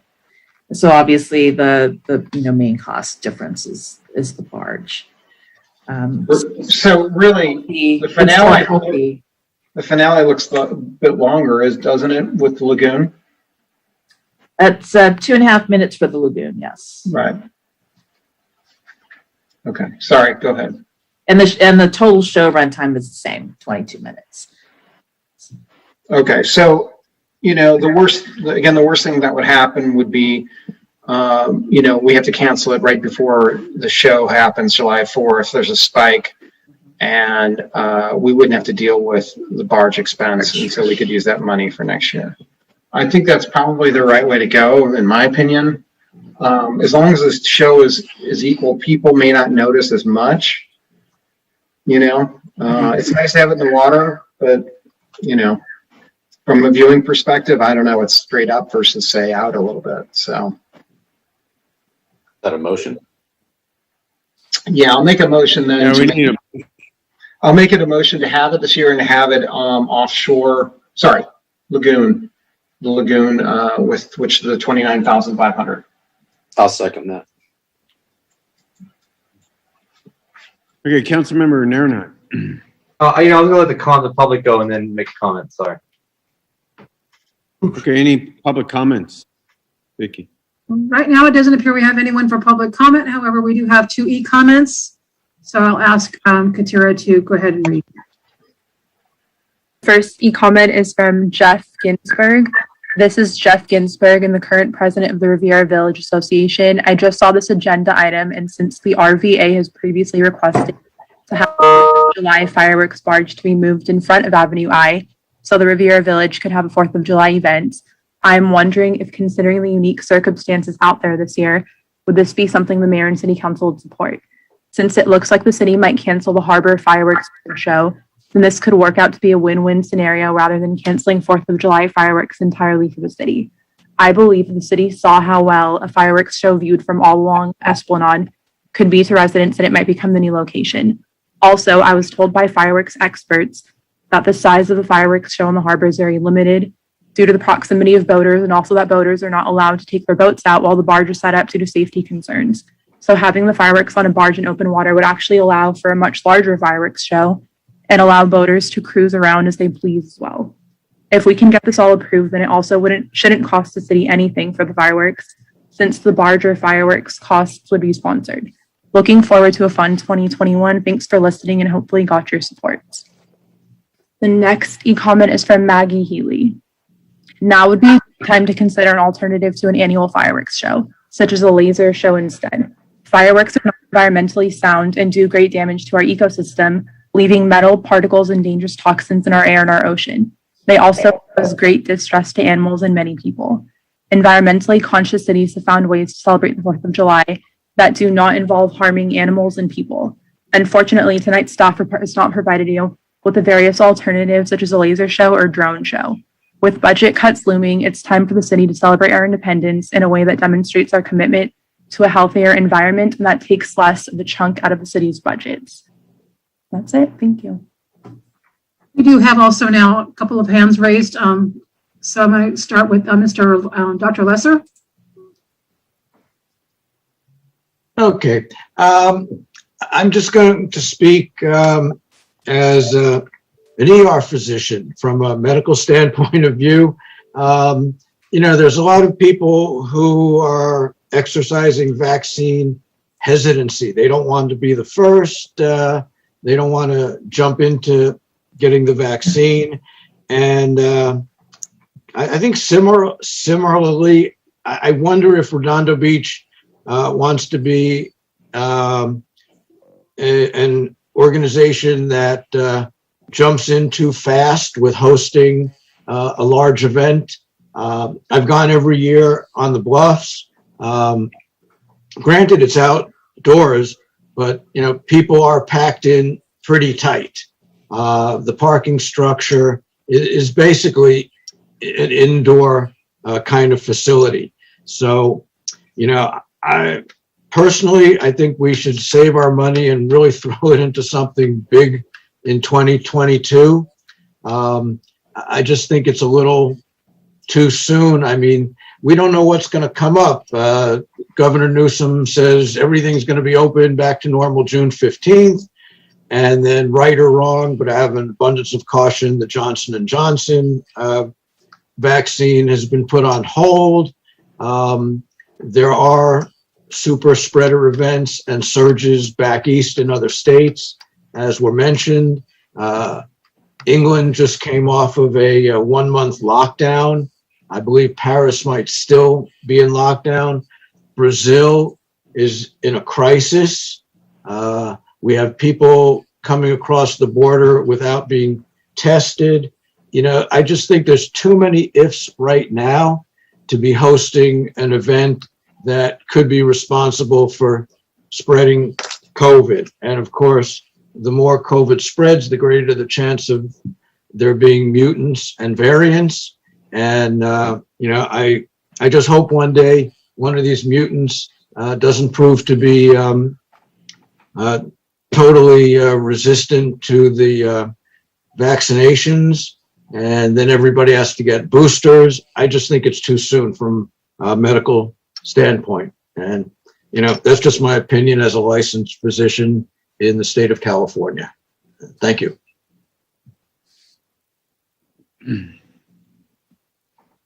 Okay. Thank you, Andy. Next.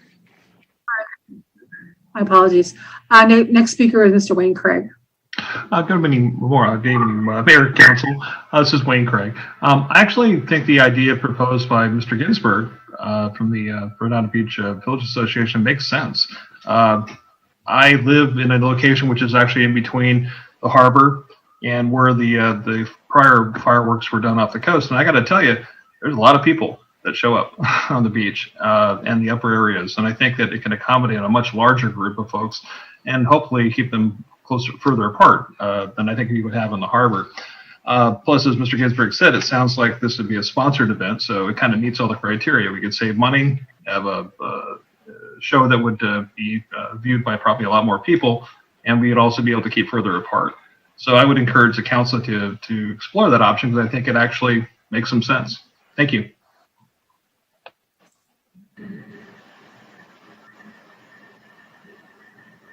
Okay, is that it?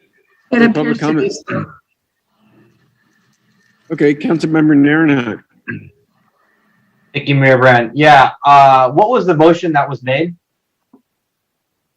Motion that was made. You want to go was- over to? You want me to say it? To have the fireworks show and do it with the lagoon-based show for $29,500, eliminating the barge. So the barge doesn't need to be in the harbor. We could put the barge outside the harbor. So there's plenty of shows that are going to be happening with barges this year. I mean, the 40 days out from 4th of July is approximately mid May, mid to late May, let's just say mid May 20th. So we could cancel the barge portion. May, the second meeting in May, I'd say, I think it is. Let me look at the calendar. And we can move the barge to outside the harbor. So the second meeting in May is May 11th. So we could do the barge show with a barge inside or outside the harbor. That would give us the mobility to have it outside the harbor and team up with the Riviera Village Association if they wanted to do it. We wanted to work with them. I think I see Jeff. Did you want to say something, Jeff? About Riviera Village? Did you guys make a vote to support this and do an event or a function regarding the fireworks show, the Riviera board? Jeff? I don't see him on, to be honest with you. I see him. Hello? Can you hear me? There you go. Yeah. Go ahead, Jeff. Yes. Did you hear my question, Jeff? Yes. Sorry, it took me a little while to get connected here, but yes, the Riviera Village. Originally, we had talked about this back in 2019 about the possibility of relocating to the Riviera Village, and it didn't work out then. And then we had COVID for 2020. So 2021, this is, all the things that we had talked about back in 2019 would be possible for 2021. I just think with all the COVID restrictions and everything, it makes that Esplanade would be an excellent viewing location simply because it's so spread out and would allow a lot more people, with the proper social distancing and all that, to be able to view and enjoy the fireworks.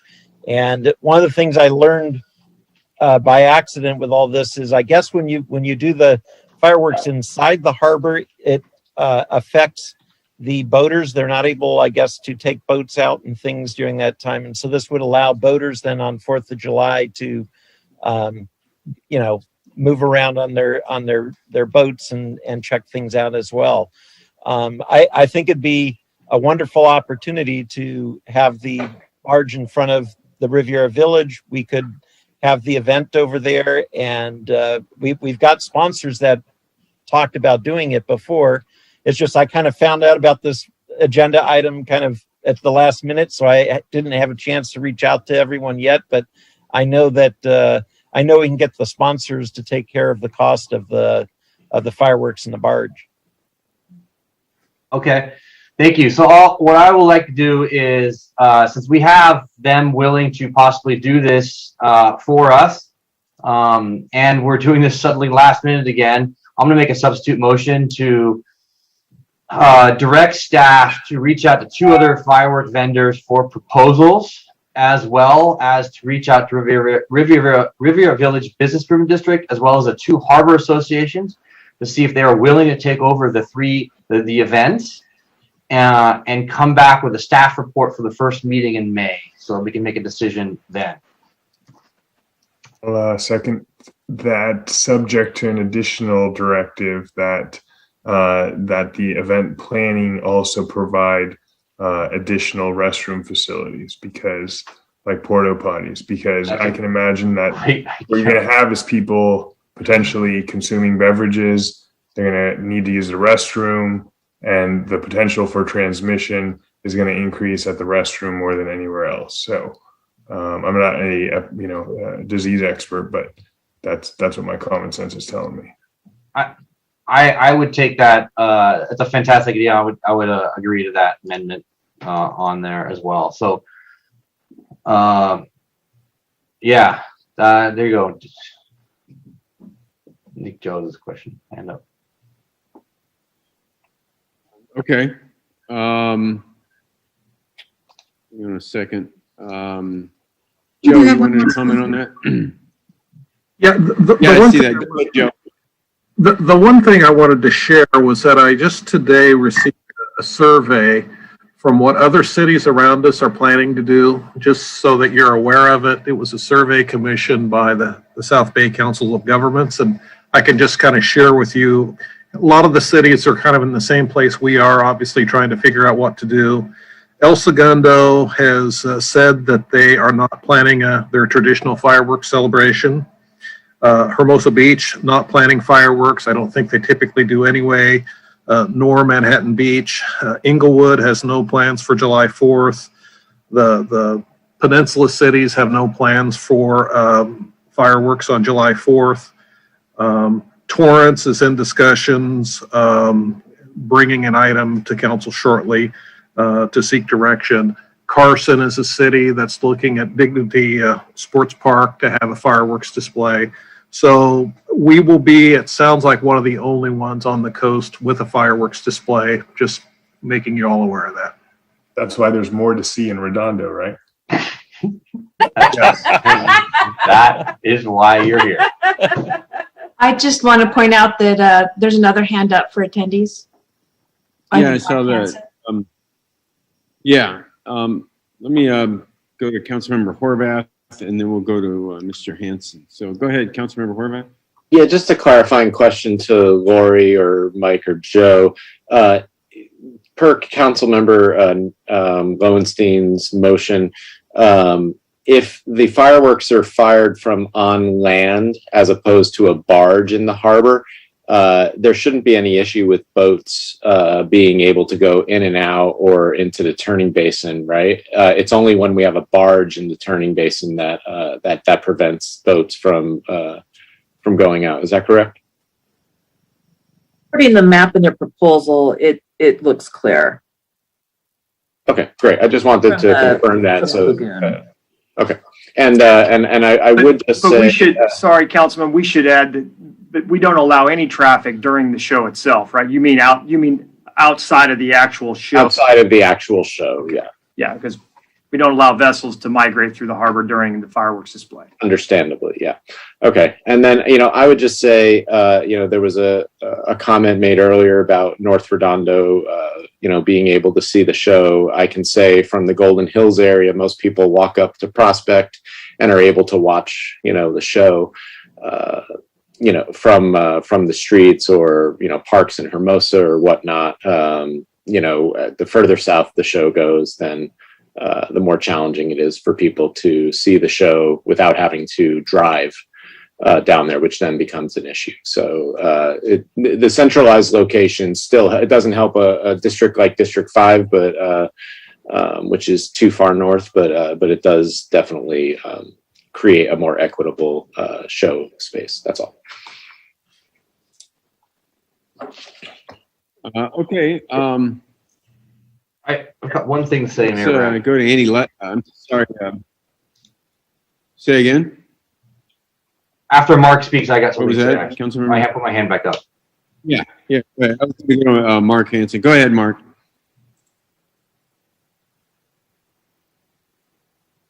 There we go. Can you hear me okay? Yeah. Yeah, I hear you fine. Oh, there we go.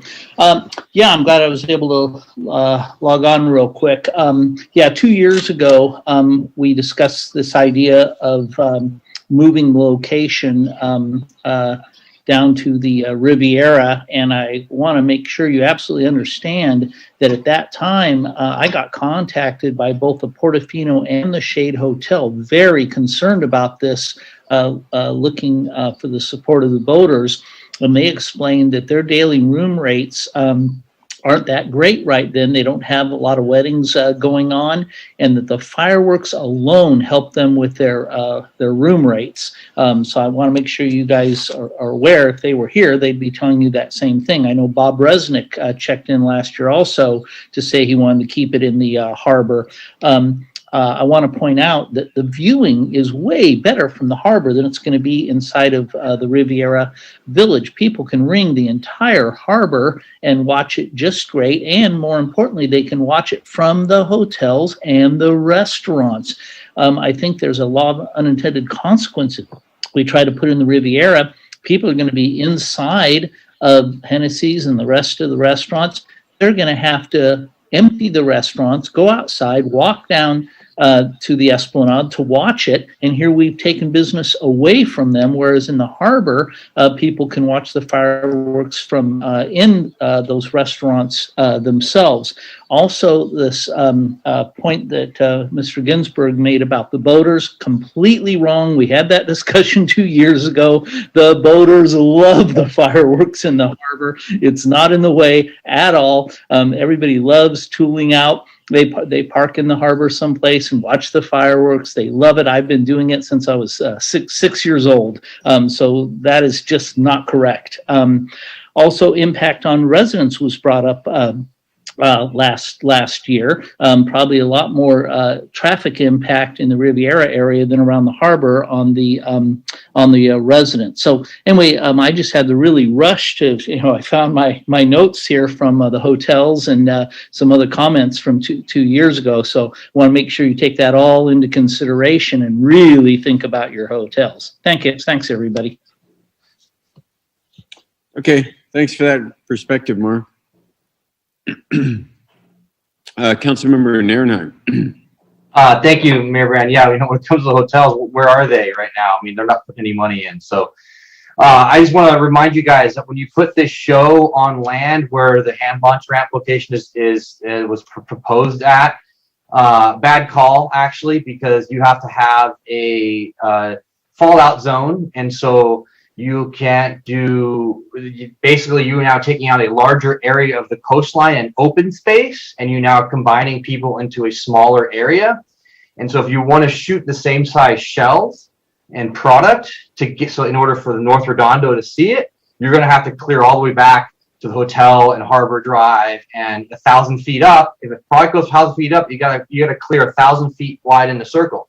Versus if you put it in the harbor or put it outside the breakwater or somewhere 1,000 feet, you have a larger, wider berth of area along the coastline to see from Hermosa all the way down south to Torrance and South Redondo. And of course, then people on Prospect will be able to see you, because if you do it on land in that smaller area, your product is going to be much smaller. It won't get much height, which therefore means people from a smaller area are going to be able to see the product going off. So that's going to be a huge concern. And of course, you got the smoke factor to deal with. People are going to get, smoke is going to be blown in towards the crowd, towards the hotel, directly into the residents' condos and areas like that. So if you put it out in the water and keep it out in the water, you'll have a much greater chance for a larger viewing audience, number one. You can use larger product, so you can display it further out. Larger product has its smoke go much higher up, which means the smoke and combustibles go far away from the viewers. So the point here is to do it on a barge outside the harbor, far away from people, to get as many people to be able to see it. And when it comes to other cities in the South Bay who do fireworks shows, the only city that Mr. Hefkin has talked about that does fireworks is El Segundo. It's a small show, and Anderson Park would be a great area to do a small little fireworks show if you wanted to do something up there. But we can tell from residents, if they want it up there, we can do something small if we have the resources for it. But I think we should just attack one small thing at a time right now. So yeah, I'll leave it right there. I'd like this for us to go through and think about this and not do a rushed decision like we've been doing so many times, and deal with it for May 2nd. Are you making a substitute motion, or I already did make a substitute motion with just arguing? I'm just making out points that if you put it in the harbor on land, smaller product, less height, then less viewing ability. Okay, Councilmember Lowenstein, or you took your hand down. Councilmember Obagi. Yeah, go ahead. Obagi. So I hear valid points on both sides, and I hear that the Riviera Village is going to come up with some sponsorship for a fireworks display down there. It actually seems really potentially logical that we do both, off the hand launch in the harbor for $29,500, and we also gather private support for something at in the Riviera Village, and that way we spread people out too. So that's my proposal, or I guess a third alternate motion. You want to just amend the current motion that we have on the floor to do that? I'd be amenable to that. Okay, Sure. let's do that. Let's do that. Okay, I will accept your amendment. That sounds like a good idea, actually. Wait, hold on, Todd. My motions. I made a substitute motion. You're amending yours then? He's amending mine. Yeah. Amending his to tack on yours. Wait. Well, I would. Nils, why don't you go over your substitute? So, my original motion was to our staff to reach out to 2 other fireworks vendors for proposals, as well as the Riviera Village bid and the 2 harbor associations to see if they are willing to take over the event, and come back with a staff report at the first meeting of May, and to add bathrooms, temporary bathrooms for the crowds. And I will also add then to do it for the harbor, to do it on the hand launch ramp location.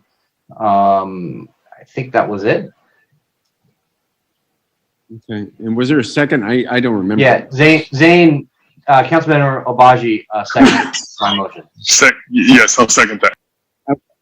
Okay, great. Councilmember Horvath. Just a clarification. There was an addition of porta potties. Is that going to be a city cost, or is that going to be an RVA cost? That's not really clear in this motion. If it's in the harbor, if it's in the harbor, is they going to be part of The addition was for porta potties around the Esplanade area. It was not about the harbor. So yeah, that came up when we were just talking about the Esplanade. So I was imagining porta potties down on the Esplanade. I mean, that's what I was imagining. It's just we don't have costing built into this staff report as it relates to that, and so but it wasn't clear if that was meant to be carried by a private show, organization, or if that was meant to be carried by the city. So I think it's a great question that we can have answered with the staff report on May 2nd to say who could pay for that, how much it would be, and if they'd be willing to pay for it. If they wouldn't be willing to pay for it, that'd be a factor moving forward. So yeah, it's good point. We could bring that information back to you as part of the May report. The other clarification that would be helpful is, does the motion include a planned event inside the lagoon or just general viewership? That was our hope, was I think more of a general viewership concept than a planned event inside the lagoon to go along with the fireworks. That is correct. Okay, good to know. And also a clarification, does the motion include some commitment tonight to lock them in? Because they told us that they would like to have a commitment by the 20th. There's not that many shows going around. I'm sure they would love to have a commitment tonight, but I don't think we should be putting ourselves down a rabbit hole and forcing ourselves. Let's plan this out. Think this out. I would imagine if you're in the fireworks show business, you're hoping something breaks somewhere somehow. Yeah. Locking in that's early fine. I just wanted to clarify. So just one clarification on the motion. Again, you said the lagoon show, land-based show, and then also look at Riviera Village with porta potties. Along the Esplanade somewhere. Let the Riviera Village bid Paid deal for with by that. the Riviera Village Association. Let them deal with it. Yep. Okay. And also the King Harbor, the 2 King Harbor Associations, so King Harbor and Pier Harbor Association. If they want to help out, we got to include them. But he was also, his motion, Todd, also requested an RFP with a return item on May 10th. So first meeting in May. It's May 2nd. Sorry, I thought you said May 10th. Yeah. Okay. Okay, Councilmember Obaji, you had your hand up again? May 4th. Sorry, that's my mistake. Okay, so there's a motion and a second. I'll do a roll call vote. Councilmember Narenheim? Aye. Wait. Can you, one more time, what is the actual motion we're voting on? So to come back on May 2nd Mm-hmm. with staff to reach out to 2 other firework vendors for proposals to do a show at the hand launch ramp, closing the Seaside Lagoon. Reach out to Riviera Village bid, as well as the 2 harbor associations, to see if they would rather do the show or could take over a show or do a show. And for the Esplanade to have, or down south and have porta potties. and to event planning. I think that was it. Yeah. Yeah, that was it. And explore the porta potties, how much they would Explore. cost. Yeah. Yeah. Okay. So Councilmember Narenheim is yes. Councilmember Lowenstein. Aye. Councilmember Horvath. Aye. Councilmember Obaji. Aye. And Councilmember Indy. No. Okay. So there you go. Everyone, we'll see you on May. Isn't that May 4th? May 4th. Yeah, I misspoke. Okay. All right. Thank you, Lori. On to, well, it's now 10:40. We normally look at our agenda at this point, decide what we have to decide on. I assume the next one we definitely need to decide on. But then we've got 3 more items after that to talk about. So what do you guys want to do? Somebody want to make a motion? I'll make a motion to finish up all rest of the 3 items. 4 items. 4, 1, Seaside Lagoon. That's definitely important. Yeah, that's 4 items. I mean, Resolution. That should go fast. Resolution. I mean, what about the Hawthorne Boulevard? Next time you can do the other one next time, and then they'll be first. So I'll make a motion to do the N4, N5, and N6. Well, I thought P1 would be fat. Well, anyway. Oh, P and P1. Sorry, I didn't see P1 on the bottom. Basically, all of them. Actually, no, not N6. Sorry, I got N6 messed up. Sorry, let me rephrase that. Make a motion for N5, N4, and P1. Okay. Is there a second? I'll second it. There is another motion. Okay, there's a motion and a second. Other roll call vote. Councilmember I'll do a Narenheim. substitute motion. Not that it's going to pass, but let's try that. So we're, in reference to being here all night, let's just do P1 and N4. I'll second it. P1 is the denouncing xenophobia and anti-Asian, and N4 is for Seaside Lagoon. And I just did that based on the order that they're in right now, just so that that's when it gets cut off. Okay. So there's a motion and a second. Which items again, Laura, say again? N4, which is the Seaside Lagoon, on whether to proceed with opening the Seaside Lagoon for summer of 2021. I think that's time sensitive. And then the xenophobia for the anti-Asian American. I think that's timely and I think we would be able to get to that pretty quickly. Okay, sounds good. And that would make next meeting N5 and N6 first on the agenda. N5 okay, and N6, correct. Councilmember, Can I amend that motion? Make a motion to amend that motion? No.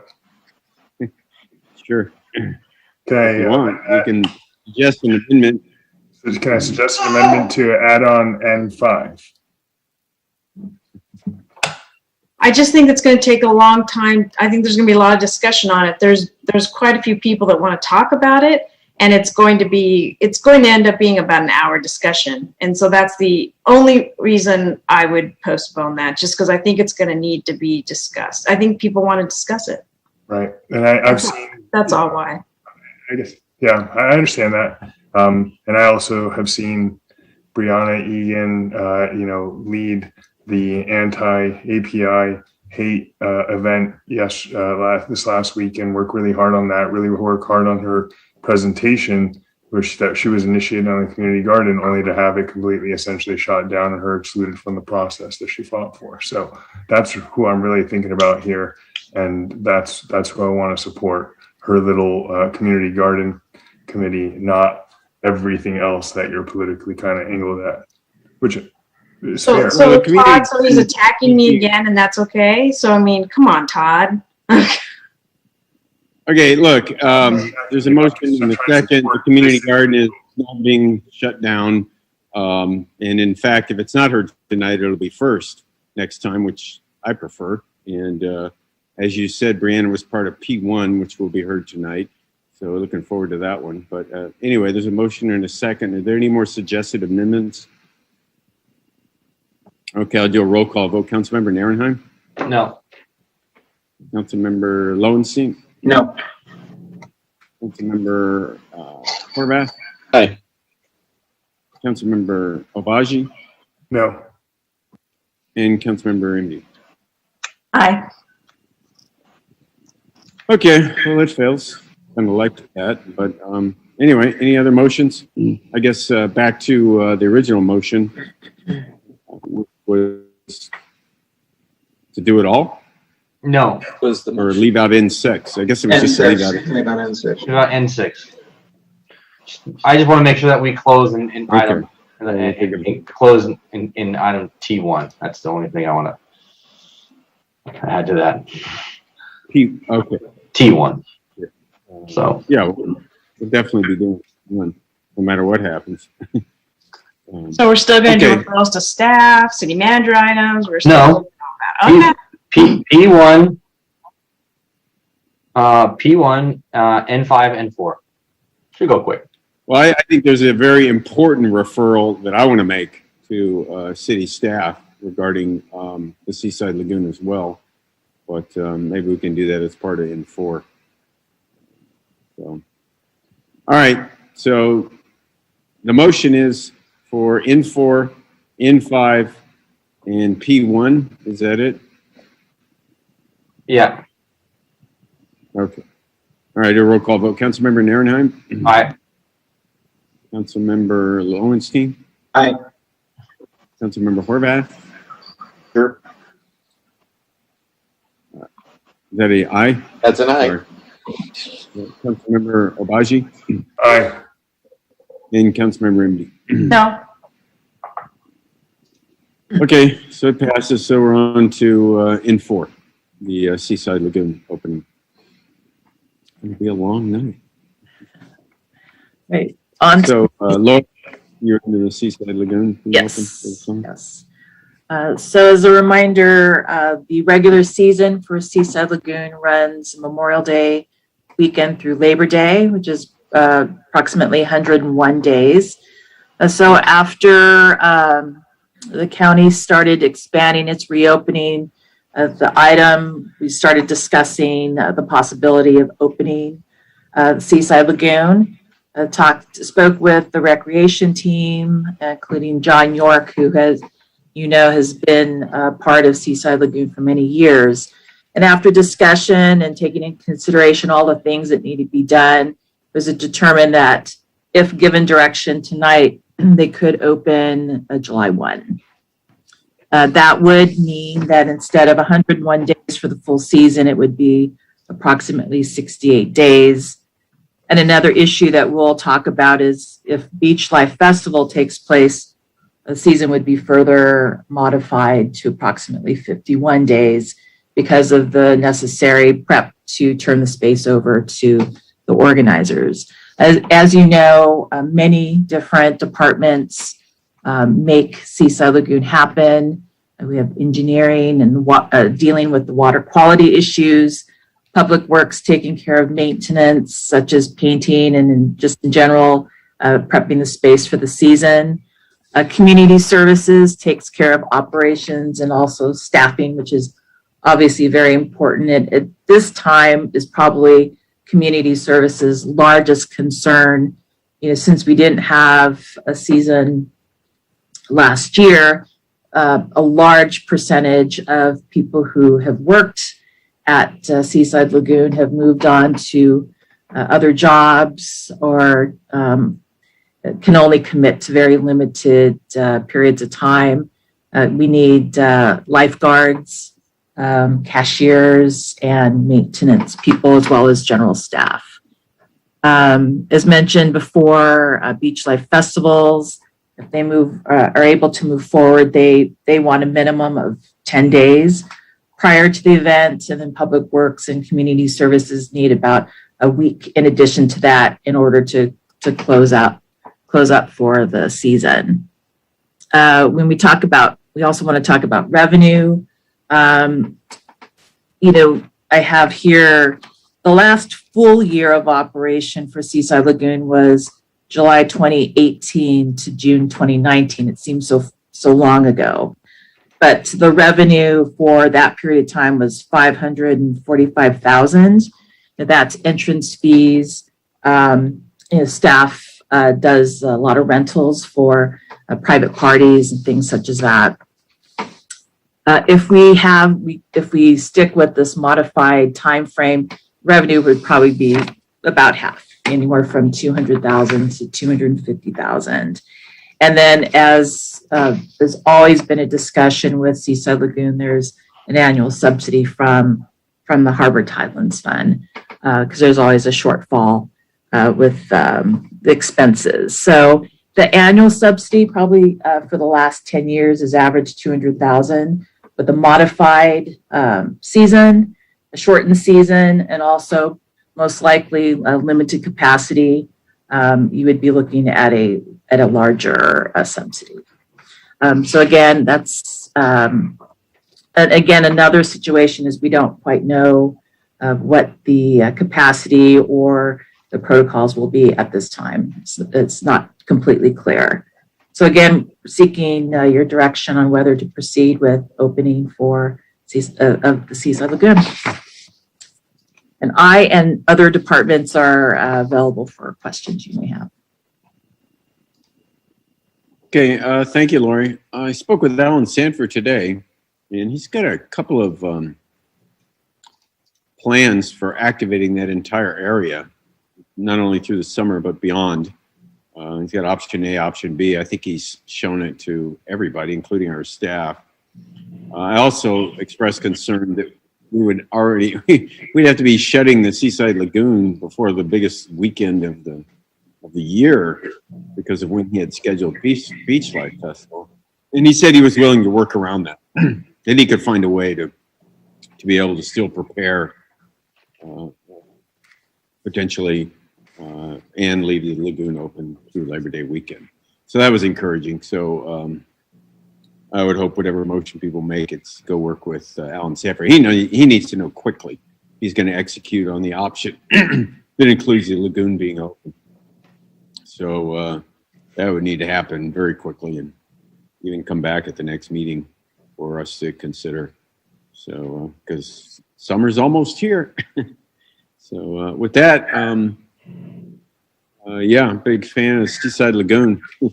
It would be a shame not to have that open, and we can always close it if there's another surge and the county doesn't allow us to open it. Let's see. So right now the public pools are planned to be open. So we'll see. Councilmember Horvath. Yeah.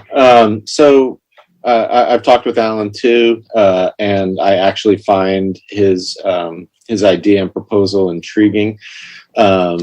And not just because I'm a musician, but because listen, my family, we've been buying an annual pass to the Seaside Lagoon for the past, I don't know, 10, some odd longer than that. My kids are now almost teenagers.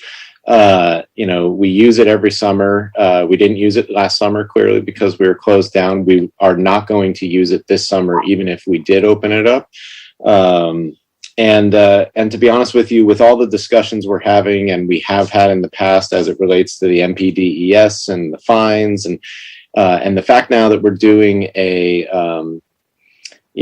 broader look at, the public amenities within the harbor, I think it's time that we actually start to baby step into what does Seaside Lagoon look like in the future. We know it's going to be different than what it has been historically, and the kind of special place that it has held for a lot of people in that sense.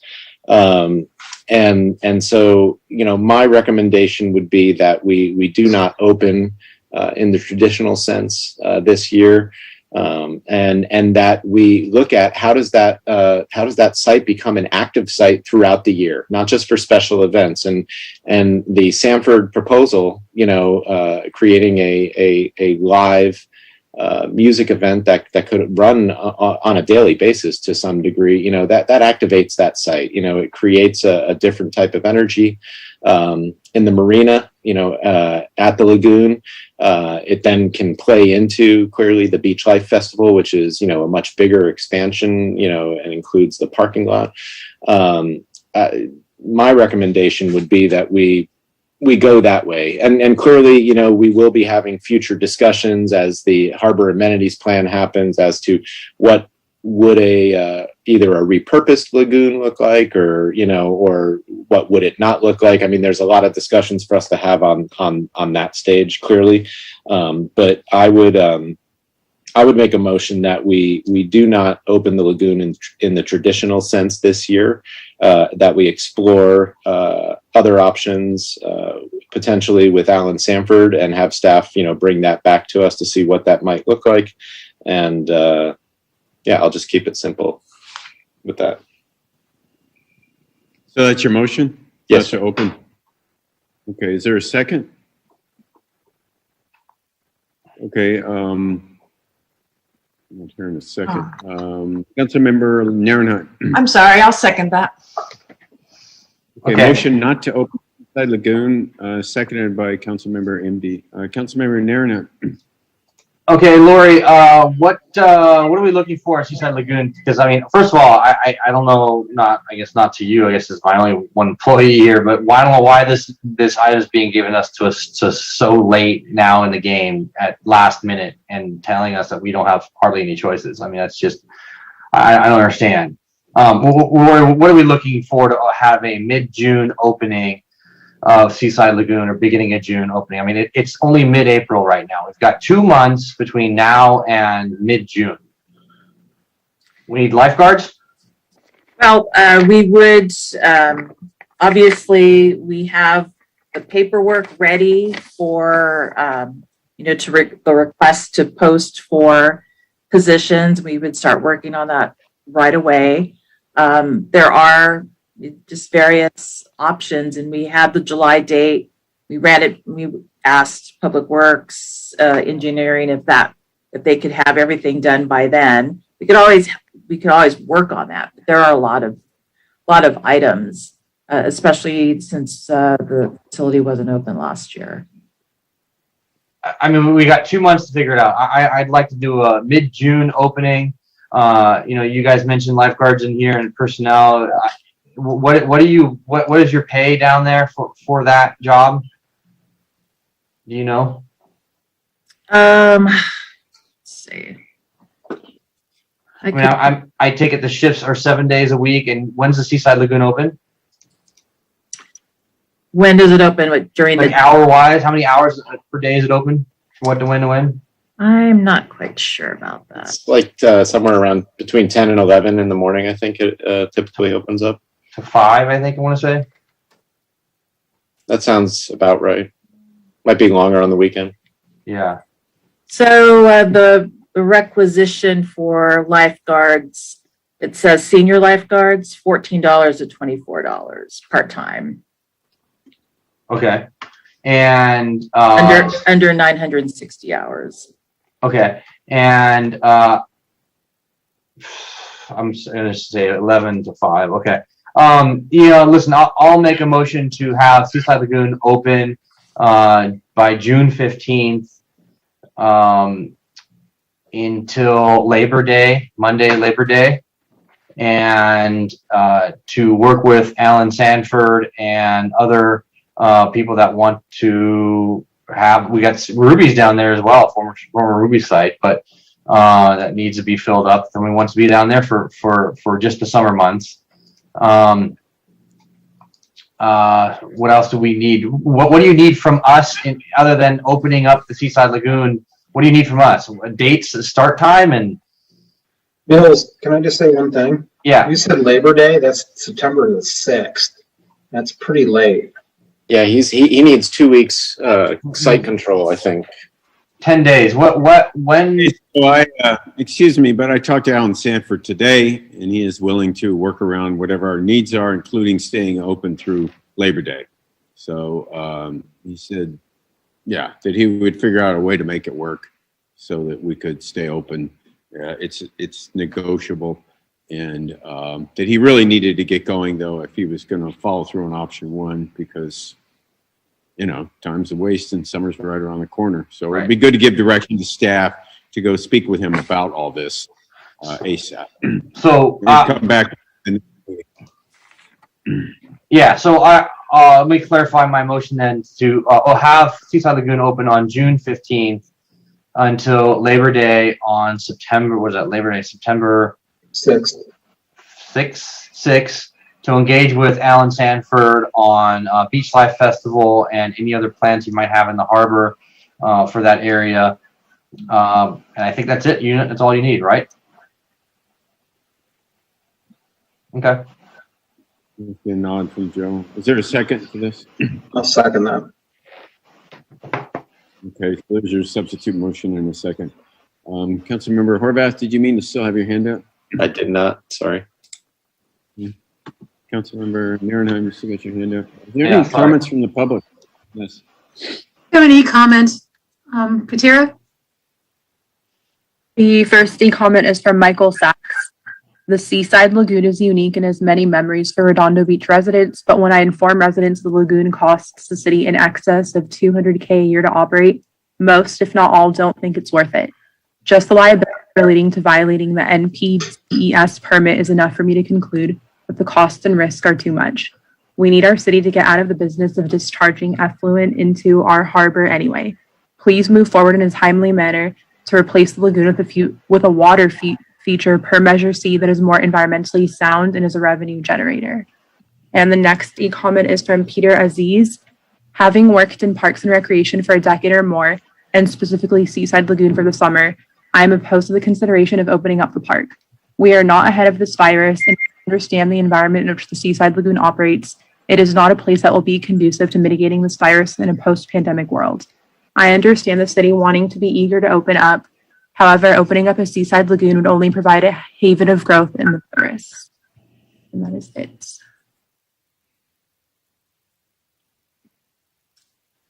Okay. All right, I'm not seeing any more hands up. I guess secondary motion in a second, so we'll take a vote on that. Councilmember Nierenheim. Aye. Councilmember Lowenstein. Aye. Councilmember Horvath. No.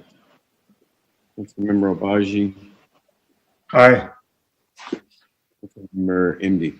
No. Well, I'm certainly not going to veto opening the Seaside Lagoon. Okay, sounds good. Moving right along. Next item. Next item is, thank you, Lori, by the way, for that information. Staff and John York, really appreciate it. Excited to see the Seaside Lagoon open. Hopefully, we won't have another surge or anything to get in the way. N5, discussion and possible action related to the city's review sites for a community garden. Lori, again. You're probably tired of hearing me talk. No. We're tired of hearing ourselves talk. I can kick this one off. I worked with Lori on this. This is a follow-up to a referral at your last council meeting, April 6th, where you asked that the question of and direction to staff on community gardens be placed on the agenda. We pulled together kind of a one-paragraph staff report, included copies of all the materials that were before you on March 9th. Current direction to staff is to look for one or more sites for a community garden, to put that in the form of a budget response report, bring that back as part of the budget. That's our direction at this point. And so this is on the agenda for you to revisit that direction and open it up for further discussion.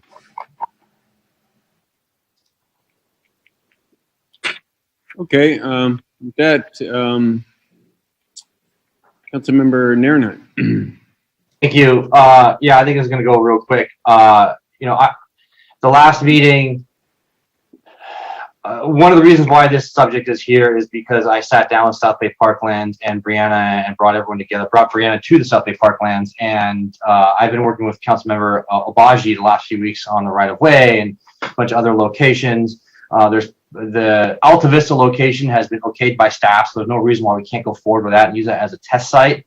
So I will make a motion to direct staff to start working with South Bay Parklands Conservancy to choose the Alta Vista location given in the presentation, and to come back with community garden plans, to work with them, and to have each council member find a location and recommend to staff two or three locations that they feel might be valuable to be included with the RFP for the budget session. Zane, does that work for you? Because I don't think this other locations we were talking about was working out. Zane? Sure. So what I'd say is let's proceed first with Alta Vista, since we have issues with Dominguez Park and since it's the other right-of-way areas. And what I was hoping to do is make a motion, maybe a suggested substitute, that we proceed with Alta Vista and South Bay Parkland, working with the South Bay Parkland Conservancy. Once we get that underway, we start to see it come to fruition. Then we give further, we provide the direction now, but for 9 months, 12 months down the line, for the staff to work with South Bay Parkland Conservancy, every city council member to locate a space in every council district where a community garden or other fruit-bearing, vegetable-bearing vegetation could come into existence. I'll second that. I like that. That sounds better to me. And a date. You want to actually attach a date for them to come back to us? Well, let's get maybe a report back on Alta Vista and whatever's practical and works out with Joe Hofkin. What do you think? Lori and Ted will be the ones to do the work. So, Ted, we haven't heard from you tonight. So, Ted, can you? There you go. Thank you, Joe. I mean, we can work with Lori and the Southland Conservancy, and just to see, I think it is one of the sites that looked the most promising initially, and we could make an assessment of how quickly they could turn something around and bring that forward and bring that back to you, probably within the next week or two, depending on how quickly we can get that feedback. Joe, as I recall, there was a budget response report coming as well in terms of how much something like this might cost. Am I correct? Right. That was your prior direction, was to kind of the time frame for follow-up was to create a budget response report to outline kind of the budget implications, and to have that done kind of by mid-May, I believe, is what we had talked in terms of the time frame. Does that sound about right to Councilmember Obaji and Councilmember Narenheim? Yeah. Yes. Mid-May. Need to have a price and everything. Mike Webb has his hand up. Mike? Can you clarify the motion when you say work with? Do you expect or do you want the city to enter into an MOU with South Bay Parkland Conservancy? There may be some issues attached to that. Based on a recent request for legal review, apparently the city's been reimbursing South Bay Parkland Conservancy without city council approved contract or MOU since early 2020. And it's not a nominal figure. It's like over $18,000. And so I would like to make certain your direction to staff clear as to what you want them to do, so we do it completely properly. Sure, absolutely. Let's do everything that's required to be proper. I thought we were under MOU with SBPC, not aware that we're out of MOU, but let's re-engage in an MOU with SBPC and frankly invite any other group that wants to engage in community garden or other greenery activism in the future for the other parks, not Alta Vista, but for the other ones. If they want to volunteer and get involved, by all means, you can put an announcement out there. All right. Okay, thank you. Thank you. I agree to that's the amendment changes. Okay, is that it? All right, is there any comments from the public? Yes. First speaker is Sandra Siegel. Ms. Siegel?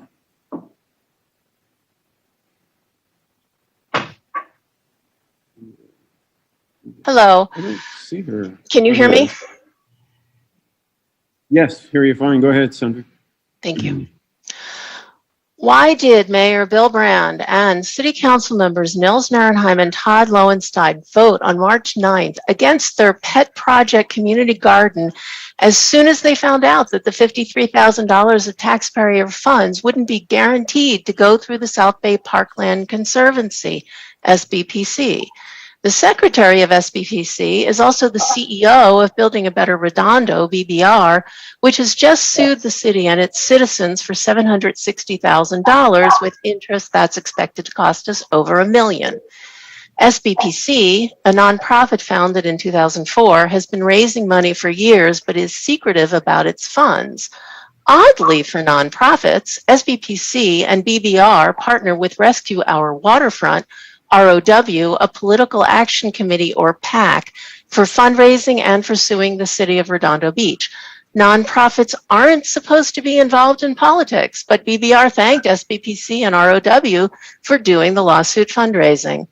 Brand was the founding president of SBPC and his wife is on the board. SBPC was the registrant contact for billbrand.org. ROW was co-founded by Narenheim, who manages the domain rescueourwaterfront.org. Narenheim was hosting the domain rescueourwaterfront.org the night ROW's website hosted a candidate forum for his own election and his friends on the council. He also manages domains for billbrand.org and Todd for rbcouncil.com. With all of these conflicts of interest, how can we trust these politicians to vote in the best interests of all residents? On March 9th, Council asked staff to survey garden sites. That work is ongoing. What is the rush to work with South Bay Parkland other than political opportunity to give money to your friends? Why should Redondo Beach households gift another $53,000 to an organization partnering to take $1 million from our coffers and which has ignored inquiries about its finances? How about if SBPC opens its books before asking for another dime of our money or for a square inch of our public land? Okay, any other public comments? Yes, next person is Arnett Travis. I'm Arnett Travis, a 30-year resident. I have a tower garden and fruit trees, and I enjoy watching and eating the fruits and vegetables I grow. So a community garden is something I can wrap my mind around. What I can't fathom is why the city of Redondo Beach is trying to set a new precedent by funneling money to the mayor's pet project, a nonprofit organization that has used its tax-exempt status to solicit and collect monies for various purposes. The word transparency keeps trending among this council. How and where is the transparency on this? How and where is the accounting analysis that arrived at the $53,000 cost of a community garden? How was an amount determined before a location decided upon?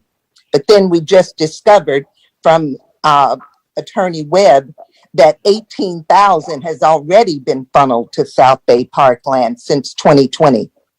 A look back at past projects reveals that final costs most always substantially exceed initial estimates. Why isn't a community garden under the auspices of the city's Public Works Department?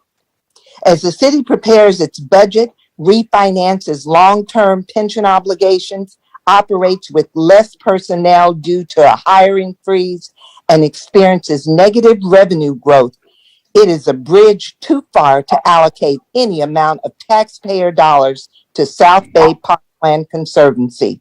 If they can raise funds for a political action committee, they can raise funds for a community garden. Thank you. Next speaker is. Okay, any more? Yes, sir. I'm sorry. Eileen Kalish is the next speaker.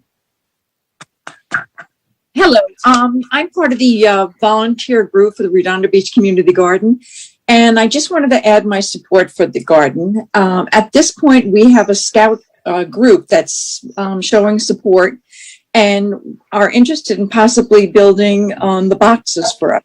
I wanted to bring this up because I wanted to show what the community support is for this garden, despite what you're hearing. Thank you. Okay, next speaker is Brianna Egan. Hi, Mayor and Council. Just wanted to thank you for revisiting this item and seeing if possibly we can, have things moving along in accordance with the requests that we had made in March. Just to clarify a few things that have continued to come back about this item. There's no politics involved whatsoever in this community garden. We don't represent any political causes, and we've actively reached out to all the city council members to be able to form relationships and develop partnerships. And so, myself and my community garden committee, we come at this with genuine intentions, and the South Bay Parkland Conservancy has been our partner since the start, and have provided institutional support as well as connections to introduce us to individuals at the city. And so also South Bay Parkland Conservancy has submitted the documents to the members of the public that have requested those financial documents. And so I would hope that those people who requested it would be able to read and understand that they're fully in the right on these things. They're planning to get, they've gotten their documents in order. And so, yeah, I feel like it has been frustrating to be somebody who, I grew up here in Redondo Beach and I care a lot about our community and just really want to create this space for families to grow food and to learn how to grow food and learn from each other and build community. And that's just really what this is about. We are not seeking $53,000 from the city, and that was clear in our presentation. And as I mentioned, and I'll say it again, we're committed to raise money and apply for grants to the full amount of what the budget was. And that's really what the $53,000 was just our projected budget for the Alta Vista site, which is the site that we've spent the most time at preparing our plans thus far. And so, yeah, I'd just like to reiterate that as a committee, we are just asking to be involved in this process and included in planning with the city, because I feel that my committee and we are the experts on this project, and we have assembled a team of people who have deep expertise in not only gardening, but also planning within the city, within cities, and working with community partners. And so we're very disappointed that this was stalled in March, but we want to move forward, and we continue to want to seek to find common ground and mutual understanding. And I feel that this project or community garden won't become completed just by the city alone, or we won't be able to materialize another group out of thin air that has done the work that we've done. And so I just ask that you help us complete this project and see it to fruition, because planting season is upon us, and it would be wonderful to start to have a garden space for the summer planting season, or just at least to be able to tell the community that we are working on this, because there's so much desire and so much interest. Thank you. Thanks for your work, Brianna. Really appreciate it. I know you guys did a lot of work. It's not lost on us how much work you've already done leading up to this. So thank you. Okay, so our next speaker is Lisa Rodriguez. Ms. Rodriguez? Yes, hi, good evening, Mayor, council members, and city staff. I am so glad that items N2 and N3 came beforehand, because I share the sentiments of my council member, Todd Lowenstein, District 2, to look at all options before entering into contracts. And that is exactly what I'm asking him to do on this item here tonight. We all agree that due diligence, as we heard from all the council members on these previous items, that due diligence and the role of responsibility of our elected members must hold their fiduciary roles. It's just good governance and best practice to be fair, open, and transparent. And that is why I'm questioning that this initiative was not open to requests for proposals. To echo the newest council member quoted on his Facebook page, going forward, I too will favor the RFP process for all government contracts to avoid the appearance of impropriety, possibly looking at the previously, I won't spend more time, they've already mentioned about the conflict of interest that may exist with Bill Brand, Nils Narenheim. To avoid the appearance of hypocrisy, this item should not advance at this time. Instead, go to bid, go directly to bid. I thank you for your stewardship on good governance on behalf of the residents of Redondo Beach, and I appreciate the efforts of Brianna Egan, and I'm sad to hear that she may not have known the history, or they may not have revealed the history and the background of this organization. Thank you. Okay, next, excuse me, next speaker is Wayne Craig. Go ahead, Mr. Craig. Good evening, Mayor and Council. I think Joseph Goebbels said it best. If you repeat a lie often enough, it becomes truth. And tonight, we've heard several speakers saying if you repeat a lie enough times, it becomes politics. There's nothing political about wanting to have gardens in our city. Come on. The most absurd thing I've heard tonight is somehow this grand cabal of Jim Light, who's got his magical puppets all around the city, controlling the whole city, doing things, is somehow creating something awful. It's creating parks, creating public gardens in our parkland, for Christ's sakes. This is what the charter of this group is all about. All these innuendos and inferences make no sense at all, and they're disproven by the actions of the group. I mean, I've gone to the park several times. In fact, recently I went over with two folks, Jack and Barb Epstein, who were some of the main proponents of this group, to actually experience what's been happening at the Wilderness Park. I ask any of the people who have spoken tonight, go and check it out. Check out all the native plantings. Check out the things they have done to help out. The park looks a million times better than it did, and there's still a lot more work to do. They've proven themselves. And frankly, it's really upsetting to see this constant display and disparagement of character. And some of the folks took tonight, at least in their I got read in the public comments, are ones that run these little dark websites that Mr. Webb's complaining about. My God, it's a park. I mean, there's a penny garden to be put out there. South Bay Park and Conservancy, this is part of what they wanted to do. And you've got some great people who have come on board. Brianna Egan did probably the best presentation I've ever seen at a city council meeting. And everyone loved it. And then it was shot down for pure politics. You know, we need to move past this. As Mr. Abaji said earlier tonight, you lead by example. You don't make false comments. You don't encourage people to spit out hate speech and try to attack people for doing good things for the city. South Bay Parkland Conservancy is a great group. They're totally honorable. All these allegations that are just totally farcical. And frankly, all these links about false lawsuits and stuff, this is what Mr. Lights had to put up with for the last 10 years, you know, because he decided to pursue something because the city at that time had broken the law.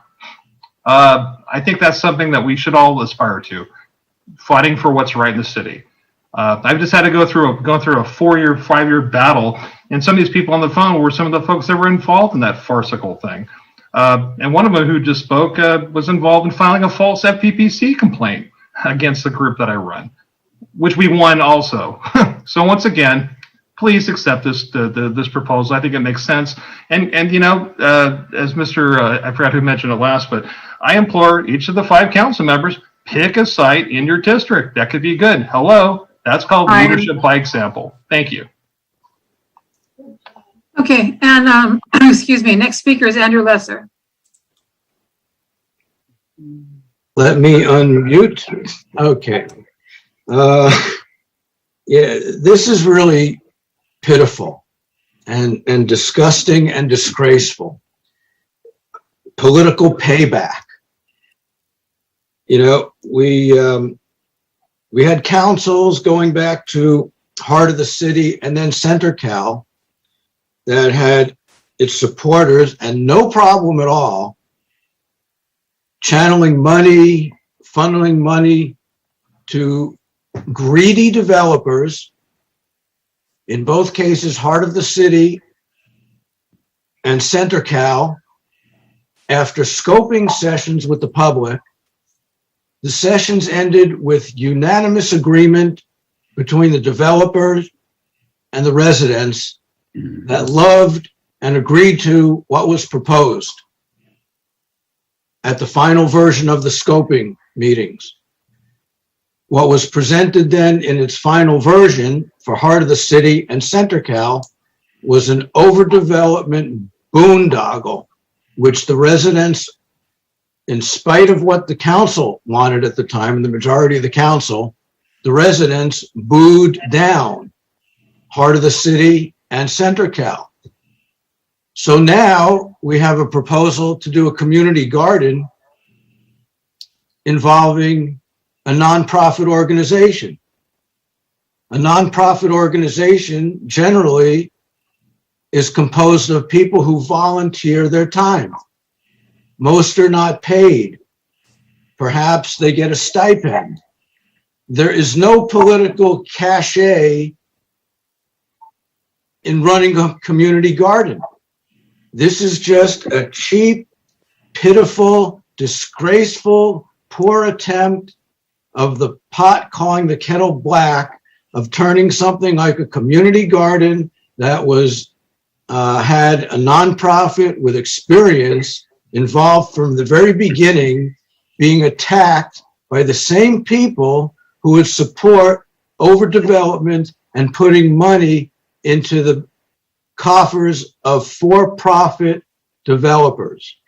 So I don't see any reason that a nonprofit such as South Bay Parkland Conservancy shouldn't be involved in a community project such as the garden. I think it's admirable that they step forward to do this, and it shouldn't be political. But no matter what, some people want to make things political. And I support community garden and the Conservancy. Thank you. Next speaker is Thank Eugene. Oh, excuse me. I'm sorry. Next speaker is Eugene Solomon. Thank you, members of the council, Mr. Mayor and staff. I'd like to echo some of Mr. Lesser's comments.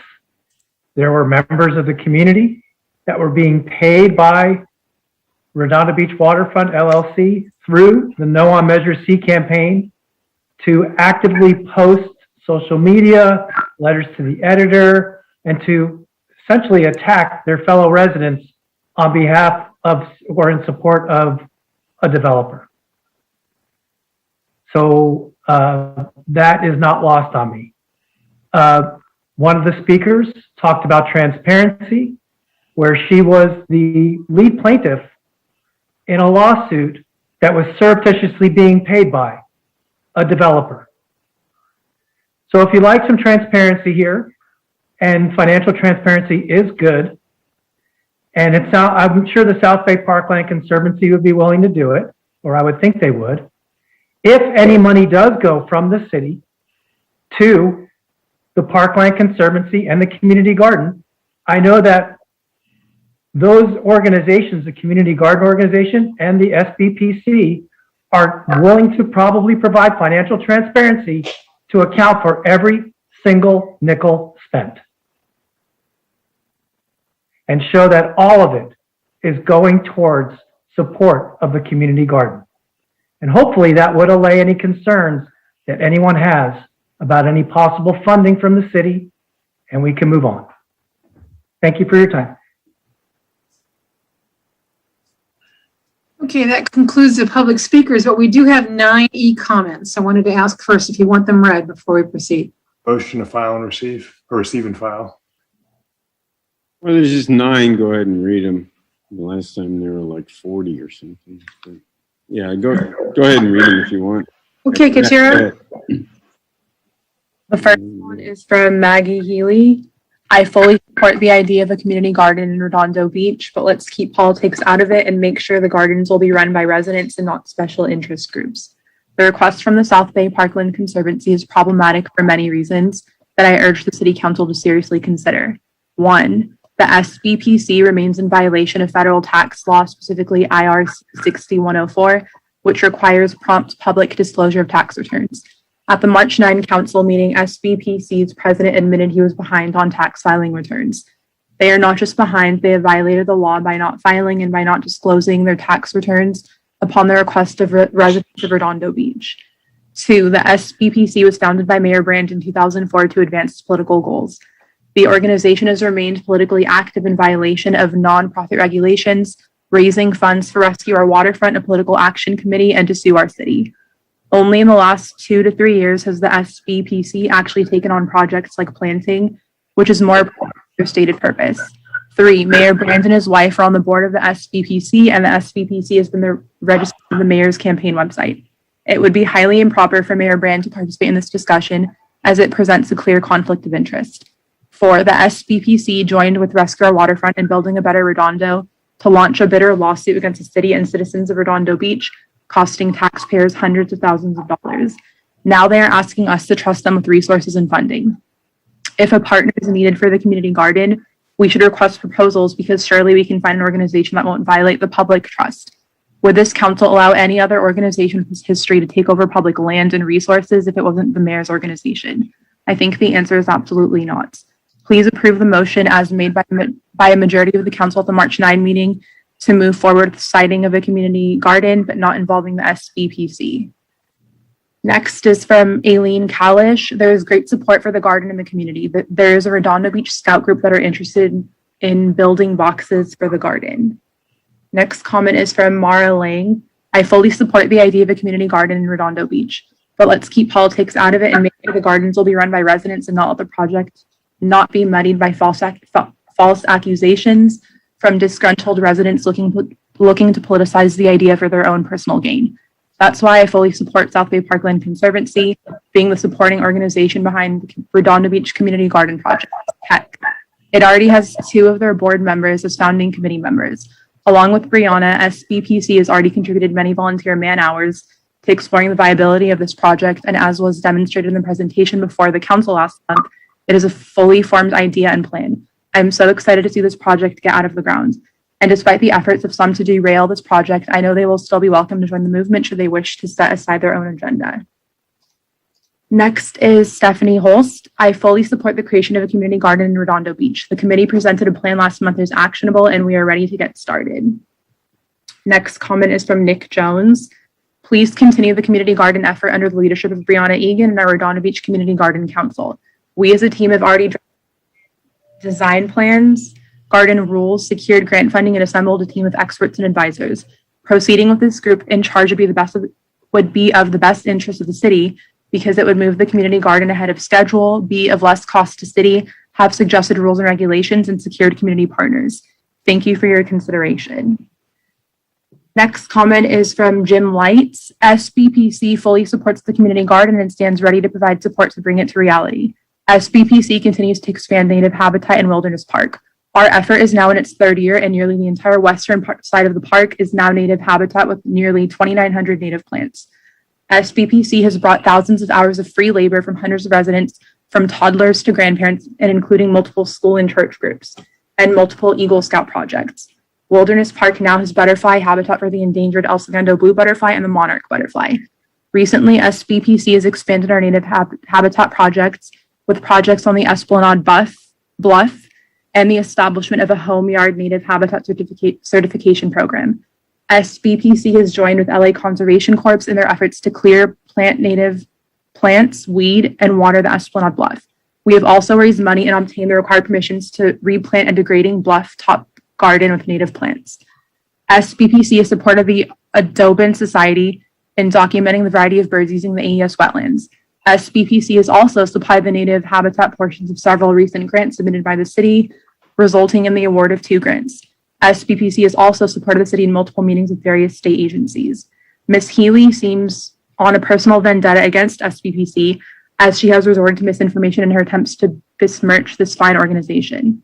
SBPC tax filings are up to date and have been supplied to Ms. Healy. Our activities have been in line with our mission and our legal activities for nonprofits.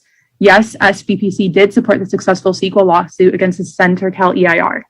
The project negatively impacted the 3 parks in the area and every public recreational use of the harbor. The EIR did not adequately evaluate these impacts. The court agreed and voided city approvals requiring the EIR to be remedied to comply with the CEQA. This was directly in line with SBPC's mission and is legal under IRS and state law. SBPC remains committed to continued support throughout the city, including the community garden. The next comment is from Menia Cole. I fully support the community garden effort and look forward to the opportunity to finally bring a garden to Redondo Beach.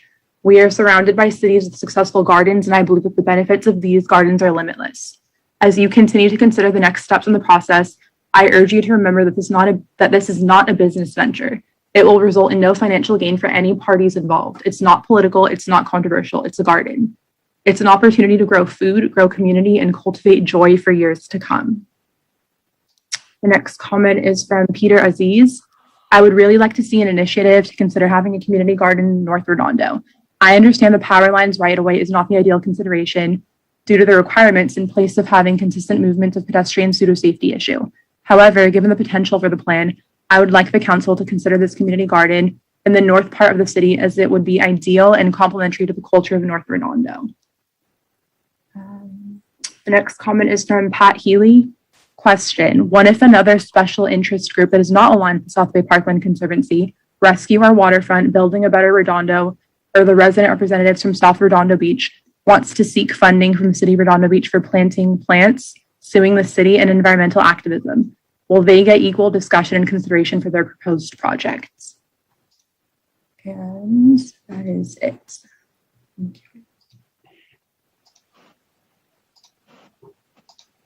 Is that it? It appears there are no more public comments, sir. Okay. Thank you, Vicki. Let me just say, in response to some of this, it's not worth that much time because it is just really a vendetta against myself and the Parkland Conservancy that's done such fantastic work over the last 17 years. But I just want to assure people like Brianna and anyone else in the Parkland Conservancy that that's all this is. You have the support of the council and mayor to move forward. I can remember going back to 2003 when we were thinking about forming this, that there was no Parkland Conservancy really for the greater South Bay. But there was the PV Land Conservancy having a lot of success and continued to have tremendous success. And we had their president at the time, Bill Ayler, come down. He was the founder of the Palos Verdes Peninsula Land Conservancy and had been a member of that for years. And so we were thinking about forming the Parkland Conservancy, and he came down and spoke to us, those of us who were thinking about founding it. He explained to us how important it was and the battles that they had gone through and were continuing to go through at the time. And he explained to us how in the beginning, no one on the Rancho Palos Verdes City Council supported their efforts. They just weren't the least bit interested in conservancy work or having anything to do with that sort of stuff. So, but they kept going and they formed it and they, did what they could to build membership and explain the importance of the variety of things that the Parkland Conservancy is talking about. Native plants, preservation, restoration. They formed an NCCP area up there, all the great things they ended up doing. And he said they slowly got people on the city council that did support them, so that they went from no one supporting them on the city council to you couldn't run for city council at Rancho Palos Verdes without supporting the PV Land Conservancy. And that did not happen overnight. It took years. So and a very similar thing happened down in Huntington Beach at the Bolsa Chica wetlands. I talked to Mary Ellen Halseel, who at the time was 90, I believe. She was one of the original founders of the Bolsa Chica Wetland Land Trust. And it goes way back to like the late 50s. She said, Bill, we got labeled communists for wanting to restore the Bolsa Chica wetlands. And my milkman stopped delivering milk to me because he thought I had become a communist because I wanted to restore and preserve the Bolsa Chica wetlands. And so she was very encouraging. And here we are. Here we are. We went ahead and we formed the Conservancy. It's 17 years later. All throughout, I've been maligned. People have been maligned. We had no one on the council. Had an advisory vote in 2005 to restore the AAS site, have a little slice of parkland on our coast, state landmark, and discovered that it was a former wetland, all this stuff. And no one on the council supporting it. And here we are in 2021. You've got a majority of the council supporting the Parkland Conservancy and the mayor supporting the Parkland Conservancy. And all through that time, I've had 3 FPPC complaints filed against me. All 3 have been dismissed, and a personal lawsuit, which gone through appeal, and I've been victorious. And so the latest FPPC complaint was filed by one of the commenters here saying not to include the South Bay Parkland Conservancy, Lisa Rodriguez. She filed a complaint with the FPPC just a couple of weeks ago, claiming that there was something nefarious going on here, that I was somehow, they were donating to my campaign, and that the South Bay Parkland Conservancy was paying for my billbrand.org account, which I didn't even know what was going on. And when I looked it up, found out that I actually had been paying for the billbrand.org account since 2008 for, what is that, 13 years out of my personal account when I checked with American Express, and had nothing whatever to do with Parkland Conservancy, other than at the time when I signed it up, I put down South Bay Parkland Conservancy just as a fill in the blank as what corporation it was. And I wasn't a corporation. I was an employee of American Airlines and helping with the Conservancy, but it meant nothing. And the people at GoDaddy told me it means nothing. You could put whatever you want there. So I went and put down personally paid for by Bill Brand. So there was nothing nefarious going on. And the FPPC recently sent a rejection letter for the complaint filed by Lisa Rodriguez, who we heard from earlier. Let me read the letter dated April 5th from the FPPC. Dear Ms. Rodriguez, this letter is in response to the sworn complaint you submitted to the Enforcement Division of the Fair Political Practices Commission regarding the above-named committee. After review of the complaint and evidence provided, the Enforcement Division will not pursue an enforcement action in this matter. And that is signed by Angela Barrington, Chief of the Enforcement Division of the FPPC. So that's just official confirmation that there's nothing to all these spurious claims and, buzz phrases like conflict of interest and hypocritical and all this such nonsense. So my main point really is just the typical battle of a conservancy going up against a city that's been trying to overdevelop their town for decades. And finally, you have a resident focus group that's moving forward and doing volunteer work and planting plants, planting trees. I was at Wilderness Park some time ago. It was about a month ago. They were planting, I don't know how many trees, like 20 trees in Wilderness Park. I mean, this is what the organization does, and now they want to be involved in the community garden. So, hey, and what the work Brianna's done and the little community garden group they've formed is just fantastic. And what the Parkland Conservancy has to do with forming this community garden remains to be seen. There's no contracts in any of these motions. It's all something to be considered. About every city around us has a community garden except for Redondo Beach. And it's taken the kind of activism from Brianna and her group in the South Bay Parkland Conservancy to get this kick-started. So, yeah, all of these complaints people are hearing, it's just a personal vendetta. It's ridiculous, and to be ignored and to move forward and persist. And that's the message we got from Bill Ayler. That's the message we got from Flossie Horgan of the Bolsa Chica Wetlands Trust, Mary Ellen House Seal. This is very typical, folks. And winning, yeah, winning. And you will continue to win if you stay the course. And I'm very, very proud of the South Bay Parkland Conservancy. Proud of my wife. They're very lucky to have my wife. She was head of the environmental section for the Metropolitan Water District, and she was managing tens of thousands of acres for restoration and preservation as a manager of their division. She had 20-some environmental planners below her and a 20 million plus budget.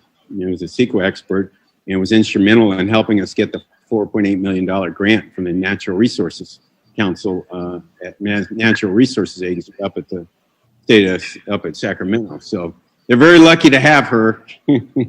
And so don't be dissuaded by all this nonsense about conflicts of interest and money this, money that. I'm definitely not getting any money, and neither is she, and neither are the other people working so hard at the Parkland Conservancy. So I'm sure that did not put that to bed. There'll probably be more complaints against me. There'll probably be more personal lawsuits against me. There'll probably be more attacks against the South Bay Parkland Conservancy. You guys just stay the course. Don't be dissuaded. Don't get distracted by this petty politicking. It's just standard procedure, frankly. And if you don't believe me, call Bill Ayler. He'll happy to explain it to you.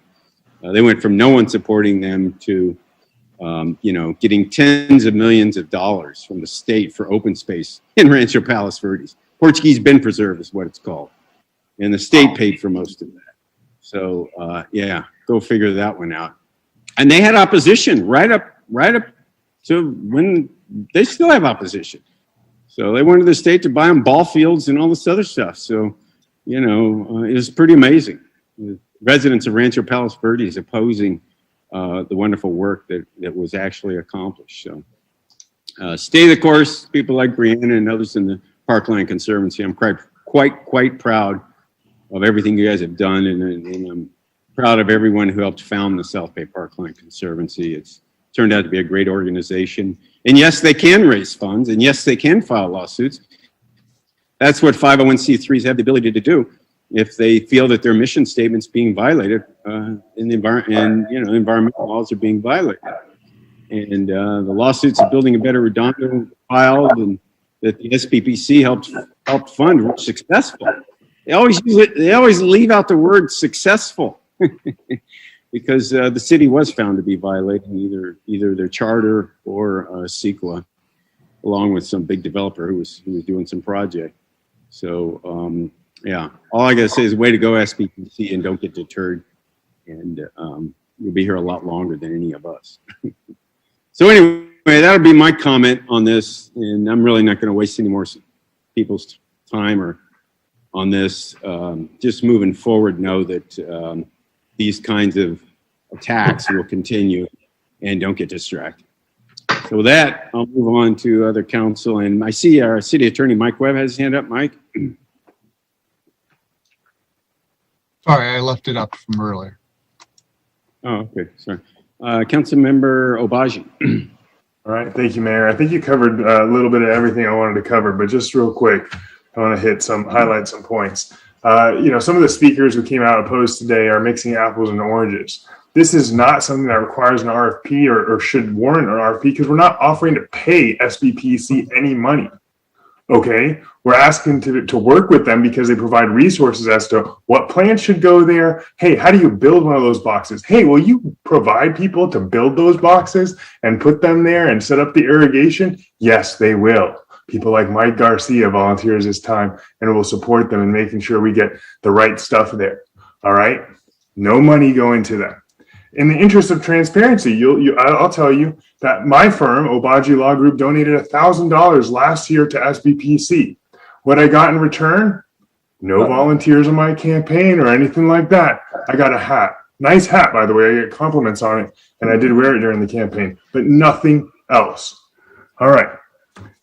Ms. Travis, you made the point exactly that the city's strapped for personnel. That's exactly why it could use activated citizens volunteering to enrich their community and build up the first community garden in Redondo Beach. Third, take a look at RCT, that stands for Registry of Charitable Trusts, .doj.cad.gov. By the way, DOJ stands for Department of Justice. And there you'll see that South Bay Parkland Conservancy is registered as current. So if they were engaged in all sorts of financial shenanigans, they would be suspended like that. I know I represent nonprofits, nothing to do with SBPC, and one of them is in that situation. They haven't provided their financials, they got suspended. Eventually, you don't provide your financials, your charter will get revoked. You'll no longer be a nonprofit. That's not happening, folks. There's no record of that. All right. By the way, Miss Healy, you're an attorney. You should know better. Alleged.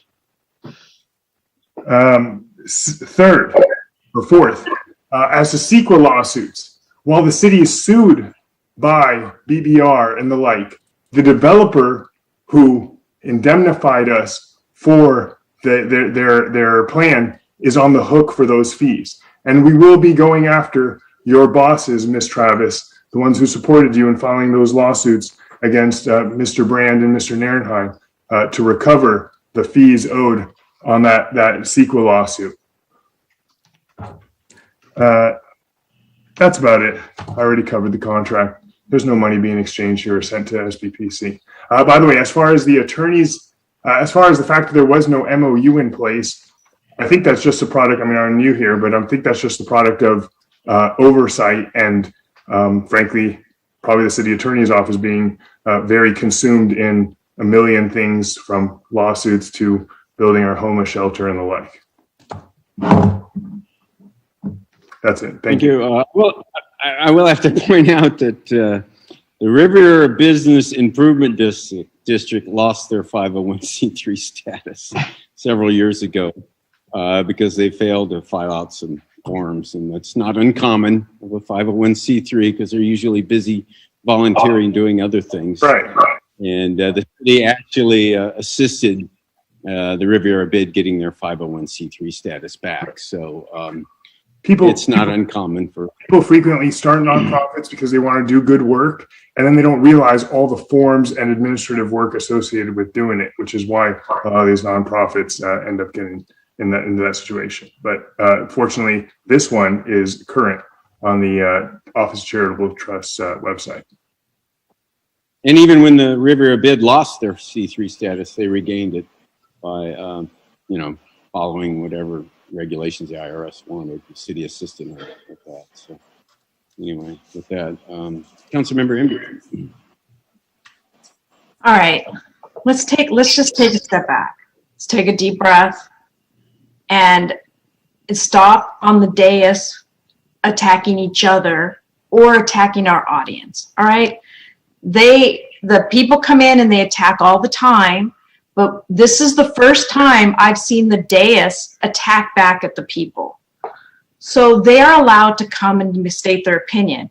There's many times that people have come and said stuff that aren't true. And we listen, we take it in, we process it. We're the ones that have all the information. Let's stop attacking our residents that are just coming to put their opinion. And you know what? To come to a forum like this, to state an opinion, is intimidating. And to stay up till midnight to do so is dedication that needs to be acknowledged, whether you agree with them or you don't. All right? So let's take a deep breath and take a step back. You know, the thing about how this particular report was written, wasn't clear in what was said. So for example, as part of the presentation, RBCG will review the garden layout of the potential site at Alta Vista Park, along with the estimated startup budget of $53,483 and ongoing garden operations. That is not clear as to who is going to provide that money. It also isn't clear of the detailings of the $53,000. I'm not criticizing anybody on that.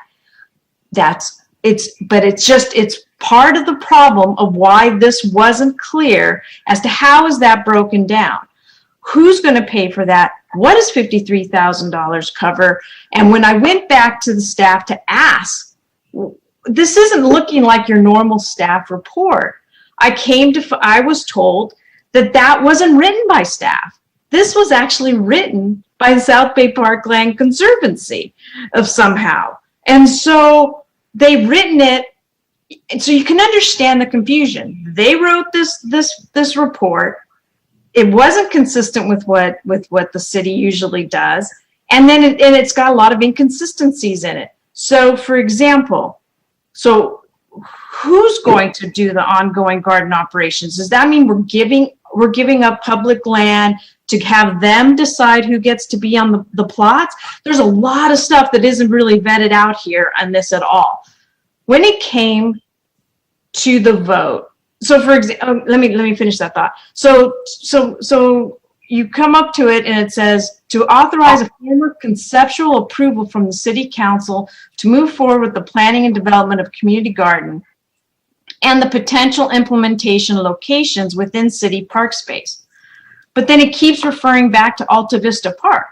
So are we going to be looking at all the park spaces? Or are we going to be looking at Alta Vista Park? Then it says that to authorize staff members to work with the committee to identify potential locations, once again, to identify potential locations and coordinate constructions and draw up agreements on land use and irrigation. And it says this may be done through the preparation of a BRR or decision package on a preliminary scope and cost estimates. But then number 3 says we're going to prioritize the goal of breaking ground in May of 2021. Well, the budget response reports and the decision packages aren't done until June. And so how are we going to actually decide everything and then have everything breaking ground by May of 2021? That isn't how this works. So at the March 9th meeting, it was the first step, which is let's go look at where we can put a community garden. Because honestly, in my opinion, the place that we should need to look for a community garden is actually District 4. As far as I know, District 4 doesn't have a single R1 zone piece of property.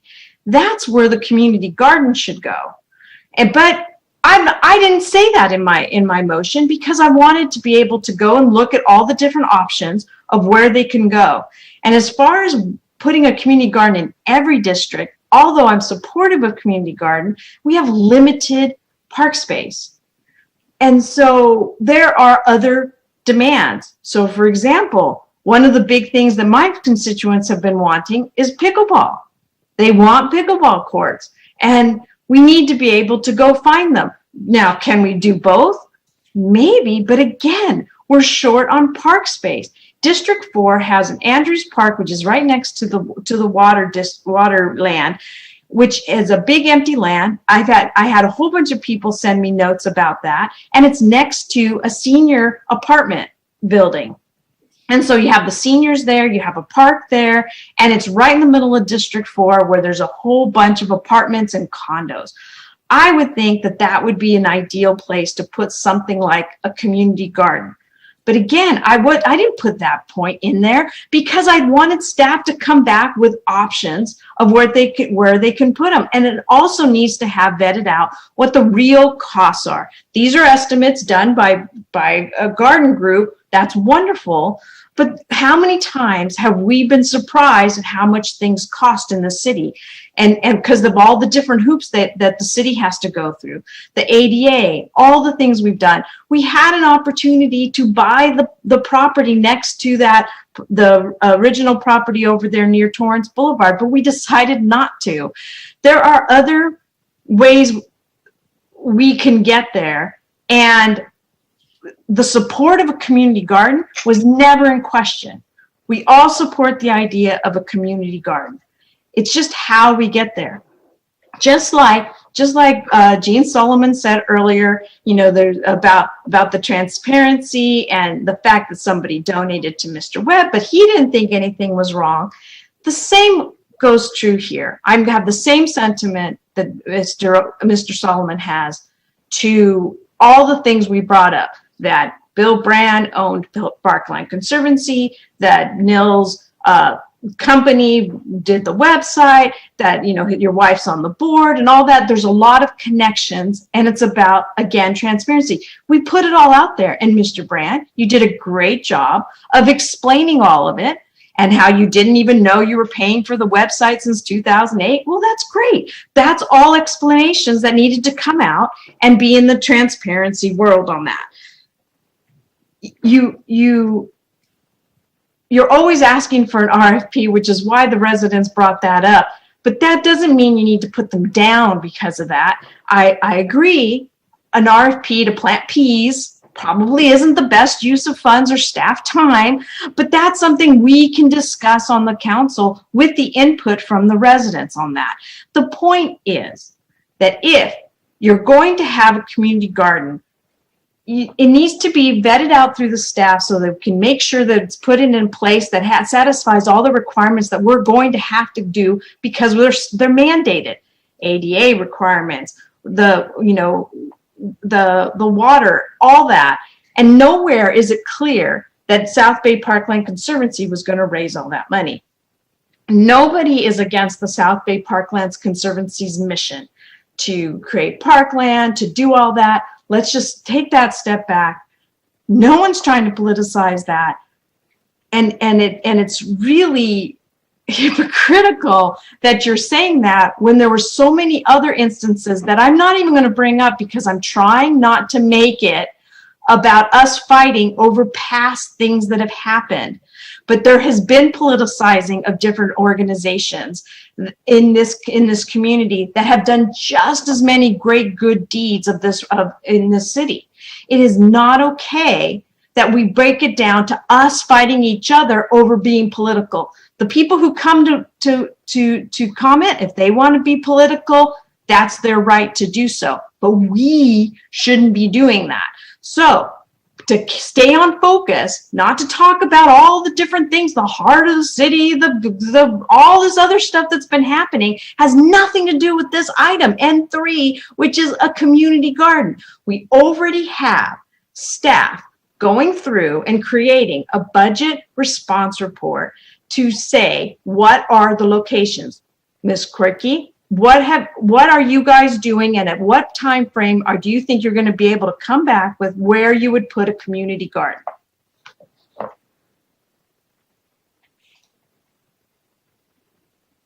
Well, as I mentioned earlier, community services and public works did spend quite a bit of time, probably a week ago, driving different sites.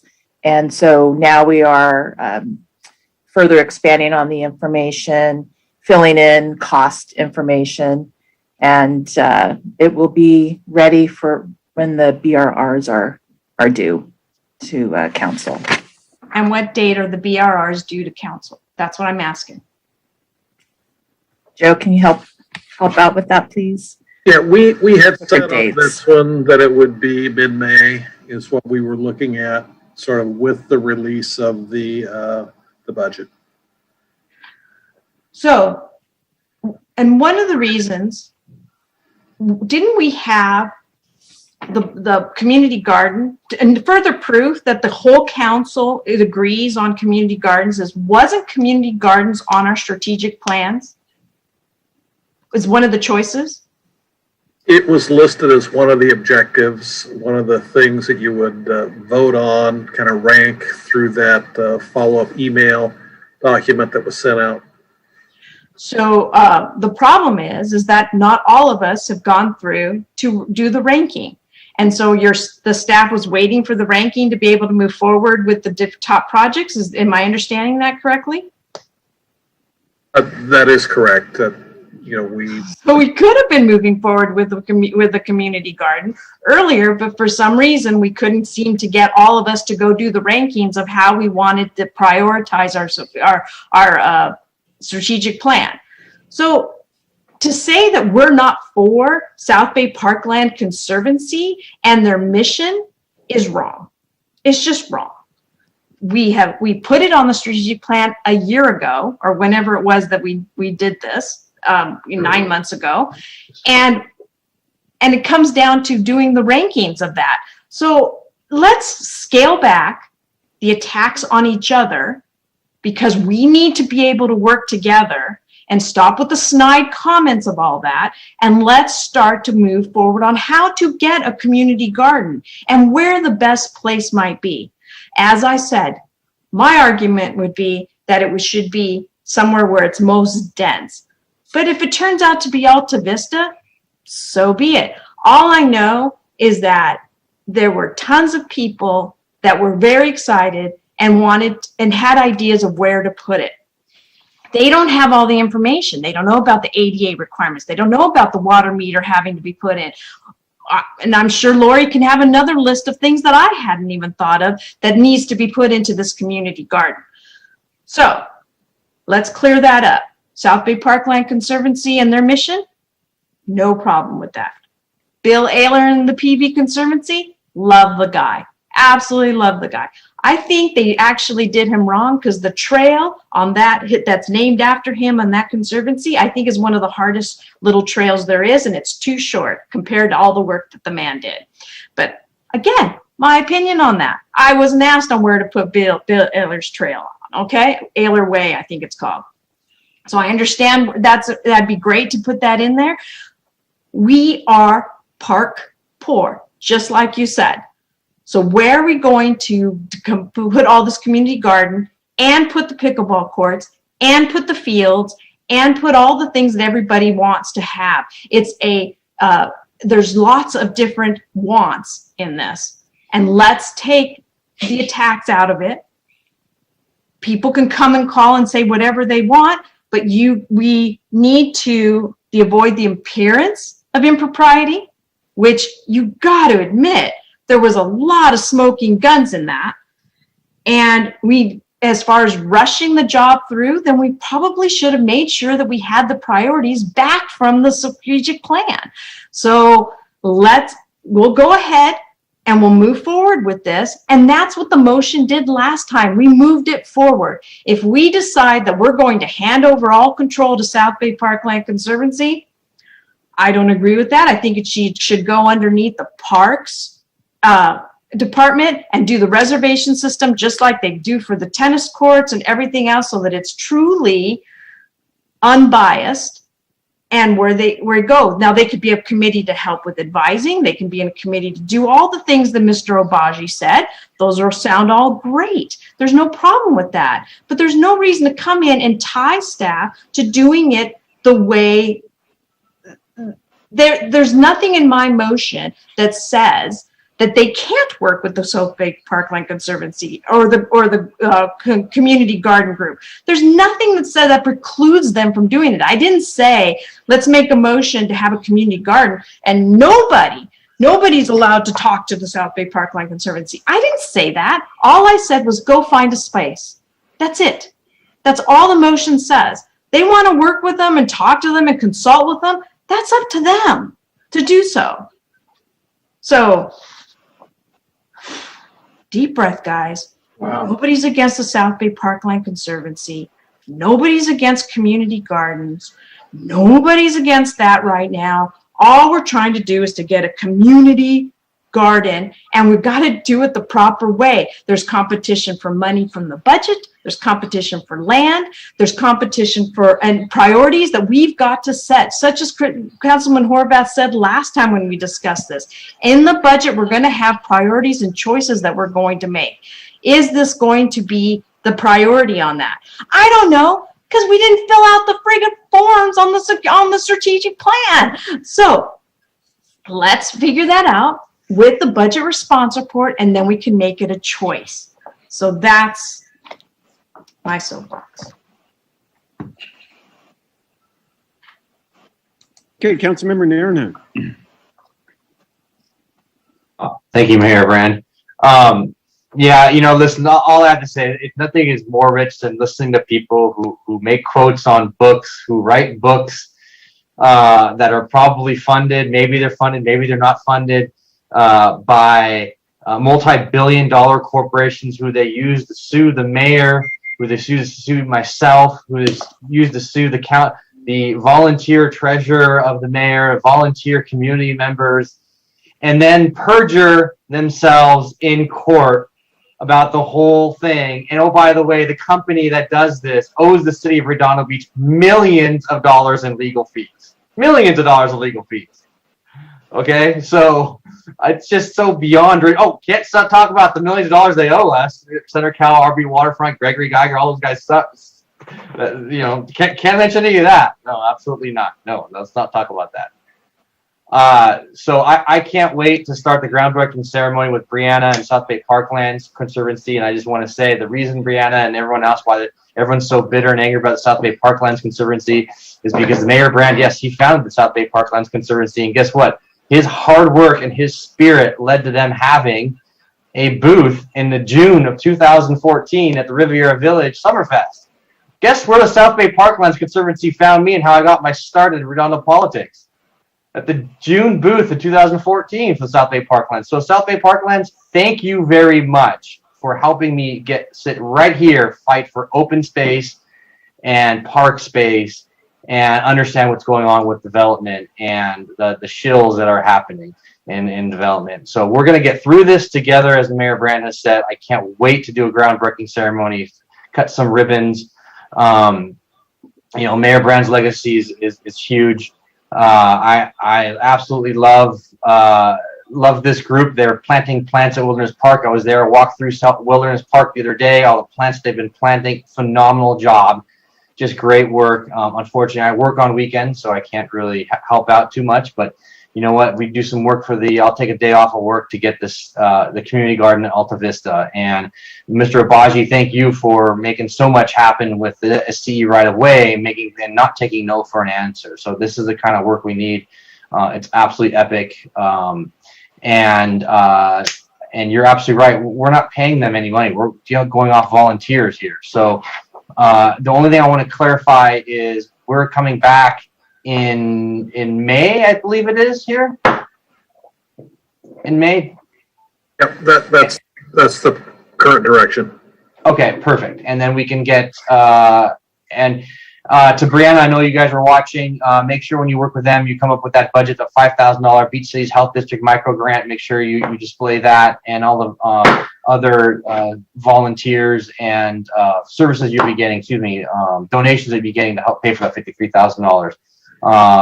We can't wait to see that thing open up. Can't wait. It's going to be great. We're going to have some couple of gardens throughout the community, throughout the city, and we'll start off here and we'll go from there. So thank you. Okay, Councilmember Lowenstein. Finally. I'll try to keep this as short and sweet as possible. My apologies go to Brianna and everybody else associated with the SBPC. I will not sit back and watch people be slandered by lies that are created. It's one thing when you accuse me of accepting money from a nonprofit, but when it's a lie, it needs to be stopped. That's why people are being responded to set the record straight. When a website is being hosted by Nils Narenheim's company that I pay for, and then you're conflating it with the SBPC, you can throw everything in there, the kitchen sink, including the Illuminati. But when you start throwing stuff in there like that, nobody believes you. You look like a fool. So stop doing stuff like that's slanderous. If you want to talk about the merits of a community garden, that's fine. But when you start slandering people who for at least a year and a half to 2 years have been bringing this in front of us, you deserve criticism. So when you're lying about something, you'll get corrected. And I don't mince words about lying. There's no stretching the truth. It's lying. When you accuse us of accepting money from a nonprofit like that, and there's no proof whatsoever of it. I've never accepted a penny or a dime from the SBPC. And that's been said by a woman who commented on any comments. And I never responded before the election. But these type of aspersions need to stop. That's what needs to stop, Laura, not people being attacked. People need to get the record straight. And when good work is being done by community volunteers, you don't have to put an RFP out for somebody that's volunteering to have the expenses reimbursed that are on behalf of the community. When Keep the Esplanade has come before the council, we haven't put out an RFP for Keep the Esplanade clean. That's ridiculous. So, stop the silly, petty attacks. Everybody can see through it. We see what's been written. It's very obvious when people call in and they write something that's been written, they read something that's been written for them. You know, praise the people that are doing the hard work in the community. Don't slander them. Then, you know, we'll talk about things, but I'm ready to call this for a vote. I think we're done. So I'd like to call this issue to a vote. Okay, we had a comment from Mike Webb, and then we'll have the vote. Mike, you wanted to make a comment? Yeah, just briefly, I appreciate Zane recognizing the workload, but this isn't an oversight. It was, you know, that's why I wanted to make clear what your direction was. And so it's clear that there's to be no monies paid. My concern is that from Lori Koki, we got a request in March of this year to develop an MOU because SBPC had been submitting invoices for reimbursement for planting and for professional services. And as Todd's pointed out, you know, like we have Keep the Esplanade Clean. I don't believe they've ever billed us for anything. And I want to make clear, I want to make sure, you know, what the council direction is. This, you know, that's going to be a separate item where we became aware of it earlier this month in terms of an inquiry that Cheryl Park made, and we'll deal with that separately, but nothing from this motion will be an MOU that we won't be paying anything. And then you can determine, you know, once you decide what you're going to do. But I just want to avoid any further miscommunication or clarification, because obviously staff shouldn't be reimbursing someone if we don't have an MOU or a contract approved by the council to do so. So I don't know how that happened, because I think I understood they were doing a volunteer effort on the Wilderness Park thing. I can understand, you know, seeking to get reimbursed, but we have to marry that with a properly approved MOU. So that's what I was trying to do. You've made it clear nothing about this involves any transfer of money, reimbursement, or anything else, that they're volunteering whatever time they're going to put into this, and then in the future we can deal with that. So I just wanted to, I appreciate the way you phrased it, but it wasn't like a contract that we'd overlooked. You know, except for legal services, we don't bring it to you. Contracts come to us for review from staff in the ordinary course of business, or from the council. You know, the council wants to direct, and just for some reason there was, I guess, confusion as to what the volunteer efforts in Wilderness Park would entail. And that's all I have to say on that. Okay, thanks, Mike. This is sure an energetic meeting for 12:15 at night. Jeez. Okay, let's have a vote. Councilmember Narenheim. With pleasure, yes. Councilmember Lowenstein.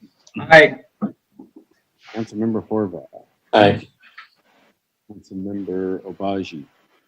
Aye. And Councilmember MD. I'm sorry, it's been so long. What's the motion?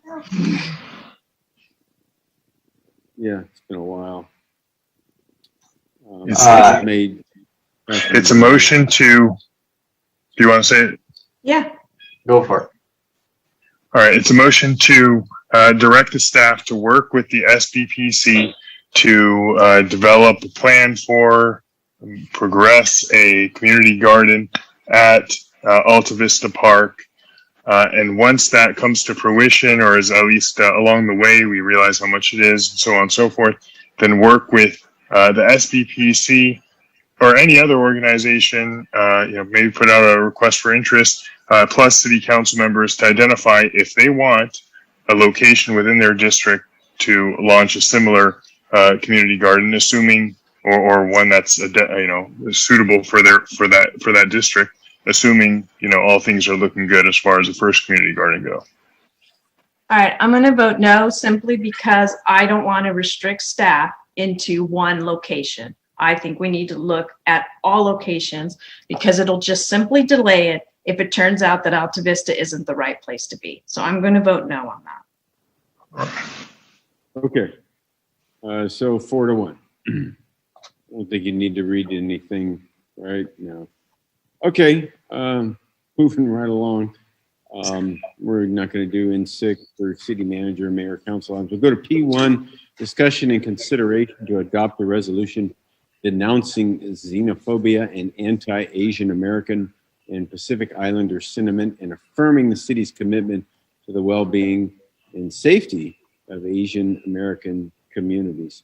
So I believe, first I want to thank Jerome Chang and again Brianna for organizing that event this past, I believe it was Sunday.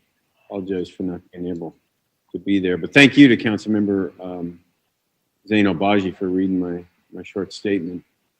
I believe there were some amendments that were requested, and I'm in the process of trying to pull up the email I got from Jerome Chang and see if we can make those amendments. Is anyone else familiar with that? Yeah. Yes, I saw it, and I was actually going to suggest the same thing, just ask Mr. Webb, because it was Mr. Webb who originally put this in, wasn't it? Yeah, it was, but it was just, I assume that was something that all of you will want to support, and I wanted to give you and the community a sample based on statements that some other cities have done, and it's entirely yours now. Whatever resolution you want to pass, you've had a week to see what amendments you want to make to the resolution. So right, so entirely yours. All right. Well, then, if you've seen, have you seen the recommendations that Jerome Chang made in his email? I have not. Well, I personally, I have no problem with his recommendations, and I would make the motion that we adopt the resolution denouncing xenophobia and anti-Asian American and Pacific Islander sentiments and affirming the city's commitment to the well-being and safety of Asian American communities with those with the amendments that Jerome Chang sent us over email this afternoon. Second. And okay, thank you. There's a motion and a second. And Mike, you were not on that email, so I am forwarding it to you right now. That was my request, Mayor. So thank you very much. And we'll put that in, we'll format that, include those, and submit it to you, assuming it passes for your signature. Okay. So we got a motion in the second. And, I'm sorry, who seconded? Horvath. Thank you. Councilmember Horvath. And Councilmember Al-Baji. Sure, I just want to make a quick comment. Let me read this is from Fight of the Century, which is a compilation of ACLU essays on constitutional cases. And this is talking about internment camps, Japanese internment camps in World War II. World War II. Before World War II, Japanese Americans represented the largest Asian population in America. Now we are among the smallest, the only Asian ethnic group that has shrunk instead of grown in the past 20 years. The community survives, but the trauma brought on by the camps, which broke down the family structure and undermined the psyche and aspirations of the Japanese American people, both individually and as a community, is still being felt generations later. This is just to say that systemic or community, any sort of racism, xenophobia is really traumatizing to generations and especially young people.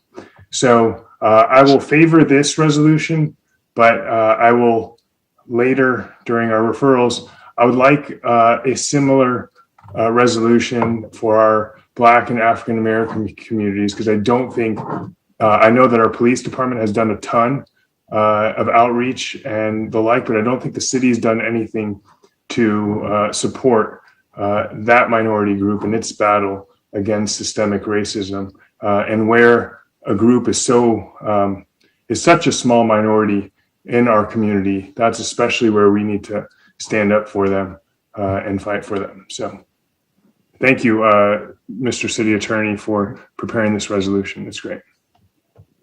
Yeah. Zane, you'll have to make that referral at our next meeting because we skipped those items. Oh, got it. Okay.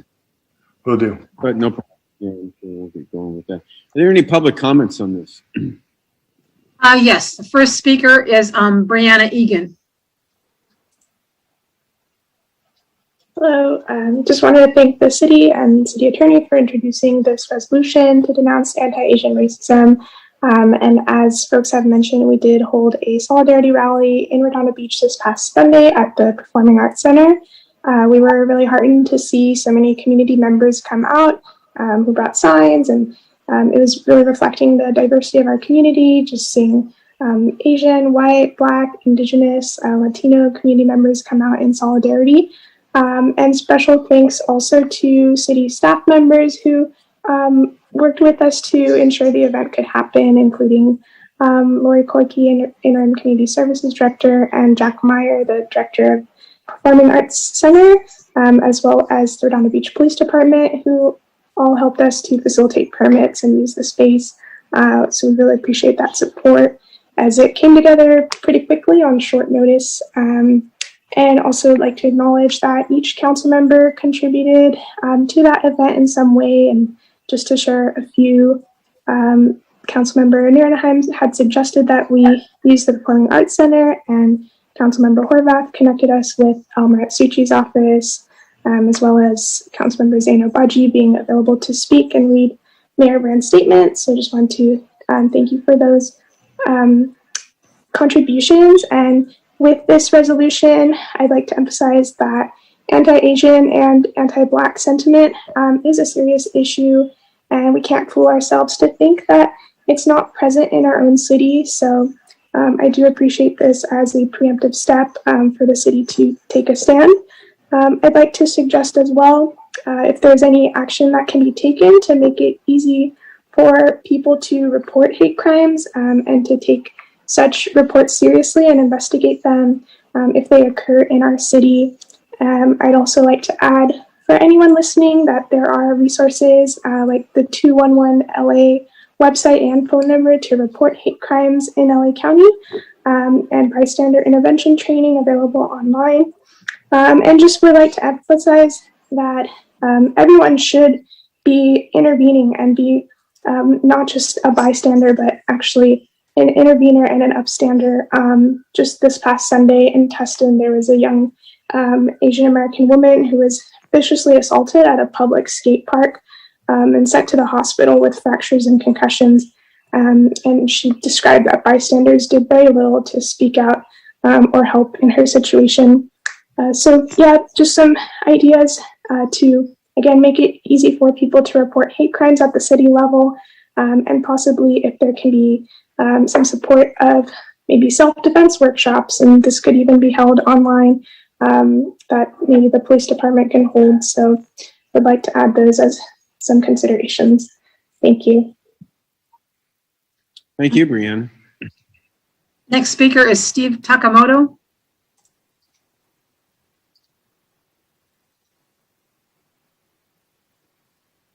Mr. Takamoto?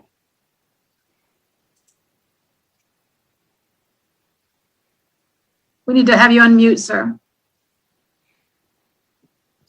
Yeah, You have to I'm sorry. I appreciate. I just wanted to say that I thought Brianna did a great job hosting the seminar, and I live in District 5, and I hope everyone supports this resolution. Okay, and the last speaker is Jerome Chang.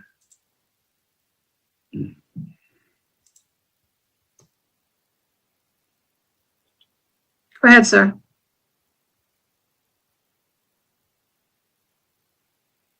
You're, it looks like you're unmuted, Jerome, and go ahead and speak. Maybe he walked away. Okay. It's funny because he should have unmuted himself. We do have a couple of e-comments. I'll go ahead and read those, and maybe he'll be back. Okay, the first comment is submitted by Michael Sachs. Please resolve to condemn anti-Asian racism and racism of any kind. Please, I just want to make sure I was unmuted. Please need to feel empowered to come forward and report these incidents. Hi, excuse me, I'm back. Sorry, I had the wrong microphone on. Okay, go ahead, Mr. Chang, then I'll stand back and read back again later. Great. Good evening, everyone. My name is Jerome Chang, and I'm a resident of Redondo Beach for the past 10 or 11 years. I want to thank the City Council for proposing this resolution. I want to publicly thank Brianna Egan for helping me organized this rally from this past weekend. I have never worked with such a great collaborator, and we never even met in person until the day before. So thank you, Brianna. And one thing that was missed in a little detail was that Christian Horvath was in attendance, even though he didn't speak. So thank you, Mr. Horvath. You know, this citywide stance against anti-Asian hate is a great start. Our community has been discussing amongst ourselves privately through Facebook groups and private discussions, and the anxiety levels really are quite concerning, even more than I expected from friends and neighbors. And we're not only concerned for ourselves, but also for our elders and our families in general. People can't walk alone without coordinating with others. You know, this is something that people of color always are on the radar, and Asians, particularly this past year, it's on our radar. Whereas if you're not a person of color, it may never be part of your experience, and it's not to fault you. It's just not your experience that you have to endure. So 2 general comments about the resolution. I'm glad that you will look to adopt my amendments, but to elaborate for the public, many of these incidents that you hear, those are the ones you hear. There are many, many more that are underreported. Know that the 150% increase in incidents in 2020 over 2019 is undercounted. It's probably 300, 400, 500%.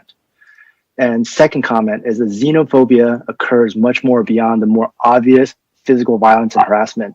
The discrimination and sentiment manifests in many other forms, such as microaggressions, implicit biases, and many other 1,000 paper cuts. So please let us speak up.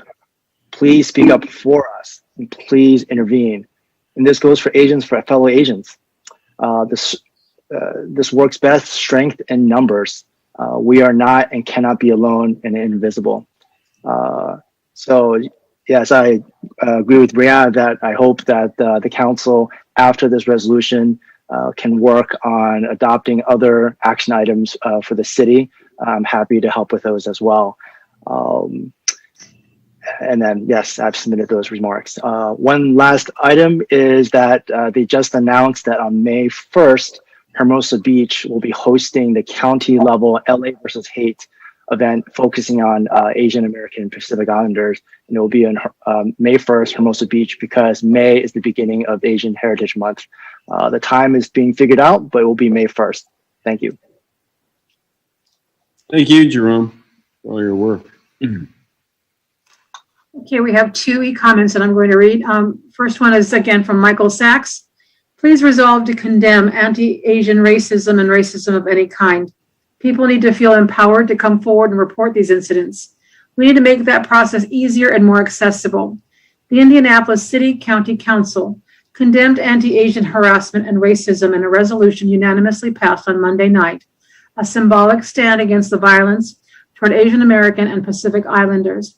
Please refer to their resolution as you discuss. Also consider adding your support to the U.S. Senate bill addressing hate crimes against Asian Americans that will be taken up this week. Mr. Chang spoke, so I'll skip next to the next and last comment, submitted by Charlie Szymanski. I believe in accordance with the U.S. Constitution and all civil rights legislation that the United States and all governments within the United States should take a stand against all segregations and against all call-outs favoring or disfavoring any racial, ethnic, religious, or gender-based groupings. As such, I believe the city should release statements that show its fair and equal treatment and considerations for all people and against domestic violence or ill will whatsoever, and do so in an inclusive manner, speaking for the rights of individuals and all bona fide groups, and the right of all individuals to pursue their destinies without hindering or impeding the rights and dignity of others or of all others.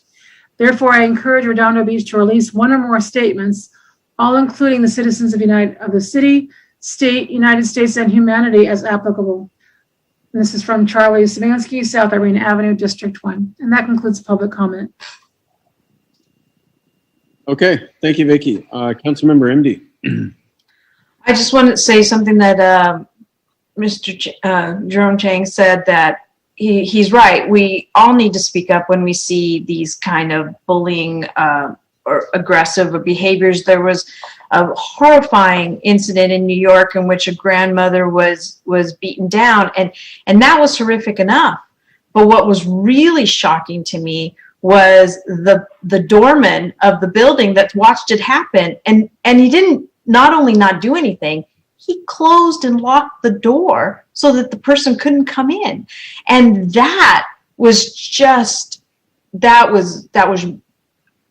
very deflating as far as how we would treat other human beings. And I when I was on the school board, one of the things we learned on as far as we were trying to do an anti-bullying program was that there's the bully, then there's the victim. And the most important person are these two people right here, the ones that enable the bully and the ones that don't help the victim. Those two groups are the ones that would really help stop the bullying.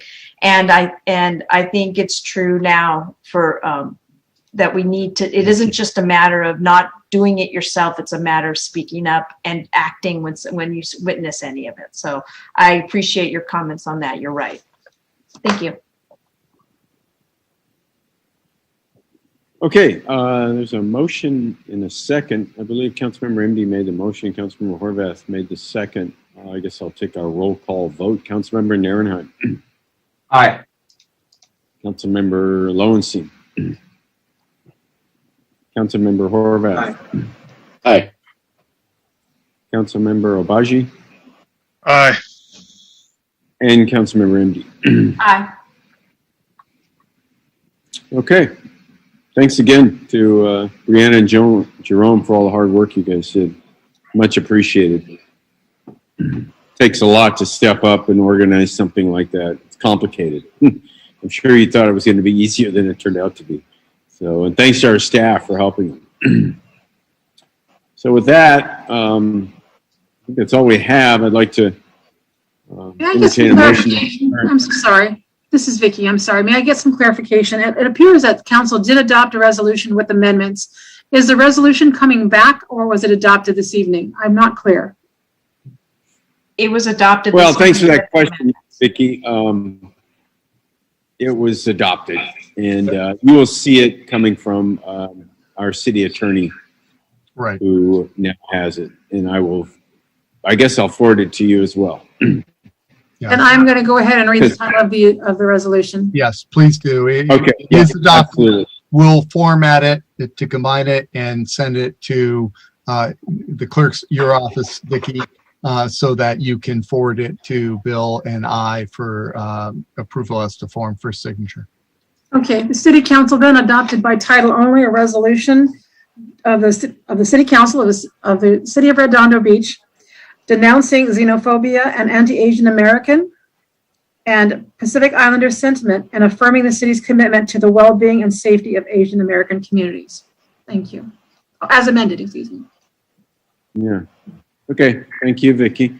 Certainly. And tonight we're going to adjourn in memory of former Redondo Beach resident Nathaniel Traxler. I don't know, you already said a lot, Nils, but if you'd like to say a couple more words. Yeah, I would. I'll be honest with everyone here. This is tough when I found out about this. Nathaniel was literally one of the first people I checked into the hotel for Project Room Key, and I immediately flag went up because 65 and older, who was this young guy here, and Lord has a certain way of doing things. I really wanted to close last week with him in memory of, but I think it was far more appropriate this week with the homeless shelter. And there's a lot of heavy hearts, and he's got his grandfather and grandmother here in Redondo left, and the certificate's going to go to them. We're all up here to serve a purpose, to move this community forward. And like I said, we as society don't throw out the keys on anyone forever, for any reason whatsoever.